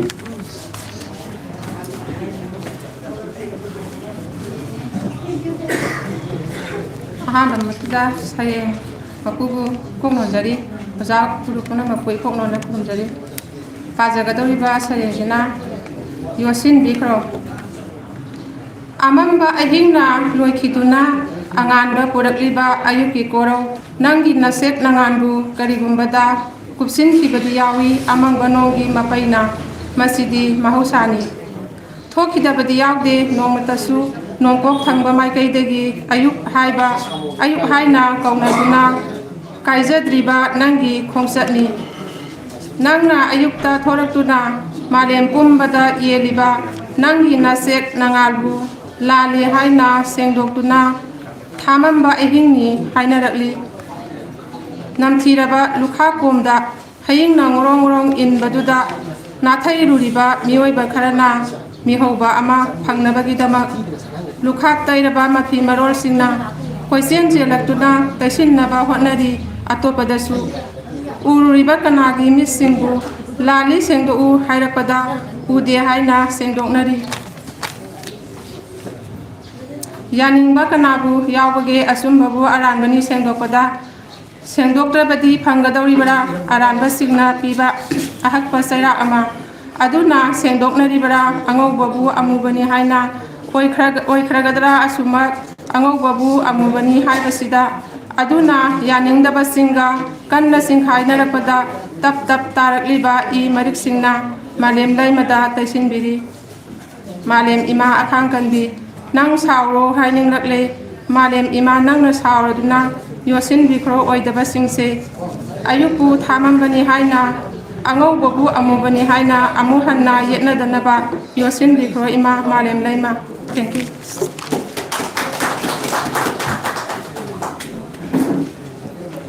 Thagajari zanandini mathang election bidang nabagida nisingzari ai sana zawbi ozagi mathangda usem sanuna laibinam nisingzari tasemadi laime subarani lauthoke tawne ado dusiki to lauthoke nate oza election samo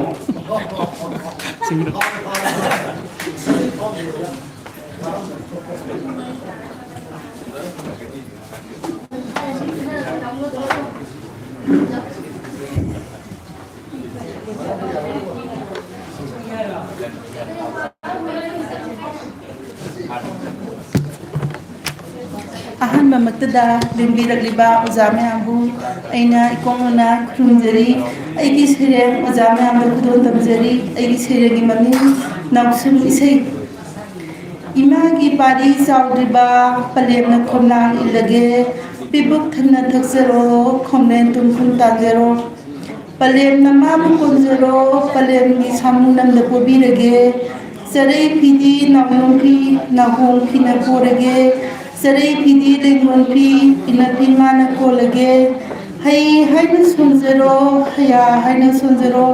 panthong ipabu kaukhade palem imabu nisingzero naksum isai sakbige palem nama aina soraren gilepakta ibudau khori phaba ipana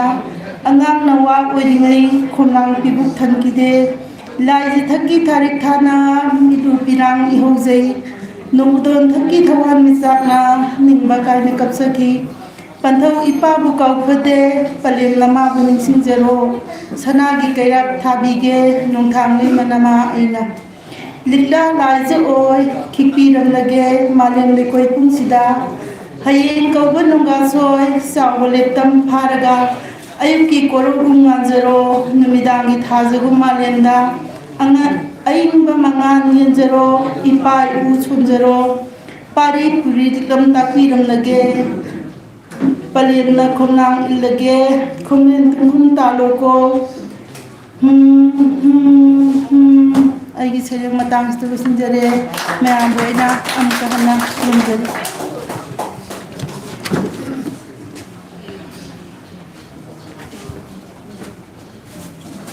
ꯑꯣꯖꯥꯅ ꯏꯁ꯭ꯔꯝ ꯁꯥꯃꯨ ꯌꯦꯡꯁꯤꯟꯕꯤꯔꯛꯅꯕ ꯅꯧꯂꯨꯛꯅ ꯅꯤꯡꯁꯤꯡꯖꯔꯤ ꯑꯣꯖꯥꯒꯤ ꯃꯊꯪꯗ ꯁꯦꯝ ꯁꯥꯗꯨꯅ ꯂꯩꯕꯤꯔꯛꯅꯕ ꯅꯤꯡꯁꯤꯡꯖꯔꯤ ꯂꯥꯏꯃꯌꯨꯝ ꯁꯨꯕꯥꯔꯥ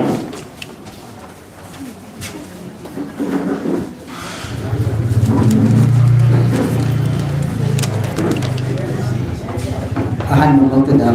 ꯃꯌꯥꯝ ꯄꯨꯝꯅꯃꯛꯄꯨ ꯏꯀꯥꯏ ꯈꯨꯝꯅꯕ ꯆꯠꯂꯤ ꯑꯩꯒꯤ ꯁꯩꯔꯦꯡꯁꯤꯗꯤ ꯃꯌꯥꯝꯒ ꯈꯔ ꯈꯦꯠꯅꯔꯦ ꯑꯗꯨꯕꯨ ꯑꯩꯒꯤ ꯁꯩꯔꯦꯡꯒꯤ ꯃꯃꯤꯡ ꯃꯪꯂꯥꯟꯗ ꯂꯥꯛꯂꯝꯃꯤ ꯉꯔꯥꯡ ꯑꯩꯒꯤ ꯃꯪꯂꯥꯟꯗ ꯏꯄꯨ ꯄꯥꯎꯅꯥ ꯂꯥꯛꯂꯝꯃꯤ ꯌꯥꯝꯅ ꯁꯥꯎꯅ ꯍꯥꯏꯔꯝꯃꯤ ꯃꯃꯤꯠ ꯏꯃꯨꯛ ꯉꯥꯡꯅ ꯃꯌꯥ ꯀꯔꯛ ꯀꯔꯛ ꯆꯤꯛꯅ ꯂꯩꯄꯥꯛ ꯉꯥꯡꯂꯤꯕ ꯅꯈꯣꯏ ꯏꯆꯥꯅꯤ ꯏꯁꯨꯅꯤ ꯑꯩꯒꯤ ꯏꯅꯤ ꯍꯥꯏꯅꯤꯡꯗꯦ ꯂꯩꯕꯥꯛ ꯅꯤꯡꯕ ꯁꯥꯗꯨꯅ ꯑꯩꯒꯤ ꯏꯐꯝꯗ ꯍꯩ ꯂꯩ ꯀꯠꯄ ꯂꯥꯛꯂꯤꯕ ꯂꯥꯏꯕꯛꯇ ꯑꯉꯥꯡꯕ ꯅꯝꯗꯨꯅ ꯃꯤꯅꯥꯏ ꯃꯤꯁꯟꯅ ꯍꯨꯌꯣꯝ ꯁꯥꯅ ꯅꯈꯣꯏꯕꯨ ꯏꯀꯥꯏꯗꯕ꯭ꯔꯥ ꯁꯨꯛ ꯄꯥꯡꯗꯕ ꯃꯤꯀꯤ ꯊꯤ ꯃꯤꯇꯝꯕ ꯇꯥꯎꯕ ꯍꯨꯏꯒꯨꯝ ꯃꯤꯒꯤ ꯈꯨꯌꯥ ꯂꯦꯞꯄ ꯃꯤꯒꯤ ꯊꯧꯖꯥꯜ ꯍꯤꯡꯕ ꯄꯥꯝꯕ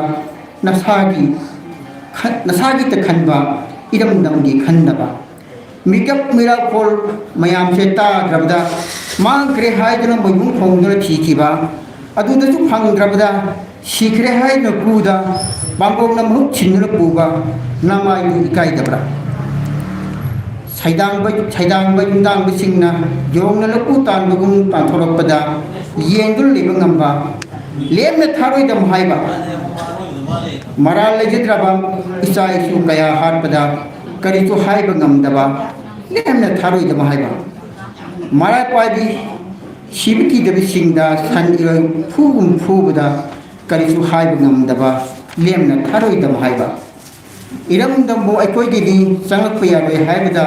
ꯆꯪꯂꯨꯕ ꯉꯝꯗꯕ ꯂꯦꯝꯅ ꯈꯛ ꯊꯥꯔꯣꯏꯗꯕ ꯍꯥꯏꯕ ꯆꯤꯡꯒ ꯇꯝꯒ ꯋꯥꯌꯦꯜ ꯈꯥꯏꯗꯣꯛꯄꯗ ꯀꯔꯤꯁꯨ ꯍꯥꯏꯕ ꯉꯝꯗꯕ ꯅꯈꯣꯏꯕꯨ ꯏꯆꯥꯅꯤ ꯏꯁꯨꯅꯤ ꯍꯥꯏꯅꯤꯡꯗꯦ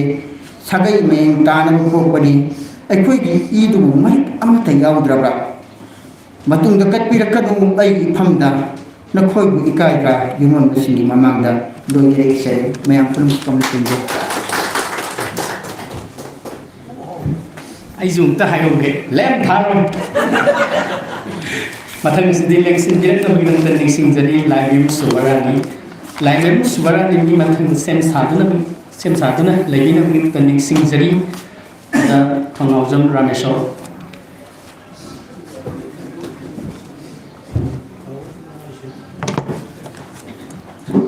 ꯅꯤꯡꯁꯤꯡꯕꯤꯔꯤꯕ ꯄꯨꯝꯅꯃꯛꯄꯨ ꯈꯨꯔꯨꯝꯖꯔꯤ ꯑꯩꯍꯥꯛꯀꯤ ꯁꯩꯔꯦꯡꯒꯤ ꯃꯃꯤꯡ ꯅꯤꯡꯉꯣꯜ ꯅꯨꯡꯁꯤꯗꯀꯣ ꯅꯤꯡꯉꯣꯜ ꯃꯄꯣꯛ ꯅꯨꯡꯁꯤꯗꯀꯣ ꯅꯤꯡꯉꯣꯜ ꯃꯄꯣꯛ ꯄꯟꯊꯧ ꯁꯪꯒꯥꯏ ꯆꯥꯏꯒꯣꯅꯨꯡꯗ ꯂꯩꯁꯥꯠ ꯇꯝꯗꯨꯅ ꯏꯅꯤꯡ ꯇꯝꯅ ꯁꯥꯟꯅꯖꯔꯝꯕ ꯁꯦꯠꯅꯤꯡꯕꯇ ꯁꯦꯠꯅꯤꯡꯕꯇ ꯆꯥꯅꯤꯡꯕꯇ ꯆꯥ ꯀꯦꯒꯦꯗ ꯏꯅꯤꯡ ꯇꯧꯗꯨꯅ ꯂꯩꯖꯔꯝꯕ ꯅꯤꯡꯉꯣꯜꯐꯝ ꯍꯩꯗꯣꯛꯇꯨꯅ ꯃꯥꯟꯖꯦ ꯃꯀꯥꯗ ꯆꯠꯂꯕꯗ ꯐꯤꯖꯦꯠꯁꯨ ꯍꯣꯡꯂꯤ ꯁꯥꯖꯠꯁꯨ ꯍꯣꯡꯂꯤ ꯇꯥꯏꯕꯪꯄꯥꯟꯒꯤ ꯆꯠꯅꯕꯤꯅꯤ ꯍꯥꯏꯗꯨꯅ ꯑꯍꯣꯡꯕꯇꯅ ꯊꯜꯂꯕ ꯅꯤꯡꯉꯣꯜ ꯅꯪꯒꯤ ꯄꯨꯟꯁꯤꯅꯤ ꯁꯥꯖꯠꯇꯁꯨ ꯂꯤꯆꯠꯇꯁꯨ ꯐꯤꯕꯝꯗꯁꯨ ꯄꯨꯝꯅꯃꯛ ꯑꯍꯣꯡꯕꯅꯤ ꯑꯍꯣꯡꯕ ꯃꯄꯨꯔꯣꯏꯕꯒꯤ ꯃꯤꯠꯌꯦꯡ ꯈꯥꯗ ꯍꯤꯡꯖꯔꯤꯕꯤ ꯃꯄꯥꯝ ꯂꯝꯗꯝ ꯂꯝꯅꯨꯡꯁꯤꯒꯤ ꯃꯤꯠꯌꯦꯡ ꯇꯥꯝꯅ ꯂꯩꯍꯧꯔꯤ ꯃꯧꯒꯤꯁꯤꯡꯗ ꯆꯜꯂꯦꯗꯣ ꯃꯃꯥ ꯍꯥꯏꯕꯤ ꯑꯣꯏꯗꯨꯅ ꯃꯆꯥꯒꯤ ꯅꯨꯡꯉꯥꯏꯕ ꯃꯇꯧ ꯎꯔꯨꯕꯗ ꯄꯂꯦꯝ ꯄꯟꯊꯧꯕꯨ ꯑꯀꯥꯎ ꯄꯔꯩꯅꯔꯛꯂꯕ ꯊꯃꯣꯏꯅꯗꯤ ꯅꯤꯡꯁꯤꯡ ꯈꯨꯗꯝ ꯃꯃꯤꯡꯗ ꯄꯨꯝꯅꯃꯛꯄꯨ ꯈꯨꯔꯨꯝꯖꯔꯤ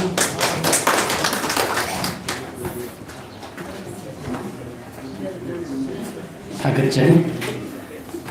सैरें थीब मतमदा याम तोयना कोई अरोइबदा थीजगे गाना दुम हायरंबा अदु ngasiदी आइसु मी खर तिलिङाइदा थीजगे चिरोन तौरबो ओजा अमा यावे ओजा खंबिरंगने मथांगसिदी ओजा रामेश्वरगी मथांदा चिरोन तौबिरंबो ओजा एकेन खुराई सेम सादु लेबी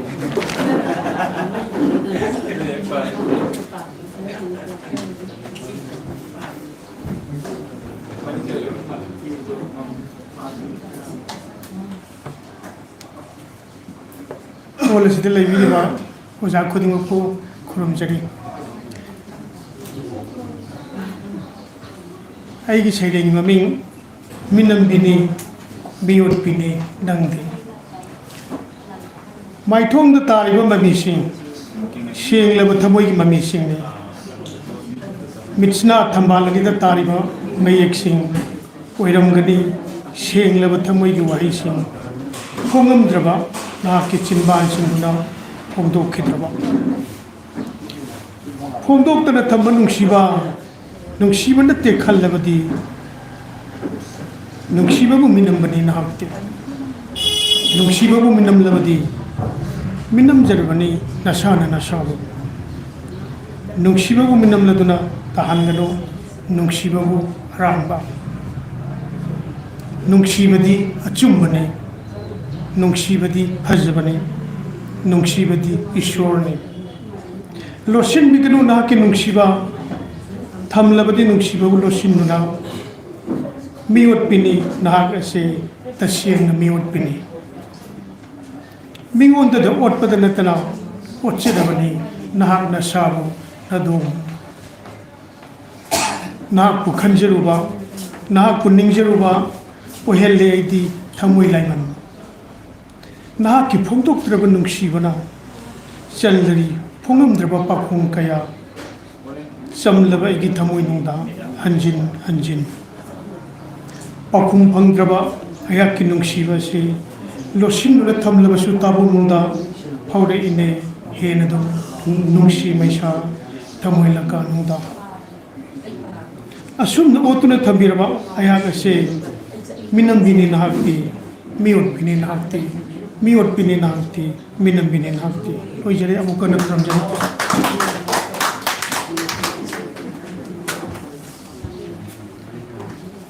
ओजा रामेश्वरना मौबा यामना रोमांटिक ओइबा सैरेंग अमा थिरमगा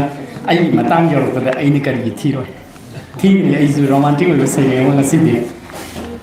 लेंसिन बिरंग मनिंग सिंगजरी ओजा एकेन खुराई तसेमदि ओजा एकेन खुराई जे ख्वाइगी इहान हानबदा लेबे अदुबु महाना मियोय 18 पाग्र मतुंग द कुनसुबदा पागदोरिजे कायम याम चाव कथोइनो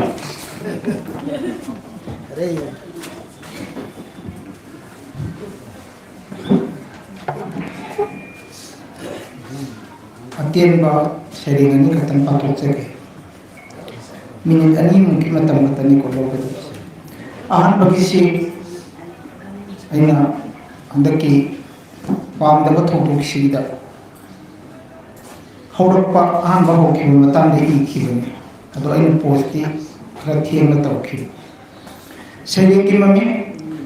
चिंगयागी खांपोक्सन चिंगयागी खांपोक्सन सिंगना नंगु खौरांना नायहो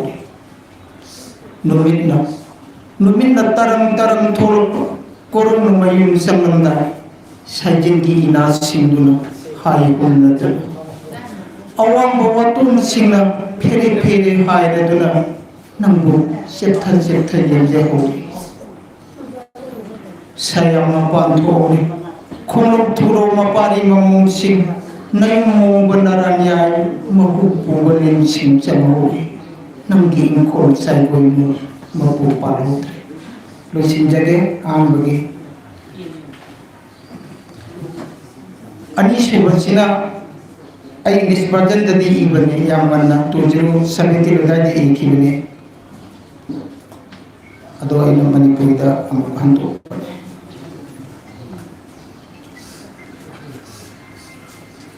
अइने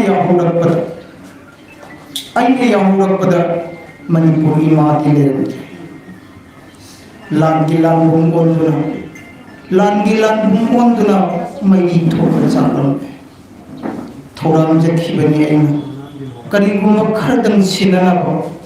अइगी वखल लोछि खोइथुमलब वाहि परे नुसिबगी मापाव इंखौलांनिबो इंचिपगी पावजे कदाइदा लेख्रेमा कदाइदा लेख्रेमा नखुम नकुट अनिमक तेक्ल फाव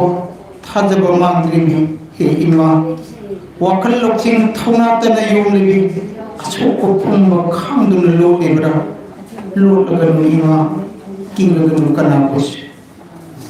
थेंगलख्रे कोई मांगनम चत थेंगलख्रे कोई मांगनम चत खुदों थीब कया कया ngairibeni koina imagi thamoiduna mapan naidana paktho sajik thabagum mache mangalagna tarang tholapamiko malini mipung kudingna nangdi minkhaibu sakna sona honina malini mipung kudingna nangdi minkhaibu sakna sona honina punamu kutalasa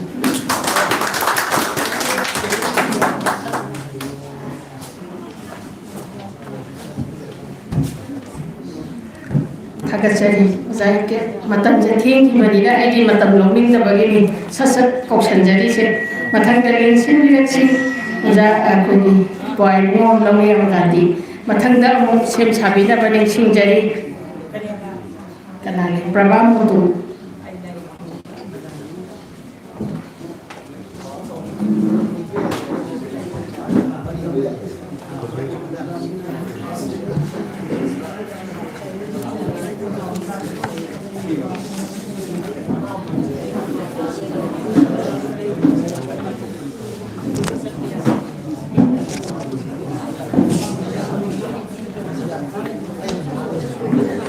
I think the city of the city Maming Kunai Sida Nasigi Samas Asigi Mien Kada Idam the Masigi Ima Benchina Par in a piggy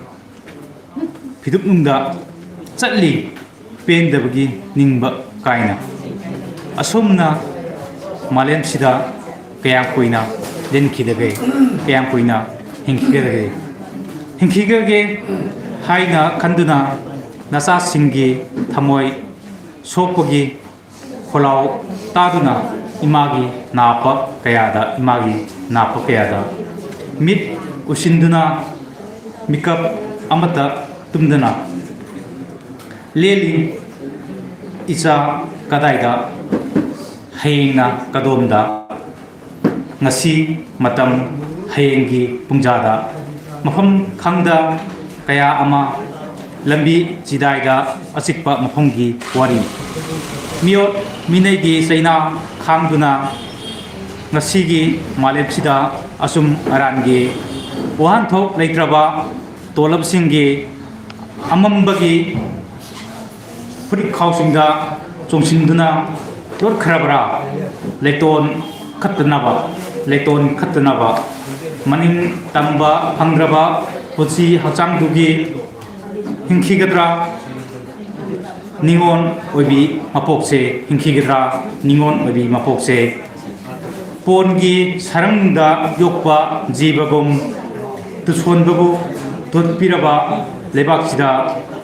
Lana Labjinkraba Tawasing Lana Labjinkraba Tawasing Wakatpam Lekraba Iramdam Kiku Lotkre Angamba Makulsu Tak hidre mana pangkre loina oiraroi ima singi tengtha wakat oiraroi ima singi tengtha wakat mutkre thawmaisu asumbagi lambi sing aranba kaya sing lonkre puron chatopa umdanaba yesin kre singchep wakat singi tengtha konjen tadanaba Pusin kre una mamising nokli harauri makoi singdi maisha haudraba kanungduda hipli yatari molaba mupatakta molaba mupataktuda wakal punging momon noktuna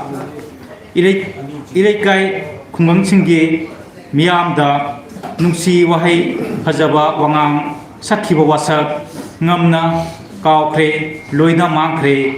ngasi khunai sigi samasida ngasi khunai ki samasida ai tang sida losinjare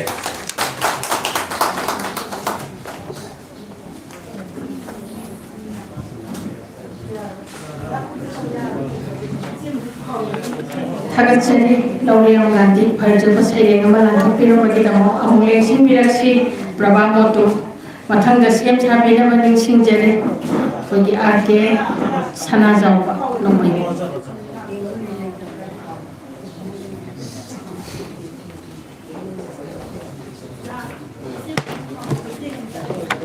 Segi Saidin Puren Noibiri Wazabu Kai Kunabu Sari Matanda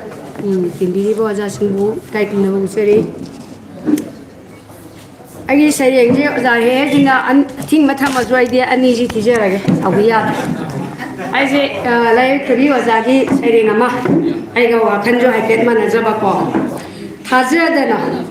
Mawung Pawdi Haipet Mali Masanali Masak Pajai Mawang Paudi Haipet Mali, Masa Nali, Masak Pase, Apava, Tamoy Semba, Uxian Chauba Mali, Mali. Yam Namali Tazadana Pajabu Ubaya de Magi Hector winning ba, Pajabu Ubaya de Magi Hector winning ba, Kalak Chauba, Kamban Chauba, Watok Chauba, Punamani, Kalak Chauba, Kambal Chauba, Batok Chauba, Punamani, Tazadana. Karamba Tamoy, Karamba Wakal. Nungsiba yaude thamoida karamba thamoy karamba wakal nungsiba yaude thamoida kalakpatani masado male ya male minungsi chauba dharma chenba male ya male minungsi chauba dharma chenba thajadana sathirami thamoido Fajabu ubaya adabami simuloi jare da aina izaba aina mari shuba lari koina phongen thamjariba lei langba haiba sereng lari edudagini ai buloiba laima ba nanai buloiba laikoi mapure ai buloiba laima ba nanai buloiba laikoi mapuren yolabada ngapiu lalabada kanbiu Yolabada ngapiu lalabada kanbiu khangjadaba nachana naini khangjadaba nachana naini kongyang wapum tabagum punemjari sanamangda kongyang wapum tabagum punemjari sanamangda thaujan biune lekoi mapure thaujan biune lekoi mapure aina loina ngamledi khanbiganu aigu ngamba ma leibini kobiganu aina loina ngamledi khanbiganu aigu ngamba ma leibini kobiganu purambo amukana kumjari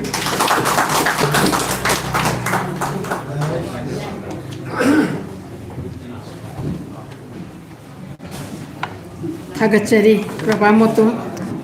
Prabha ki saireng to thuna khongdo sine Prabha kuire bani ma ki saireng lagi nang ki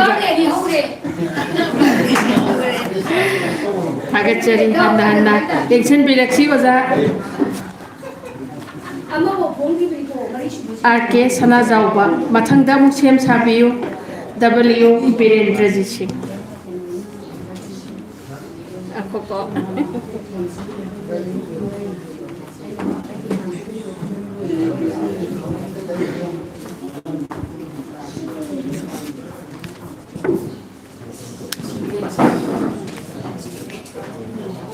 Sidin mapu amadi lengbirak iba puno mapu ko namjari angang ori ede toini satsaki khungang namagi maramda ijabani serenge mamin Laikol masa ama lairi bakti shumatpa mahuksa ki khusem amatta oibagi phajaba tagat lek manil gi masu sine sindok diba satkai beta ngai diba sum thang sigi makha singkhong dudani anu bunumit ki yahu pham Sanglam dai mangal gi sanapam Singnunggi lok masa singna iwairiba liraba nungsiraba piklaba lamdam haipal laipal sa ucek angang singna maning tamjariba laikol macha ama lairibaki mapa mapu singlatsariba sa ucek samok singbu ningjabana soiphajaba mathau oijariba tam lava singyagi aroi bu khungang marol wakhal gi dalan sade matik nataba lakla roi daba ngai de makhoi gi midyeng thamde atiada loktang changde khoida bani sana phaubu yengduna tamla sana phaubu ngai duna tamla bo labuk ni Nigeria, Kurumjari.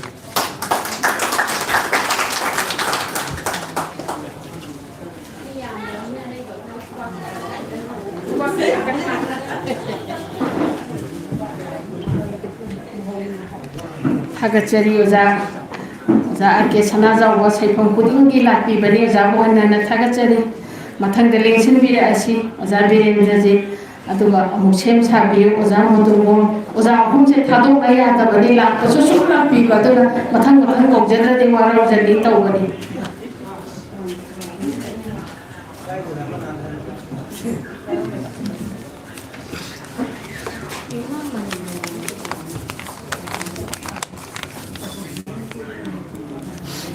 pun menjadi lagi saya yang memang panggilnya thawai buku nusilan theng merata orang khambang berapa leta dan ini jauh berapa mita bacana ni tunsili ba nungthangi jo khutek kusukai rabada panggilnya thawai buku hukum yelagli pamule nungsiba yelagli pamule nungsiba yanaba yanada bagi phirek nungki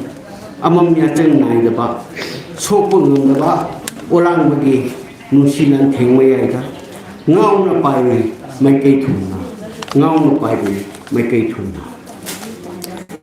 kaya da nusina pirangna li sapungna kaya da nusina pirangna li sapungna ngasigi thogok sida yachan bidraba kanagi chengobu ururaga yachan nabidraba kanagi chengobu ururda habi gadoribra penbi gadoribra masibo habi gadoribra penbi gadoribra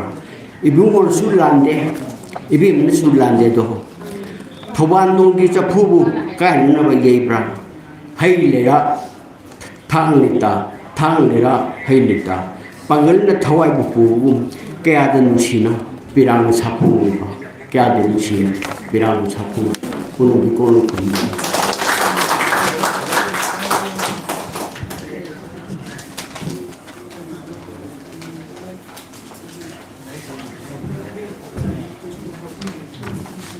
thagachari ozabu sairing bhaja be biu si timbo ki minaraga sairing bhaja la thopi oza hoje thawai yang pi adala yang harau jai oza lengsen beraksi oza motungo mathangda amu sem sabida bani lengsen jai yumna mani mohon laitra adoradi oza khetri jitenda sem sabi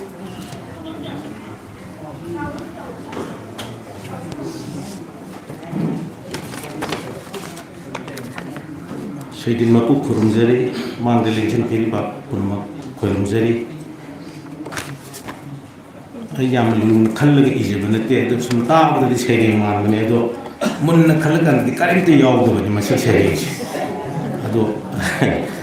ai thok mok tor ga malhan gane ayam tabi se seri gi maming leirang bi ayuk ki likla na tak tringai Korogi maisha sunem lingai leikol gi sidai amada angang bukuro mapana bombong na sa liga upal duda lehi sup liga khoining singna amat to oiba sehekta खुद यंदाई पाई संबान बचरे इल्लिबी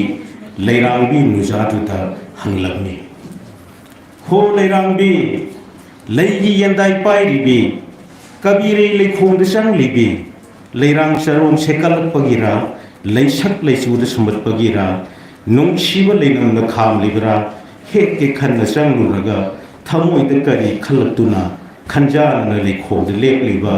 नुजाई वाखल लमुकनरबरा मालंग छौन खाम बगिरा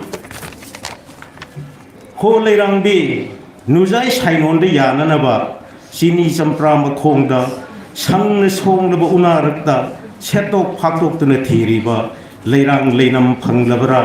Lesk मनाग मानमनबना लेरांग थीब ngamद्रबरा लोट लिब लिनखाक कीबना लेरांग हेक्तना हल्लदरा निंगोल थमोई कायरदरा हो लेरांबी लई यंदाई थादोकलो थमोई लेकोल चंगलोरो तामन संतोक्रिब लेकोल से लेखल सुन सालिब से सुमथांगी मसुगुम निंगथीजब से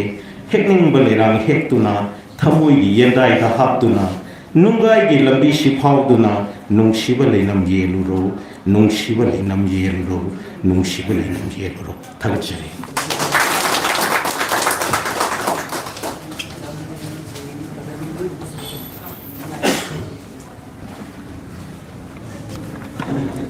थागचरी ओजा नुंसिनिंग सिबा येनिंग गुनबा सैरिंग थिबी बना कोई अहल लोइसनबदगी खितांदी नाथोकने खंजे जा इलेक्शन बिरक्सिंग जा जितेंद्र खेत्री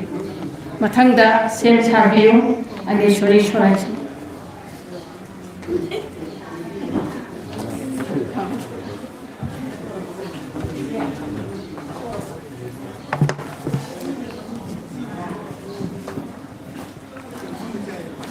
पुनः मपो अहमद खुरुमजरी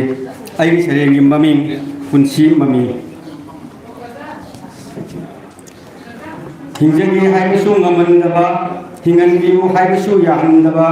खुनाई सिगी मरकता लोदिबा नियम ओनख्रबा चनबी ओक्टो ओक्सिन सानरी मानदबा पुंसी सिंग सेमली अकुट अतोंग नायहली खेनबबु मयेक सेंगली चटली कनादसु खंगनदना थाददना मोंग हादना हिंथक हिंथसु थपीरी चुमना लेप्सब ngमनदे थोंगिल खुदिंग चंगदुना तपना तपना योक्सिलई खौरी चरम मेटपीरी सोर होनब ngमनदे अनौब मयोन खुदतपीरी असागी पामेन यांथतपीरी तबी तबी इंथुरकली पुंसीगी ममी मुथतपीरी पुनमकु खुरुमजरी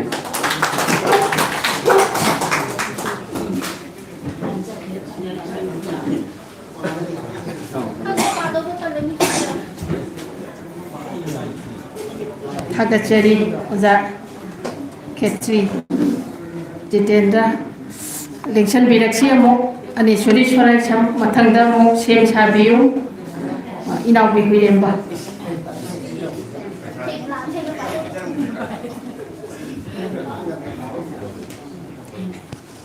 ओजाना कौबो लोइजिङैदा दुम साना खंग संजरे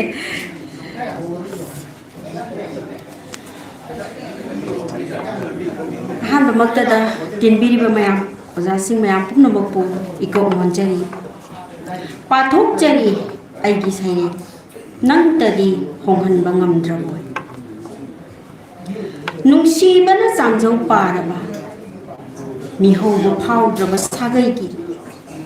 थमोइगी लेरांग चरासे थारुगे खन्न चतखी आइगी खुंगमगी लेहाउदा आइगी खुंगमगी लेहाउदा येनिंग थागी तनौरबा माइथोंसिंग मानहौनरदुना थमोइ मरांग हौ मालंग इसिक थेम चिबोन चिबोन पौशाना उना अमदगी अमदा ngathu thengthuraduna haukiba matangi wari singbon sing thokiba thodok kayagi ningsing bada nungsiraba mikupu naupuraduna imai chol na chelhowi aigi khungangi turena aigi khungangi turena ningthamgi ulenchu nachungda saki nungsit mapi paiki ꯏꯇꯥꯁꯤꯡꯒ ꯍꯨꯃꯥꯡꯅ ꯆꯣꯠꯂꯗꯨꯅ ꯂꯩꯔꯤ ꯅꯥꯒꯦꯁꯣꯔ ꯎ ꯊꯝꯕꯥꯜ ꯍꯩꯇꯣꯏ ꯍꯩꯅꯤꯡ ꯍꯩꯀ꯭ꯔꯨ ꯎꯊꯛꯇ ꯀꯥꯗꯨꯅ ꯆꯥꯃꯤꯟꯅꯈꯤꯕ ꯑꯗꯨꯕꯨ ꯉꯁꯤꯗꯤ ꯑꯍꯣꯡꯕꯒꯤ ꯃꯥꯂꯦꯝꯗ ꯅꯧꯈꯥꯏꯔꯝꯂꯦ ꯑꯍꯣꯡꯕꯒꯤ ꯃꯥꯂꯦꯝꯗ ꯅꯧꯈꯥꯏꯔꯝꯂꯦ ꯍꯣꯡꯂꯛꯂꯤꯕ ꯃꯍꯧꯁꯥꯒꯤ ꯈꯣꯡꯆꯠꯅ ꯉꯝꯅꯃꯛ ꯍꯣꯡꯈ꯭ꯔꯕꯁꯨ ꯍꯣꯡꯕ ꯉꯝꯗ꯭ꯔꯤꯕ ꯍꯥꯏꯕꯕꯨ ꯏꯉꯥꯒꯤ ꯅꯣꯡꯖꯨ ꯃꯔꯛꯇ ꯊꯣꯛꯂꯤꯕ ꯃꯄꯨꯡ ꯐꯥꯔꯕ ꯍꯦ ꯅꯤꯡꯊꯤꯔꯕ ꯊꯥꯕꯜ ꯅꯪꯇꯗꯤ ꯍꯣꯡꯍꯟꯕ ꯉꯝꯗ꯭ꯔꯕꯣꯏ ꯅꯪꯇꯗꯤ ꯍꯣꯡꯍꯟꯕ ꯉꯝꯗ꯭ꯔꯕꯣꯏ ꯄꯨꯝꯅꯃꯛꯄꯨ ꯑꯃꯨꯛꯀ ꯍꯟꯅ ꯏꯀꯣꯛ ꯅꯤꯡꯖꯔꯤ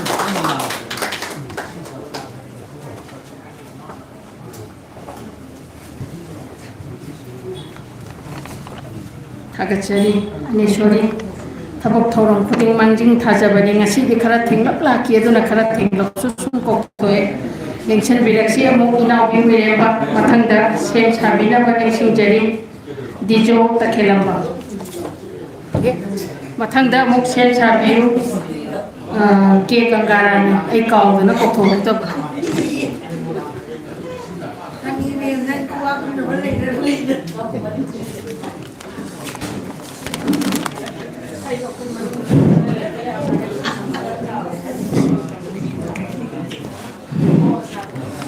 पुनः कोई काय खुन बसरी गसिदी यामना रोमांटिक सेरेंग मयामा कवि मयाम थीबी रे अदुना गसिदी नाई मडु ओना तैनबदो इना थिजरगे अदा मतुंगा अमु रोमांस की सेरेंग जे आइसु याम मौजबने अदुना मसी इरगे हेना खरेंसा चुना बाय तारे अदु गसिदी अतोपा सेरेंग अमोइना थिजगे सेरेंगी ममिंग मंथरा कई कई कौशला लैरी हौजिकसु चितागी उट मरक्तगी हौगलई मंथरा कई कई कौशला लैरी हौजिकसु चितागी उट मरक्तगी हौगलई मंथरा लैसिलदा कोनुंग ओई मरक मरक्ता अयोध्या तांगोई मरक्ता ओली ngasi mirol singna sing paikhalakli कई कई अयोध्या नि अहनबंगामी युम दलाई gi lainam jen basungami लेबाक सिदा पोई कई कई दगी कई कई कई कई कई कई तादुना तलई सैसुगी मखोल कक कक कक लेमाई द थिनबा वाहेगी कुची कोसिलई अत्या तमना वांखली नुंसा सोर हु सिंगना साइथोरई तरंग मालंगा मंथरा मयाम लीला तौरी लेबाक सिदा मौसिंग धर्मबु फी ओइने इनरिबनी मंथरा दी त्रेता जुक्त फीबु चिंथोई नुपी सिंग नुपागी मसिन मेली मखुतना ओना तैनरबरा तैबंग पाल सिबो मंथरा की मंथरा ngact ngaire पुक्सिर होंखिनी पाखले कैके पुनः पुखरुम जे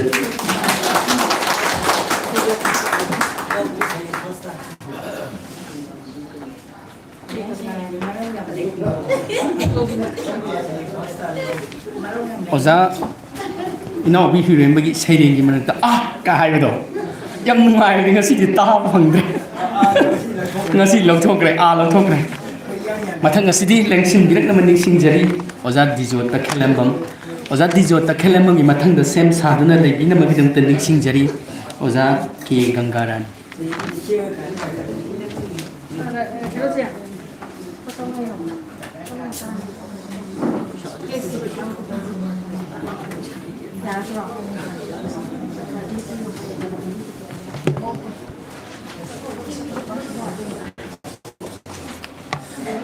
पुनः मपो इकाई कुमना उसर आई सैरेंगी ममे नोंगाल हनिंद्रबा अहिंग अहिंग से नोंगाल हनिंगदे मिसेल खांगलुब इमित से अकी बगलोना पांथोक पांथोक लई मसेन मरांग उरे निंग तम मयोन चोंग लई साना निंगबा मोंग साना निंगबा मोंग साना रई मदोम तंगी निंग तंबो एरई मतंगी इरो नुंगदा अदुबु मतंगी इरो नुंगदा लंगला लंगदा दो साना रई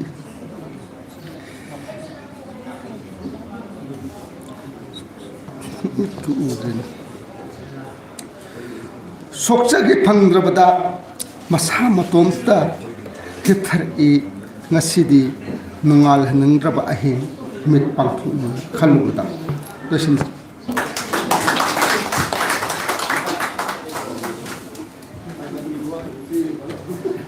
mathang asidi lengthok piruk na bagidam taning singjari oja gangarani gi mathang da sem saduna lebi na taning singjari isan lithoi chan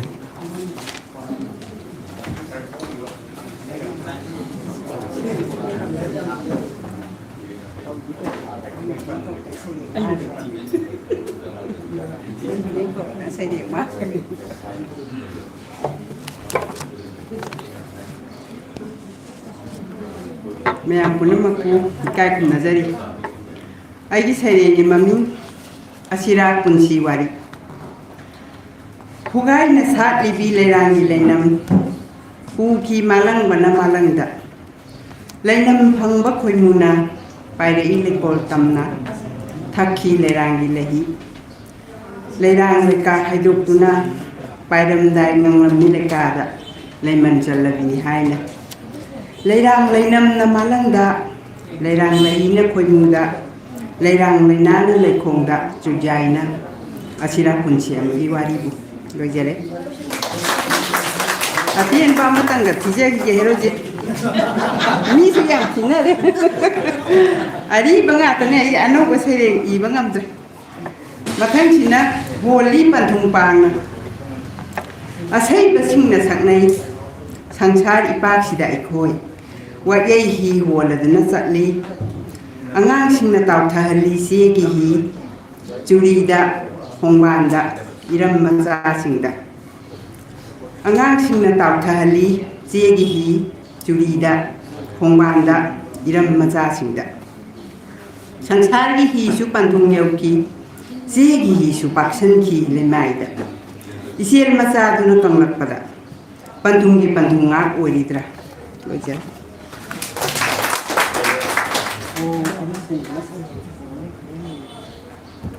थागतचनी ओजा गंगा की चे ही तारोगा ओजा तेलेम की सु चे की ही अमा लैको आई निंगसंगी ममांग की कमी शामिल नमदा चे की ही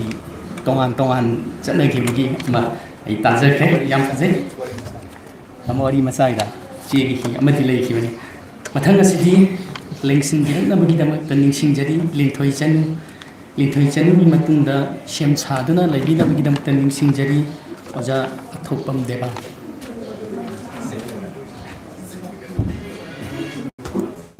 हाना मक्तदा मयाई टाइमोन सिंबिर ओजा अमदि मानो पिबिर नो पोटाक नमचरी आइगी सेरेंग से मतम की सेरेंग होजिक मतम सिगी सेरेंग हाइतारे को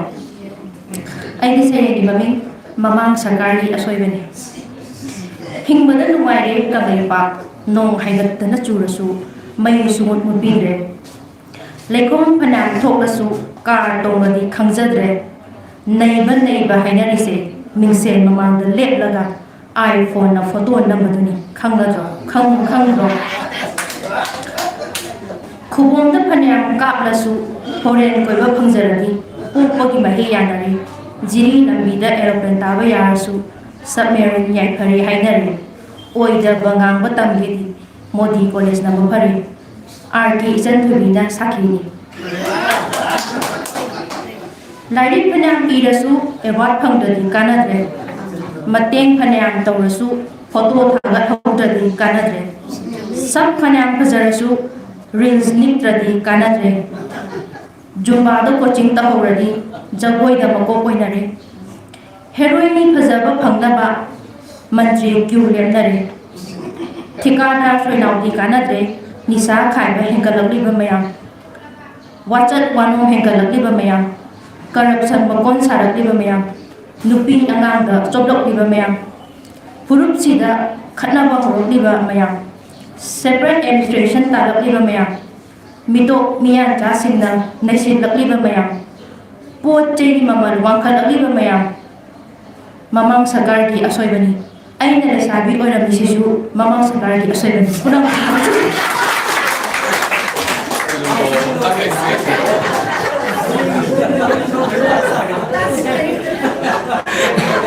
ꯑꯗꯨꯃꯥꯏꯅ ꯈꯪꯗꯕ ꯏꯅꯥꯎ ꯌꯥꯝ ꯂꯩ ꯄꯥꯎ ꯄꯤꯖꯈꯤꯒꯦ ꯅꯝꯕꯔꯗꯨꯗ ꯐꯣꯟ ꯄꯤꯕꯤꯔꯛꯑꯣ ꯃꯊꯪ ꯑꯁꯤꯗꯤ ꯑꯣꯖꯥ ꯗꯦꯕꯥꯟ ꯂꯦꯡꯁꯤꯟꯕꯤꯔꯛꯅꯕ ꯅꯤꯡꯁꯤꯡꯖꯔꯤ ꯑꯣꯖꯥ ꯗꯦꯕꯥꯟꯒꯤ ꯃꯊꯪꯗ ꯁꯦꯝ ꯁꯥꯗꯨꯅ ꯂꯩꯕꯤꯌꯨ ꯑꯣꯖꯥ ꯔꯟꯖꯤꯠ ꯅꯣ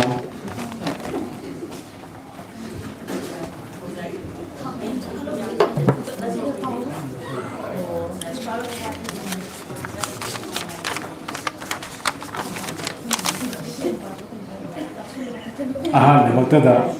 ꯉꯁꯤꯒꯤ ꯁꯩꯗꯦꯡ ꯃꯄꯨꯕꯨ ꯏꯀꯣꯛꯗꯨꯅ ꯈꯨꯔꯨꯝꯖꯔꯤ ꯂꯣꯏꯅꯅ ꯉꯁꯤꯒꯤ ꯊꯧꯔꯝꯁꯤꯗ ꯂꯦꯡꯕꯤꯔꯤꯕ ꯑꯣꯖꯥꯁꯤꯡ ꯈ꯭ꯋꯥꯏ ꯄꯨꯝꯅꯃꯛꯁꯨ ꯏꯀꯥꯏ ꯈꯨꯝꯅꯕ ꯎꯠꯆꯔꯤ ꯑꯩꯒꯤ ꯁꯩꯔꯦꯡ ꯍꯧꯖꯤꯛ ꯍꯧꯖꯤꯛ ꯂꯩꯇꯥꯗꯅ ꯂꯩꯔꯤꯕ ꯐꯤꯕꯝ ꯑꯁꯤꯗ ꯏꯖꯈꯤꯕ ꯃꯌꯥꯝꯒꯤ ꯁꯩꯁꯛꯄ ꯍꯣꯏꯗꯣꯛ ꯅꯥꯎꯕꯣꯏꯅꯁꯨ ꯏꯁꯩ ꯑꯣꯏꯅ ꯁꯛꯄꯤꯈ꯭ꯔꯕ ꯃꯌꯥꯝꯗ ꯈꯨꯗꯣꯜ ꯇꯝꯅꯕ ꯊꯧꯔꯥꯡꯖꯔꯤꯕ इसाई दादरी सैरे मैं ममांग पाथोचगे सैरे ममिंग मंगाल थीरी सारब नुसाद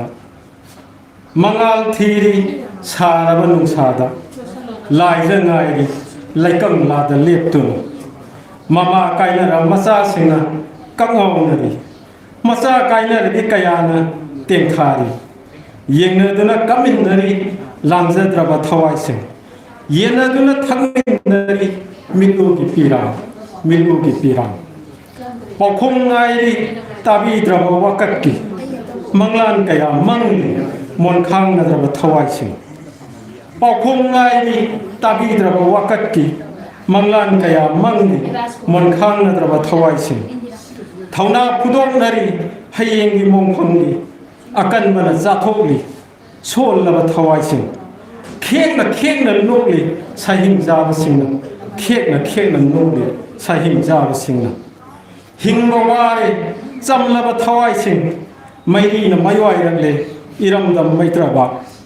लंजा क्वाकी सता फम ओइरले माइकई खुदिंगना हे खोन निलकले कुम्हैगुम येंगली वायेन मपुसिंग कुम्हैगुम येंगली वायेन मपुसिंग पुनः खुरुमजे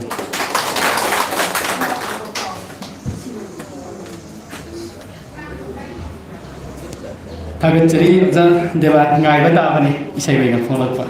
मथंग असदि लेंसन बिरकबगिदमत निंसिंजरी ओजा रंजित नो ओजागी मथंगदा सेम सादना लगिनबगिदमत निंसिंजरी ओजा वाई मुनिंद्र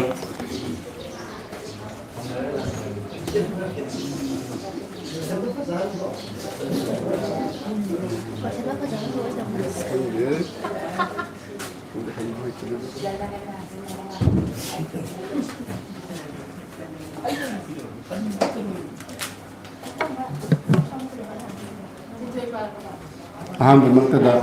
सैदन मपू को खुरुमजरी लोइनना तिनबीरबा ख्वाई पुमनमकुसु को नोजरी आइगे साइरेंगी ममिंग नमथे नुनु संबल नापगे नाचोमना कौरगना नाकता करिगी लोलिबा माइथोंना हाइथारकबा सामनांगदा हुरानदुना येंगलिबा मिये वहाई अमतसु हाइदना करी पाखोंनो चलिबा संचिन बसुंगमदना नाकता हंजन बसुंगमदा लेपदुरी लांगतकनरबा वाखर खैरांग हले पुनिंग करिगी मिचानरुरी मिसि अनिसिना येतकी नाचोमनि खंना संचिलुरगनु लेपलुरगनु खोंफमदुदगी तावररुगनु असागी पाक्ता कोंगोलगुम खल्लो पुंसिगी येगलबनि तिंखंगी संबलदी शिरोक बलाइबनी मिनुसिगी संबलदी खादिङै खंथाहो खंदोकलो हुंदोक खरो पोमांसिंग सेंथान खरो ताउथान खरो सेलदा थिंगे खल्लुगनु कल्लबै सेलबु सारुगनु अपाइबा सानरुगनु पाइदुना चाकपा मैबु ओइरुगनु मैरिदा मैरानबी खल्लो अफबा वखल अचुंबा खल्लो अफबा अचुंबा वखल सेलो असेंबा फिजोल तिल्लो मिरक्ता सिंगलेना पुनः मबु थागचरी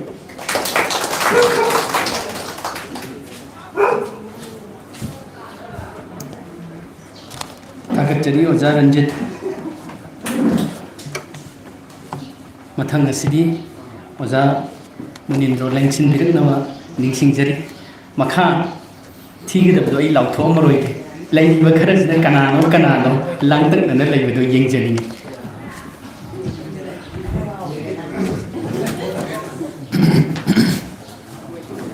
ꯑꯩꯒꯤ ꯁꯩꯔꯦꯡꯁꯤ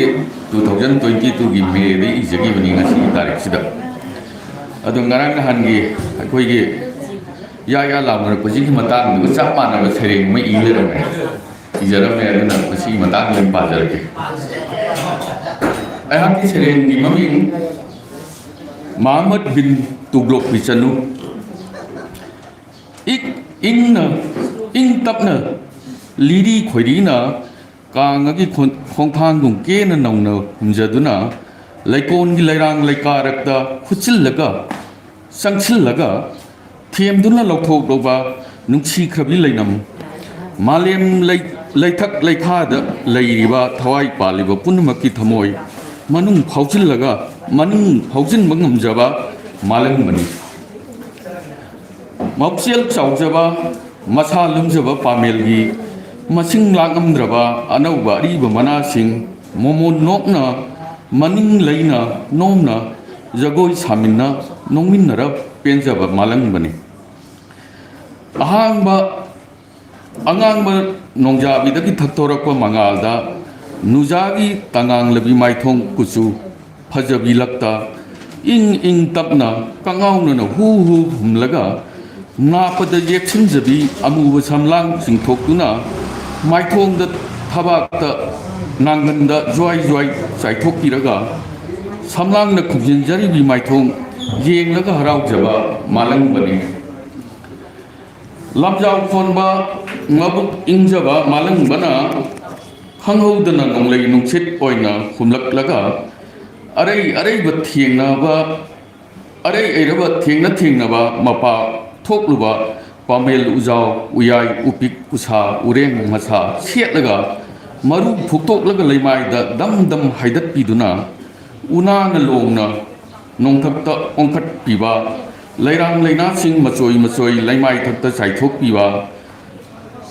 ꯃꯆꯤꯟꯗ ꯊꯃꯣꯏꯗ ꯄꯨꯛꯅꯤꯡꯗ ꯃꯨꯔꯨꯝ ꯁꯣꯟꯖꯗꯨꯅ ꯁꯩꯔꯦꯡ ꯏꯖꯕꯤ ꯀꯌా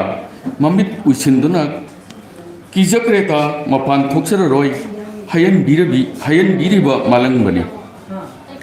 ꯑꯁꯦꯡꯕꯅꯤ ꯅꯣꯡꯂꯩ ꯅꯨꯡꯁꯤꯠꯁꯦ ꯃꯥꯜꯂꯛꯂꯦ ꯇꯝꯊꯤꯕ ꯃꯤꯅꯨꯡꯁꯤ ꯈꯪꯗꯕ ꯃꯄꯥ ꯍꯥꯠꯄ ꯉꯝꯕ ꯅꯤꯡꯊꯧ ꯃꯆꯥ ꯆꯔꯥꯏꯔꯣꯡꯕ ꯅꯨꯡꯁꯤꯅꯕꯤ ꯍꯥꯠꯉꯝꯕ ꯅꯨꯄꯥ ꯅꯨꯄꯤ ꯃꯤꯌꯨꯝꯗꯒꯤ ꯇꯧꯁꯤꯟꯅꯗꯨꯅ ꯄꯨꯊꯣꯛꯄꯤꯔꯛꯂꯒ ꯑꯃꯨꯛ ꯊꯦꯝꯂꯒ ꯊꯥꯗꯣꯛꯄꯤꯔꯝꯕꯤ ꯉꯥꯏꯍꯥꯛꯇꯪ ꯋꯥꯈꯜꯗ ꯇꯨꯡꯒꯤ ꯈꯣꯡꯆꯠ ꯂꯝꯕꯤ ꯎꯖꯗꯕꯤ ꯃꯥꯂꯪꯕꯒꯨꯝꯕ ꯍꯟꯗꯛ ꯏꯪ ꯇꯞꯆꯈ꯭ꯔꯕꯤ ꯅꯨꯖꯥ ꯑꯃ ꯀꯥꯡꯅ ꯈꯣꯡꯊꯥꯡ ꯈꯔ ꯀꯥꯏꯔꯛꯇꯨꯅ ꯅꯨꯃꯤꯠꯅ ꯆꯤꯡꯗꯣꯜ ꯃꯔꯨꯝꯗ ꯆꯪꯂꯝꯗꯥꯏ ꯅꯣꯡꯖꯥꯕꯤꯒꯤ ꯊꯛꯇꯣꯔꯛꯄ ꯃꯉꯥꯜꯗ ꯅꯨꯖꯥꯒꯤ ꯇꯉꯥꯡꯂꯕꯤ ꯃꯥꯏꯊꯣꯡ ꯉꯛꯁꯝ ꯅꯥꯔꯨꯝ ꯄꯥꯝꯕꯣꯝ ꯈꯨꯗꯥꯡ ꯏꯈꯨꯝ ꯈꯨꯝꯖꯤꯟꯗ ꯊꯋꯥꯏ ꯏꯁꯥ ꯁꯥꯖꯗꯨꯅ ꯂꯨꯅ ꯊꯝꯖꯕꯤ ꯐꯖꯈ꯭ꯔꯕꯤ ꯂꯣꯏꯅꯕꯤꯅꯤ ꯀꯥꯎꯖꯗꯨꯅ ꯅꯣꯡꯂꯩ ꯅꯨꯡꯁꯤꯠꯀꯤ ꯄꯨꯛꯅꯤꯡ ꯁꯥꯍꯨꯝ ꯂꯧꯖꯗꯨꯅ ꯃꯌꯨꯝ ꯃꯀꯩ ꯃꯆꯥ ꯃꯅꯥꯎ ꯃꯅꯦꯝ ꯃꯄꯨꯔꯣꯏꯕ ꯊꯥꯗꯣꯛꯂꯒ ꯀꯂꯦꯖꯥ ꯂꯩꯖꯕ ꯃꯍꯃꯗ ꯕꯤꯟ ꯇꯨꯒ꯭ꯂꯣꯛ ꯃꯥꯟꯕ ꯊꯦꯝꯕ ꯍꯩꯕ ꯃꯀꯛ ꯃꯌꯨꯝ MD ꯑꯃꯤꯔ ꯈꯥꯟꯒꯤ ꯂꯣꯏꯅꯕꯤ ꯑꯣꯏꯖꯈꯤꯕꯤ ꯅꯨꯖꯥ ꯅꯍꯥꯛꯄꯨ ꯀꯔꯤ ꯀꯥꯏꯕ ꯂꯩꯕꯒꯦ ꯉꯛꯆꯥꯟꯅꯕꯅ ꯏꯁꯔꯨꯛ ꯑꯣꯏꯔꯕ ꯑꯩꯈꯣꯏꯅ ꯃꯍꯃꯗ ꯕꯤꯟ ꯇꯨꯒ꯭ꯂꯣꯛꯀꯤ ꯆꯅꯨꯡ ꯃꯍꯃꯗ ꯑꯣꯡꯕꯤ ꯇꯨꯒ꯭ꯂꯛꯀꯤ ꯆꯅꯨꯡ ꯀꯧꯖꯕꯗ ꯋꯥꯈꯜ ꯊꯃꯣꯏ ꯈꯣꯏꯔꯥꯡ ꯈꯣꯏꯁꯥꯎ ꯁꯥꯎꯅꯤꯡꯂꯕꯁꯨ ꯊꯃꯣꯏ ꯐꯥꯖꯤꯟꯖ ꯅꯨꯖꯥꯒꯤ ꯐꯤꯖꯦꯠ ꯆꯥꯛꯆꯦꯠ ꯃꯆꯨ ꯔꯥꯁꯤ ꯂꯩꯖꯕꯤ ꯃꯥꯏꯊꯣꯡ ꯆꯣꯏꯖꯥꯏꯅꯕꯤ ꯁꯝꯂꯥꯡ ꯈꯣꯡꯗ ꯈꯣꯡꯊꯥꯡ ꯋꯥꯉꯥꯡ ꯃꯤꯅꯣꯛ ꯁꯩꯊꯥꯖꯗꯨꯅ ꯃꯈꯨꯠ ꯃꯁꯥ ꯄꯣꯔꯣꯛ ꯊꯦꯛꯂꯒ ꯏꯖꯔꯛꯄ ꯅꯨꯃꯤꯠ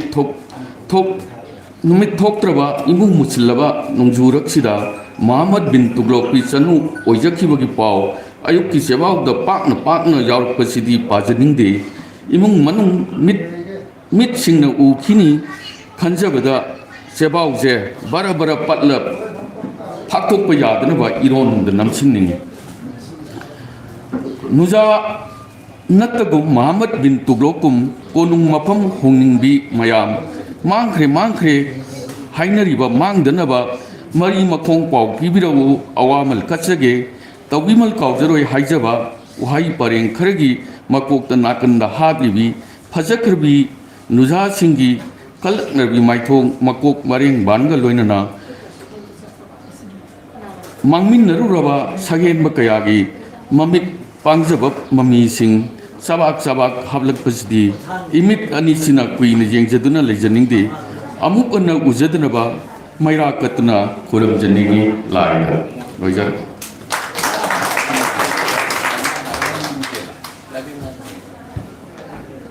thagat chari uza ngasai uza prabhang lai thong bi matang da sahi ani dak lan thok khre go uza madu kai khan bi no hauki changri bo azam munindro do mai lari nami be praise tu ne lari tu kadum de namaga kadai da ddp du thamgro no khangda da kongau no ri bani yangra ni azagi sai aduna kai su thoi dok pa wabi ri no za prabha soi roi mathang tha da sum soi da phang no ni azagi du langthai san na langthai charang bai thok tu cha mana na thoi mathang asidi election birak na bidam da ning sing jari oza RK Indira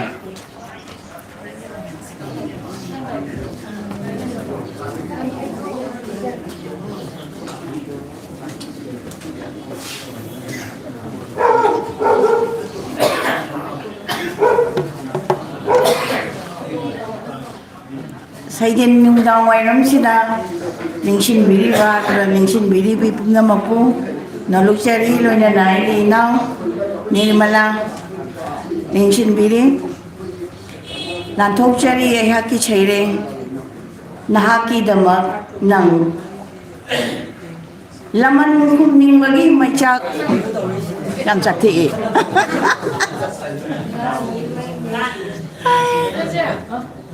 tàu chơi rồi làm chắc rồi gì bộ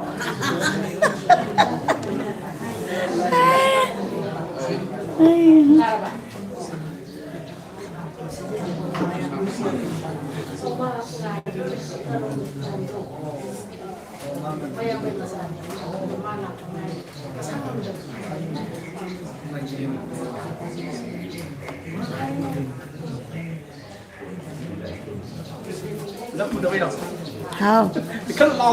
ya tôi đi bỏ ya tôi bỏ và thua rồi cái này ở ra ní phải là ta ini cái nó cái số cái gì laman kuning bagi macak asina jak lam drama punchi mai ri thok lam loi kalak mi ho na balai ram drama mioi ba na mating khudok na ram loi lai ra nang lai ram drama nuai ai phosu lai ram le roi aram khorang ba pok lam drama supham nom pham su thi ram moi achau ram kaning drama kari gi thiloni wanom sareng pura dalal mi horu draba khang pok sang tan na thalam ni he mi oi ba apen manai draba mi oi ba yumbu rembi seba oglak lamda machi sang luba kari thokle ngasi di khabar kagaz wai jai re kunai itihas ta amuba kalina I horani do naming na tha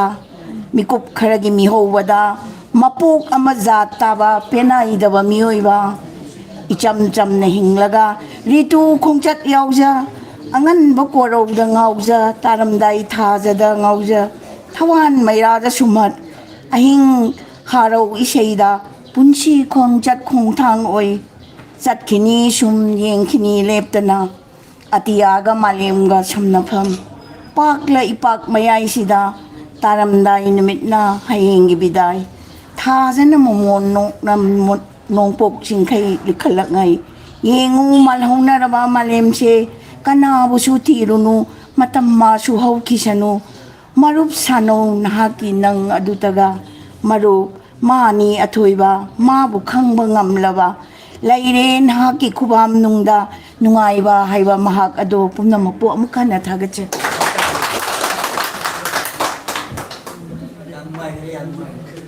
ꯊꯥꯒꯠꯆꯔꯤ ꯑꯣꯖꯥ ꯃꯊꯪ ꯑꯁꯤꯗꯤ ꯂꯦꯡꯁꯤꯟꯕꯤꯔꯛꯅꯕꯒꯤꯗꯃꯛꯇ ꯅꯤꯡꯁꯤꯡꯖꯔꯤ ꯁꯅꯥꯍꯟꯕꯤ ꯆꯤꯡꯉꯥꯔꯦꯟ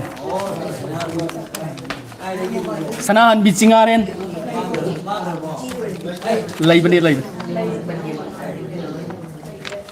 ꯃꯅꯤꯡ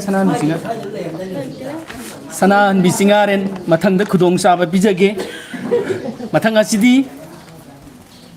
ꯑꯃꯨꯛ ꯅꯤꯡꯁꯤꯡꯖꯔꯤ ꯑꯣꯖꯥ ꯗꯣꯅꯦꯁꯣꯔ Konsam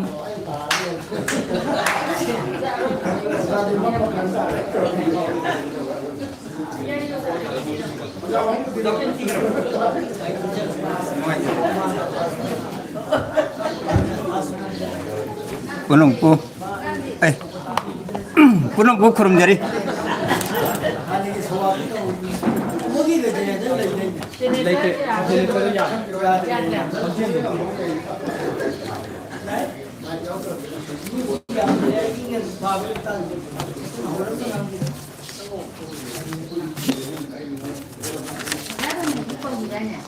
oh ibem lo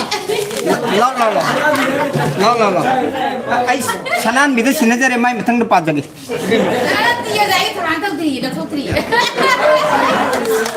ai di aroi bidu pajaninge ba he maram de ai di aroi bidu na khudong ja phanga sairing ja ani pajaba adu bo kai de ama khaktang pajar ju ko pajari ba sairing je hero masi ubong to bi pha la kan tawre yare yani pajari ba sairing tabi uko lamboi ba amagi nungsira ba punsi se sida sairing aina ama ani ahum mari manga to ni ijabani ko adu ai ngasi pajagi ani purapane ama khak pajagi ko yam lai jan khwai lai ba sairing lamboi ba amagi nungsira ba punsi se hangjari thamoi amatang yum amatang ai gi oiba nang gi oiba punamak ta ni ko hangjari je lengjir berba bar punamak ta hangjari thamoi amatang yum amatang ai gi oiba na khoi gi oiba na khoi na di yengnari amaga tumin na khoi na di yengnari amaga tumin nukti taglakti khungang amatta thongal amatta o yum amatta turel amatta maro hangjari thamoi amatang yum amatang nakhoi yoiba ai yoiba yamna wajari nakhoi gi namak khanglam da badal lepham yamna wajari nakhoi gi namak khanglam da bada nakhoi gi lepham khanglam da bada ai gi lepham waman mana hangjari ming amatang waman mana hangjari ming amatang ai gi oiba nakhoi gi oiba waman mana hangjari thamoi amatang ai gi oiba nakhoi gi oiba marok hangjari thamoi amatang yum amatang ai gi oiba nakhoi gi oiba yengnari ngakna nakhoi nadi amaga tumin kupnadri mit yengnari ngakna nakhoi nadi amaga tumin kupnadri mit hingli haiba kauri aduna taklaktri haujikchu ming lol ai gi oiba pono ki oiba maro thamoi amatang sinaram ge khanbani kaurabara nangi ming lamuk nari ngasidi nakhoi gi namak mang khibara lon lamuk nari ngasidi nakhoi gi namak mang khibada lon thonglam dabada marol yaw khibara ming ningsing lam dabada nasabu o yamna wajari lamboi ba magi nungsiraba punsi sei loijari punom bukrumjari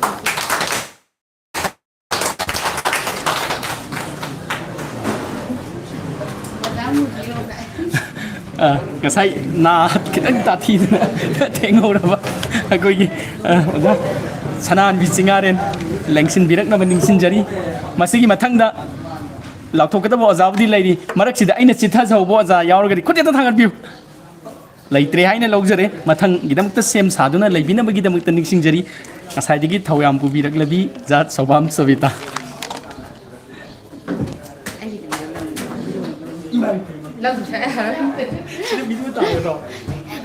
ꯈꯣꯟꯖꯦꯜꯗꯨꯒꯤꯅꯦ ꯁꯛ ꯎꯠꯇ꯭ꯔꯁꯨ ꯌꯥꯔꯦ ꯃꯌꯦꯛ ꯁꯤꯒꯤꯅꯦꯕ ꯑꯩꯈꯣꯏ ꯅꯨꯄꯥꯅ ꯁꯩꯔꯦꯡ ꯄꯥꯕ ꯈꯨꯗꯤꯡꯒꯤ ꯏꯃꯥ ꯌꯥꯎꯗꯕ ꯅꯨꯃꯤꯠꯁꯦ ꯔꯦꯀꯣꯔꯗꯤꯡ ꯄꯨꯔꯛꯑꯣ ꯍꯥꯏ ꯍꯌꯦꯡ ꯑꯣꯖꯥ ꯐꯦꯟꯗꯣꯅ ꯐꯣꯟ ꯇꯧꯔꯛꯄꯗ ꯍꯪꯕꯗ ꯑꯗꯨꯝ ꯍꯥꯏꯔꯛꯀꯅꯤ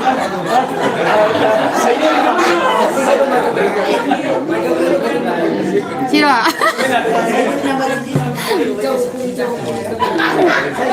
ꯄꯨꯝꯅꯃꯛꯄꯨ ꯏꯀꯥꯏ ꯈꯨꯝꯅꯖꯔꯤ ꯑꯩꯒꯤ ꯁꯩꯔꯦꯡꯒꯤ ꯃꯃꯤꯡ ꯇꯥꯎ ꯇꯥꯎ ꯇꯥꯎ ꯇꯥꯎ ꯇꯥꯎ ꯇꯥꯎ ꯇꯥꯗꯕ ꯌꯥꯔꯣꯏ ꯇꯥꯒꯗꯕꯅꯤ ꯅꯥꯄ ꯁꯤꯛꯅ ꯇꯥꯎ ꯃꯤꯄꯥꯎ ꯅꯠꯇꯦ ꯏꯄꯥꯎꯅꯤ ꯃꯤꯔꯝꯒꯤ ꯅꯠꯇꯦ ꯏꯔꯝꯒꯤꯅꯤ ꯃꯤꯇꯣꯞꯀꯤ ꯅꯠꯇꯦ ꯑꯩꯈꯣꯏꯒꯤꯅꯤ ꯏꯔꯥꯟ ꯌꯥꯎꯗꯕ ꯏꯇꯒꯤꯅꯤ ꯑꯌꯨꯛ ꯅꯨꯡꯊꯤꯟ ꯅꯨꯃꯤꯗꯥꯡ ꯃꯇꯝ 3 ꯃꯥꯡꯈ꯭ꯔꯦ ꯃꯥꯏꯀꯩ 4 ꯁꯨꯡꯗꯥꯏ ꯁꯨꯡꯗꯥꯏ 9ꯃꯛꯇ ꯑꯈꯥꯛ ꯑꯔꯥꯎ ꯅꯪꯂꯦ ꯑꯃꯨꯛꯇ ꯇꯥꯔꯛꯈꯤꯗ꯭ꯔꯤꯕ ꯂꯦꯟꯗꯨꯝ ꯂꯪꯊꯔꯛꯂꯦ ꯉꯁꯤꯗꯤ ꯅꯣꯡꯗꯣꯟ ꯊꯛꯇꯒꯤ ꯂꯪꯊꯔꯛꯂꯦ ꯉꯁꯤꯗꯤ ꯅꯣꯡꯗꯣꯟ ꯊꯛꯇꯒꯤ ꯁꯦꯝꯕꯤꯕ ꯃꯄꯨꯅ ꯅꯨꯡꯁꯤꯅ ꯁꯦꯝꯕꯤꯔꯛꯈꯤꯕ ꯃꯤꯑꯣꯏꯕ ꯍꯦ ꯅꯨꯡꯁꯤ ꯍꯩꯇꯕ ꯊꯋꯥꯏ ꯄꯥꯟꯕ ꯂꯛꯇꯒꯤ ꯑꯊꯣꯏꯕꯅꯤ ꯍꯥꯏꯅꯕ ꯉꯁꯤꯗꯤ ꯃꯤꯅꯨꯡꯁꯤ ꯌꯥꯎꯗ ꯂꯥꯟꯖꯗ ꯀꯌꯥꯕꯨ ꯁꯦꯒꯥꯏꯗꯨꯅ ꯏ ꯊꯛꯂꯤ ꯁꯥ ꯀꯔꯤꯁꯨ ꯍꯥꯏꯖꯗ ꯇꯨꯃꯤꯟ ꯃꯣꯡ ꯍꯥꯗ ꯂꯩꯖꯔꯤꯕ ꯃꯍꯧꯁꯥ ꯂꯥꯏꯔꯦꯝꯕꯤꯒꯤ ꯁꯛꯇꯝꯗ ꯏꯅ ꯏꯉꯥꯒꯤ ꯅꯣꯡꯖꯨꯒꯨꯝ ꯏꯈꯦꯡꯂꯛꯇ ꯃꯍꯧꯁꯥ ꯂꯥꯏꯔꯦꯝꯕꯤ ꯀꯌꯥꯗ ꯇꯝꯊꯤꯔꯤꯕ ꯃꯤꯑꯣꯏꯕ ꯈꯪꯒꯅꯤꯗꯅ ꯁꯔꯤ ꯁꯣꯟ ꯇꯥꯏꯕꯪ ꯌꯥꯝ ꯇꯦꯟꯕ ꯑꯝꯇꯪ ꯍꯧꯖꯤꯛ ꯏꯕꯅꯦ ꯑꯩꯅ ꯃꯩ ꯃꯨꯠꯈꯤꯕꯗꯣ ꯄꯕꯠ ꯄꯨꯛꯅꯤꯡ ꯋꯥꯈꯜ ꯆꯪꯅ ꯇꯝꯖꯩ ꯑꯩꯅ ꯀꯥꯎꯕ ꯁꯨꯡꯌꯥ ꯍꯦꯛ ꯌꯥꯗꯦ ꯍꯩꯌꯨ ꯑꯩꯕꯨ ꯑꯃꯨꯛꯇ ꯍꯩꯍꯜꯂꯨ ꯇꯝꯕꯤꯌꯨ ꯅꯍꯥꯛꯅ ꯀꯥꯎꯉꯝꯕ ꯅꯤꯡꯁꯤꯡꯕꯒꯤ ꯋꯥꯍꯟꯊꯣꯛ ꯂꯩꯔꯔꯣꯏꯗꯕ ꯑꯀꯥꯎꯕꯒꯤ ꯏꯔꯣꯟꯅꯨꯡꯗ ꯂꯨꯞꯊꯈꯤꯕꯅ ꯄꯣꯊꯥꯕ ꯐꯪꯂꯒꯗꯕ ꯃꯄꯣꯛꯁꯦ ꯃꯤꯀꯨꯞ ꯈꯨꯗꯤꯡ ꯅꯤꯡꯁꯤꯡꯍꯟꯗꯨꯅ ꯏꯟꯊꯣꯛꯅꯁꯨ ꯂꯩꯇꯥꯍꯟꯗꯦꯗ ꯄꯨꯛꯅꯤꯡꯁꯦ ꯀꯌꯥꯗ ꯐꯠꯇ꯭ꯔꯤꯕ ꯍꯦ ꯅꯤꯡꯁꯤꯡꯕ ꯅꯪꯁꯦ ꯅꯤꯡꯁꯤꯡꯕ ꯅꯪꯅ ꯃꯔꯝ ꯑꯃ ꯑꯣꯏꯗꯨꯅ ꯑꯩꯕꯨ ꯇꯝꯊꯤꯅ ꯑꯣꯠꯂꯦ ꯇꯥꯏꯅꯐꯝ ꯂꯩꯇꯦ ꯈꯪꯅ ꯈꯪꯅ ꯂꯣꯏꯖꯔꯦ ꯑꯩꯗꯤ ꯑꯃꯇꯪ ꯍꯥꯏꯔꯗꯤ ꯑꯃꯗꯤ ꯍꯦꯟꯅ ꯄꯥꯖꯗꯕꯅꯦ ꯃꯁꯤꯗ ꯑꯗꯣ ꯍꯥꯏꯅ ꯑꯅꯤ ꯄꯥꯕꯁꯤꯡ ꯌꯥꯎꯅꯔꯛꯑꯅꯤꯅ ꯑꯩꯗꯤ ꯃꯤꯋꯥ ꯇꯥꯔꯕ ꯂꯦꯡꯁꯤꯟꯕꯤꯔꯛꯅꯕ ꯅꯤꯡꯁꯤꯡꯖꯔꯤ ꯃꯊꯪꯒꯤ ꯑꯣꯖꯥ ꯁꯣꯕꯥꯝ ꯁꯣꯕꯤꯇꯥ ꯃꯤ ꯌꯥꯝ ꯋꯥꯠꯂꯦ ꯑꯁ ꯁꯤꯗꯤ ꯀꯩꯅꯣ ꯌꯥꯝ ꯀꯥꯎꯏꯅꯦ ꯑꯩꯈꯣꯏꯒꯤꯗꯤ ꯚꯤꯗꯤꯑꯣ ꯂꯧꯕꯤꯗꯨꯀꯣ ꯀꯅꯥ ꯑꯩꯒꯤ ꯃꯃꯤꯡ ꯄ꯭ꯔꯦꯁꯇ ꯂꯩꯖꯔꯤ ꯑꯗꯣ ꯑꯩ ꯃꯇꯝꯗꯤ ꯂꯩꯖꯗ꯭ꯔꯤ ꯑꯗꯨꯒ ꯍꯟꯗꯛꯀꯤ ꯖꯨꯟꯒꯤ ꯇꯥꯡ 2ꯗꯁꯨ ꯑꯩꯈꯣই ꯀꯟꯐꯥꯔꯝꯗꯤ ꯑꯣꯏꯔꯦ ꯑꯗꯣ ꯐꯥꯏꯅꯦꯜ ꯑꯣꯏꯅꯗꯤ ꯂꯥꯎꯊꯣꯛꯇ꯭ꯔꯤ ꯑꯗꯨꯕꯨ ꯂꯥꯏꯔꯤꯛ ꯐꯣꯡꯕ ꯑꯃꯁꯨ ꯂꯩꯗꯣꯔꯤ ꯖꯨꯟꯒꯤ ꯇꯥꯡ 2ꯗ ꯃꯁꯤꯅꯁꯨ ꯃꯌꯥꯝꯗ ꯌꯥꯎꯕꯤꯅꯕ ꯑꯩ ꯍꯧꯖꯤꯛꯇꯒꯤ ꯍꯧꯅ ꯕꯥꯇꯣꯟꯁꯦ ꯀꯠꯆꯕ ꯑꯃ ꯍꯧꯔꯕꯅꯤ ꯁꯣꯏꯔꯔꯣꯏꯗꯕꯅꯤ ꯑꯩꯒꯤ ꯁꯩꯔꯦꯡꯒꯤ ꯃꯃꯤꯡ ꯅꯥꯟꯊꯣꯛꯍꯟꯒꯅꯨ ꯐꯤꯖꯤꯁꯤ ꯌꯥꯝꯅ ꯁꯤꯒ ꯃꯔꯤ ꯂꯩꯅꯅ ꯑꯩ ꯁꯩꯔꯦꯡꯁꯦ ꯏꯖꯕꯅꯤ ꯑꯗꯣ ꯁꯤꯅ ꯂꯥꯏꯔꯤꯛꯀꯤ ꯃꯃꯤꯡꯁꯨ ꯏꯅꯨꯡ ꯉꯥꯜꯂꯦ ꯌꯥꯍꯧꯔꯣ ꯏꯅꯨꯡ ꯉꯥꯜꯂꯦ ꯌꯥꯍꯧꯔꯣ ꯑꯃꯝ ꯑꯉꯥꯟ ꯁꯤꯟꯅꯔꯛꯂꯦ ꯀꯥꯞꯌꯦꯟꯅ ꯌꯦꯡꯈꯣꯡ ꯇꯝꯂꯛꯂꯦ ꯂꯥꯏꯔꯦꯜ ꯂꯥꯕ ꯌꯥꯑꯣꯜꯂꯛꯂꯦ ꯆꯤꯛꯂꯥꯒꯤ ꯈꯣꯟꯖꯦꯜꯅ ꯅꯦꯜꯂꯛꯂꯦ ꯅꯨꯡꯁꯤꯗ꯭ꯔ ꯂꯥꯞꯅ ꯄꯦꯅꯥꯒꯤ ꯌꯥꯀꯥꯏꯔꯣꯝꯁꯦ ꯏꯃꯥꯒꯤ ꯏꯕꯨꯡꯉꯣ ꯅꯨꯡꯁꯤꯕ ꯁꯥꯒꯩꯒꯤ ꯃꯩꯇꯥꯜ ꯑꯔꯥꯕ ꯈꯣꯝꯂꯥꯡ ꯃꯅꯝ ꯄꯣꯛꯂꯤꯕ ꯁꯥꯃꯨ ꯄꯥꯡꯒꯜ ꯃꯄꯨꯡ ꯐꯥꯗ꯭ꯔꯤꯕꯁꯤ ꯄꯂꯦꯝꯒꯤ ꯏꯃꯣꯝ ꯅꯨꯡꯁꯤꯕꯤ ꯆꯥꯎꯔ ꯁꯔꯦꯞ ꯐꯥꯗ꯭ꯔꯤꯕꯤ ꯌꯨꯝꯕꯥꯟ ꯀꯥꯡꯂꯣꯟ ꯈꯪꯗ꯭ꯔꯤꯕꯤ ꯑꯈꯥꯡ ꯀꯟꯕꯤ ꯃꯤꯅꯨꯡꯁꯤ ꯆꯥꯎꯕꯤꯁꯤ ꯃꯤꯀꯞ ꯊꯣꯛꯂꯣ ꯌꯦꯅꯈꯥ ꯄꯥꯎꯗꯥꯕꯤꯅ ꯍꯥꯟꯈ꯭ꯔꯅꯤ ꯇꯥꯕ ꯌꯦꯡꯉꯨ ꯑꯃꯨꯛꯇꯪ ꯀꯣꯏꯔꯩ ꯂꯩꯅ ꯂꯥꯛꯁꯤꯜꯂꯣ ꯌꯦꯠꯁꯤꯜꯂꯣ ꯀꯣꯛꯁꯦ ꯌꯦꯛꯅꯕꯅ ꯂꯥꯡꯒꯣꯏ ꯆꯟꯁꯤꯜꯂꯛꯂꯤ ꯂꯩꯇꯕꯅꯤ ꯐꯠꯇꯕꯒꯤ ꯍꯤꯗꯥꯛ ꯍꯣꯡꯐꯝ ꯑꯃꯗꯅꯤ ꯅꯥꯟꯊꯨꯒꯗꯧꯔꯤꯕ ꯋꯥꯉꯥꯡ ꯑꯃꯗꯅꯤ ꯀꯣꯆꯤ ꯊꯥꯡꯅꯗꯣꯔꯤꯕ ꯆꯦꯛꯁꯤꯜꯂꯨ ꯏꯆꯥꯁꯥ ꯇꯣꯡꯃꯥꯡ ꯅꯥꯛꯁꯤ ꯈꯨꯗꯤꯡ ꯁꯦꯠꯈꯤꯒꯗꯧꯔꯦꯅꯦ ꯏꯃꯥꯒꯤ ꯆꯔꯩ ꯅꯝꯊꯥꯛꯁꯤ ꯑꯉꯥꯡ ꯆꯥꯎꯔꯒꯅꯨ Akal ꯑꯔꯤꯡ ꯁꯤꯡꯅꯒꯅꯨ nathau masak akhangna sinbangu se haplabani imana punsi jengjel na khoigi phiji da se na kisan namlabani manam sana gana sokta naba nalabani imana pajing phidangi lakta sarit sara haina singna boram pomit khangna sinbangu ko kangla chira hapong mari malem maikai nipan sudai sing ibuthau mapal lainura tare saroi ngaroi kibi tam khrabani makoi bi sakha kat khrabani duk thangmai asi thongbu tingbiu asang thongbu ha o nan thohan galo apun bana pangarni kaw galo sa phiji phina selal lakanu ninghan naganu isa sa silam sintha simbanu ulam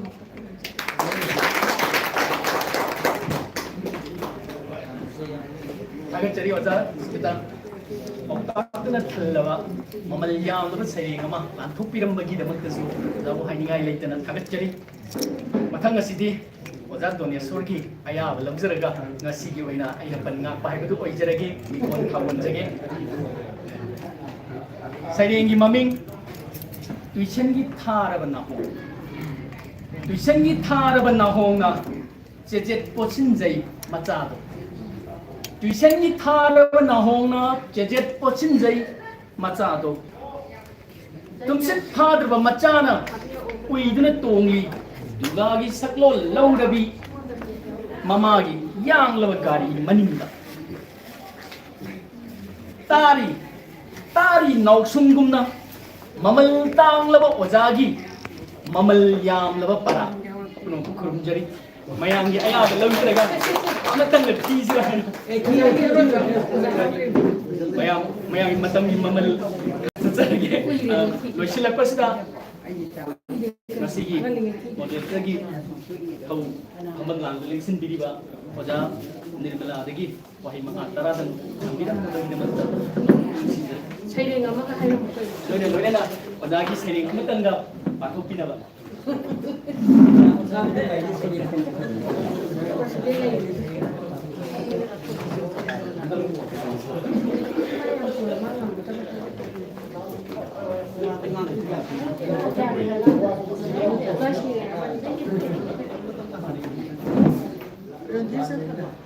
May mamlabas mo kamam dagi ding bidri bakit mo po hamal kay kuno utari. May isa ka sa kung nadarga sa pang itra le di jam nungai ba.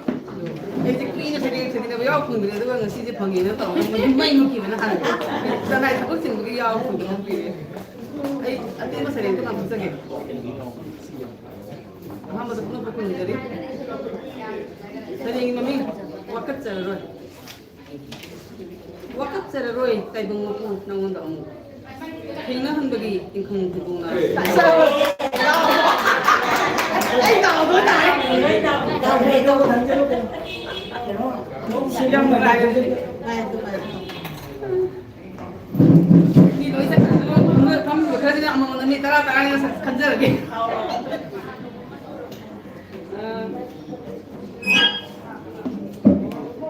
Ay di atin mo.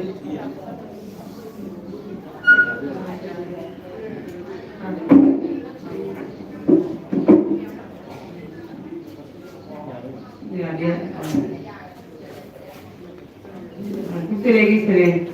waktu terlalu kayak kamu tinggal bagi tinggal sama lagi. Sangin kami bani nang mai tayong lagi dari terkoya. Ahli bali lawe ni kan longin baro logun ba. Ay slowly nang tibalo. Saraswati musai, Lakshmi musai, Durga musai. Kuna pwede na su pendari ay na pwede na kundisila. Kuna pwede na su pendari ay na pwede na kundisila. Kuna kundari.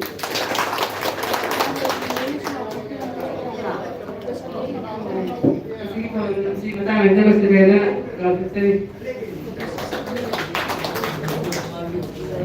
Satu sih senang Kasi memberi ako ito meron na. Ay kasi ang goyo kung dali ang mga ito. Ino ulit lang hindi na tara goyo kung dali.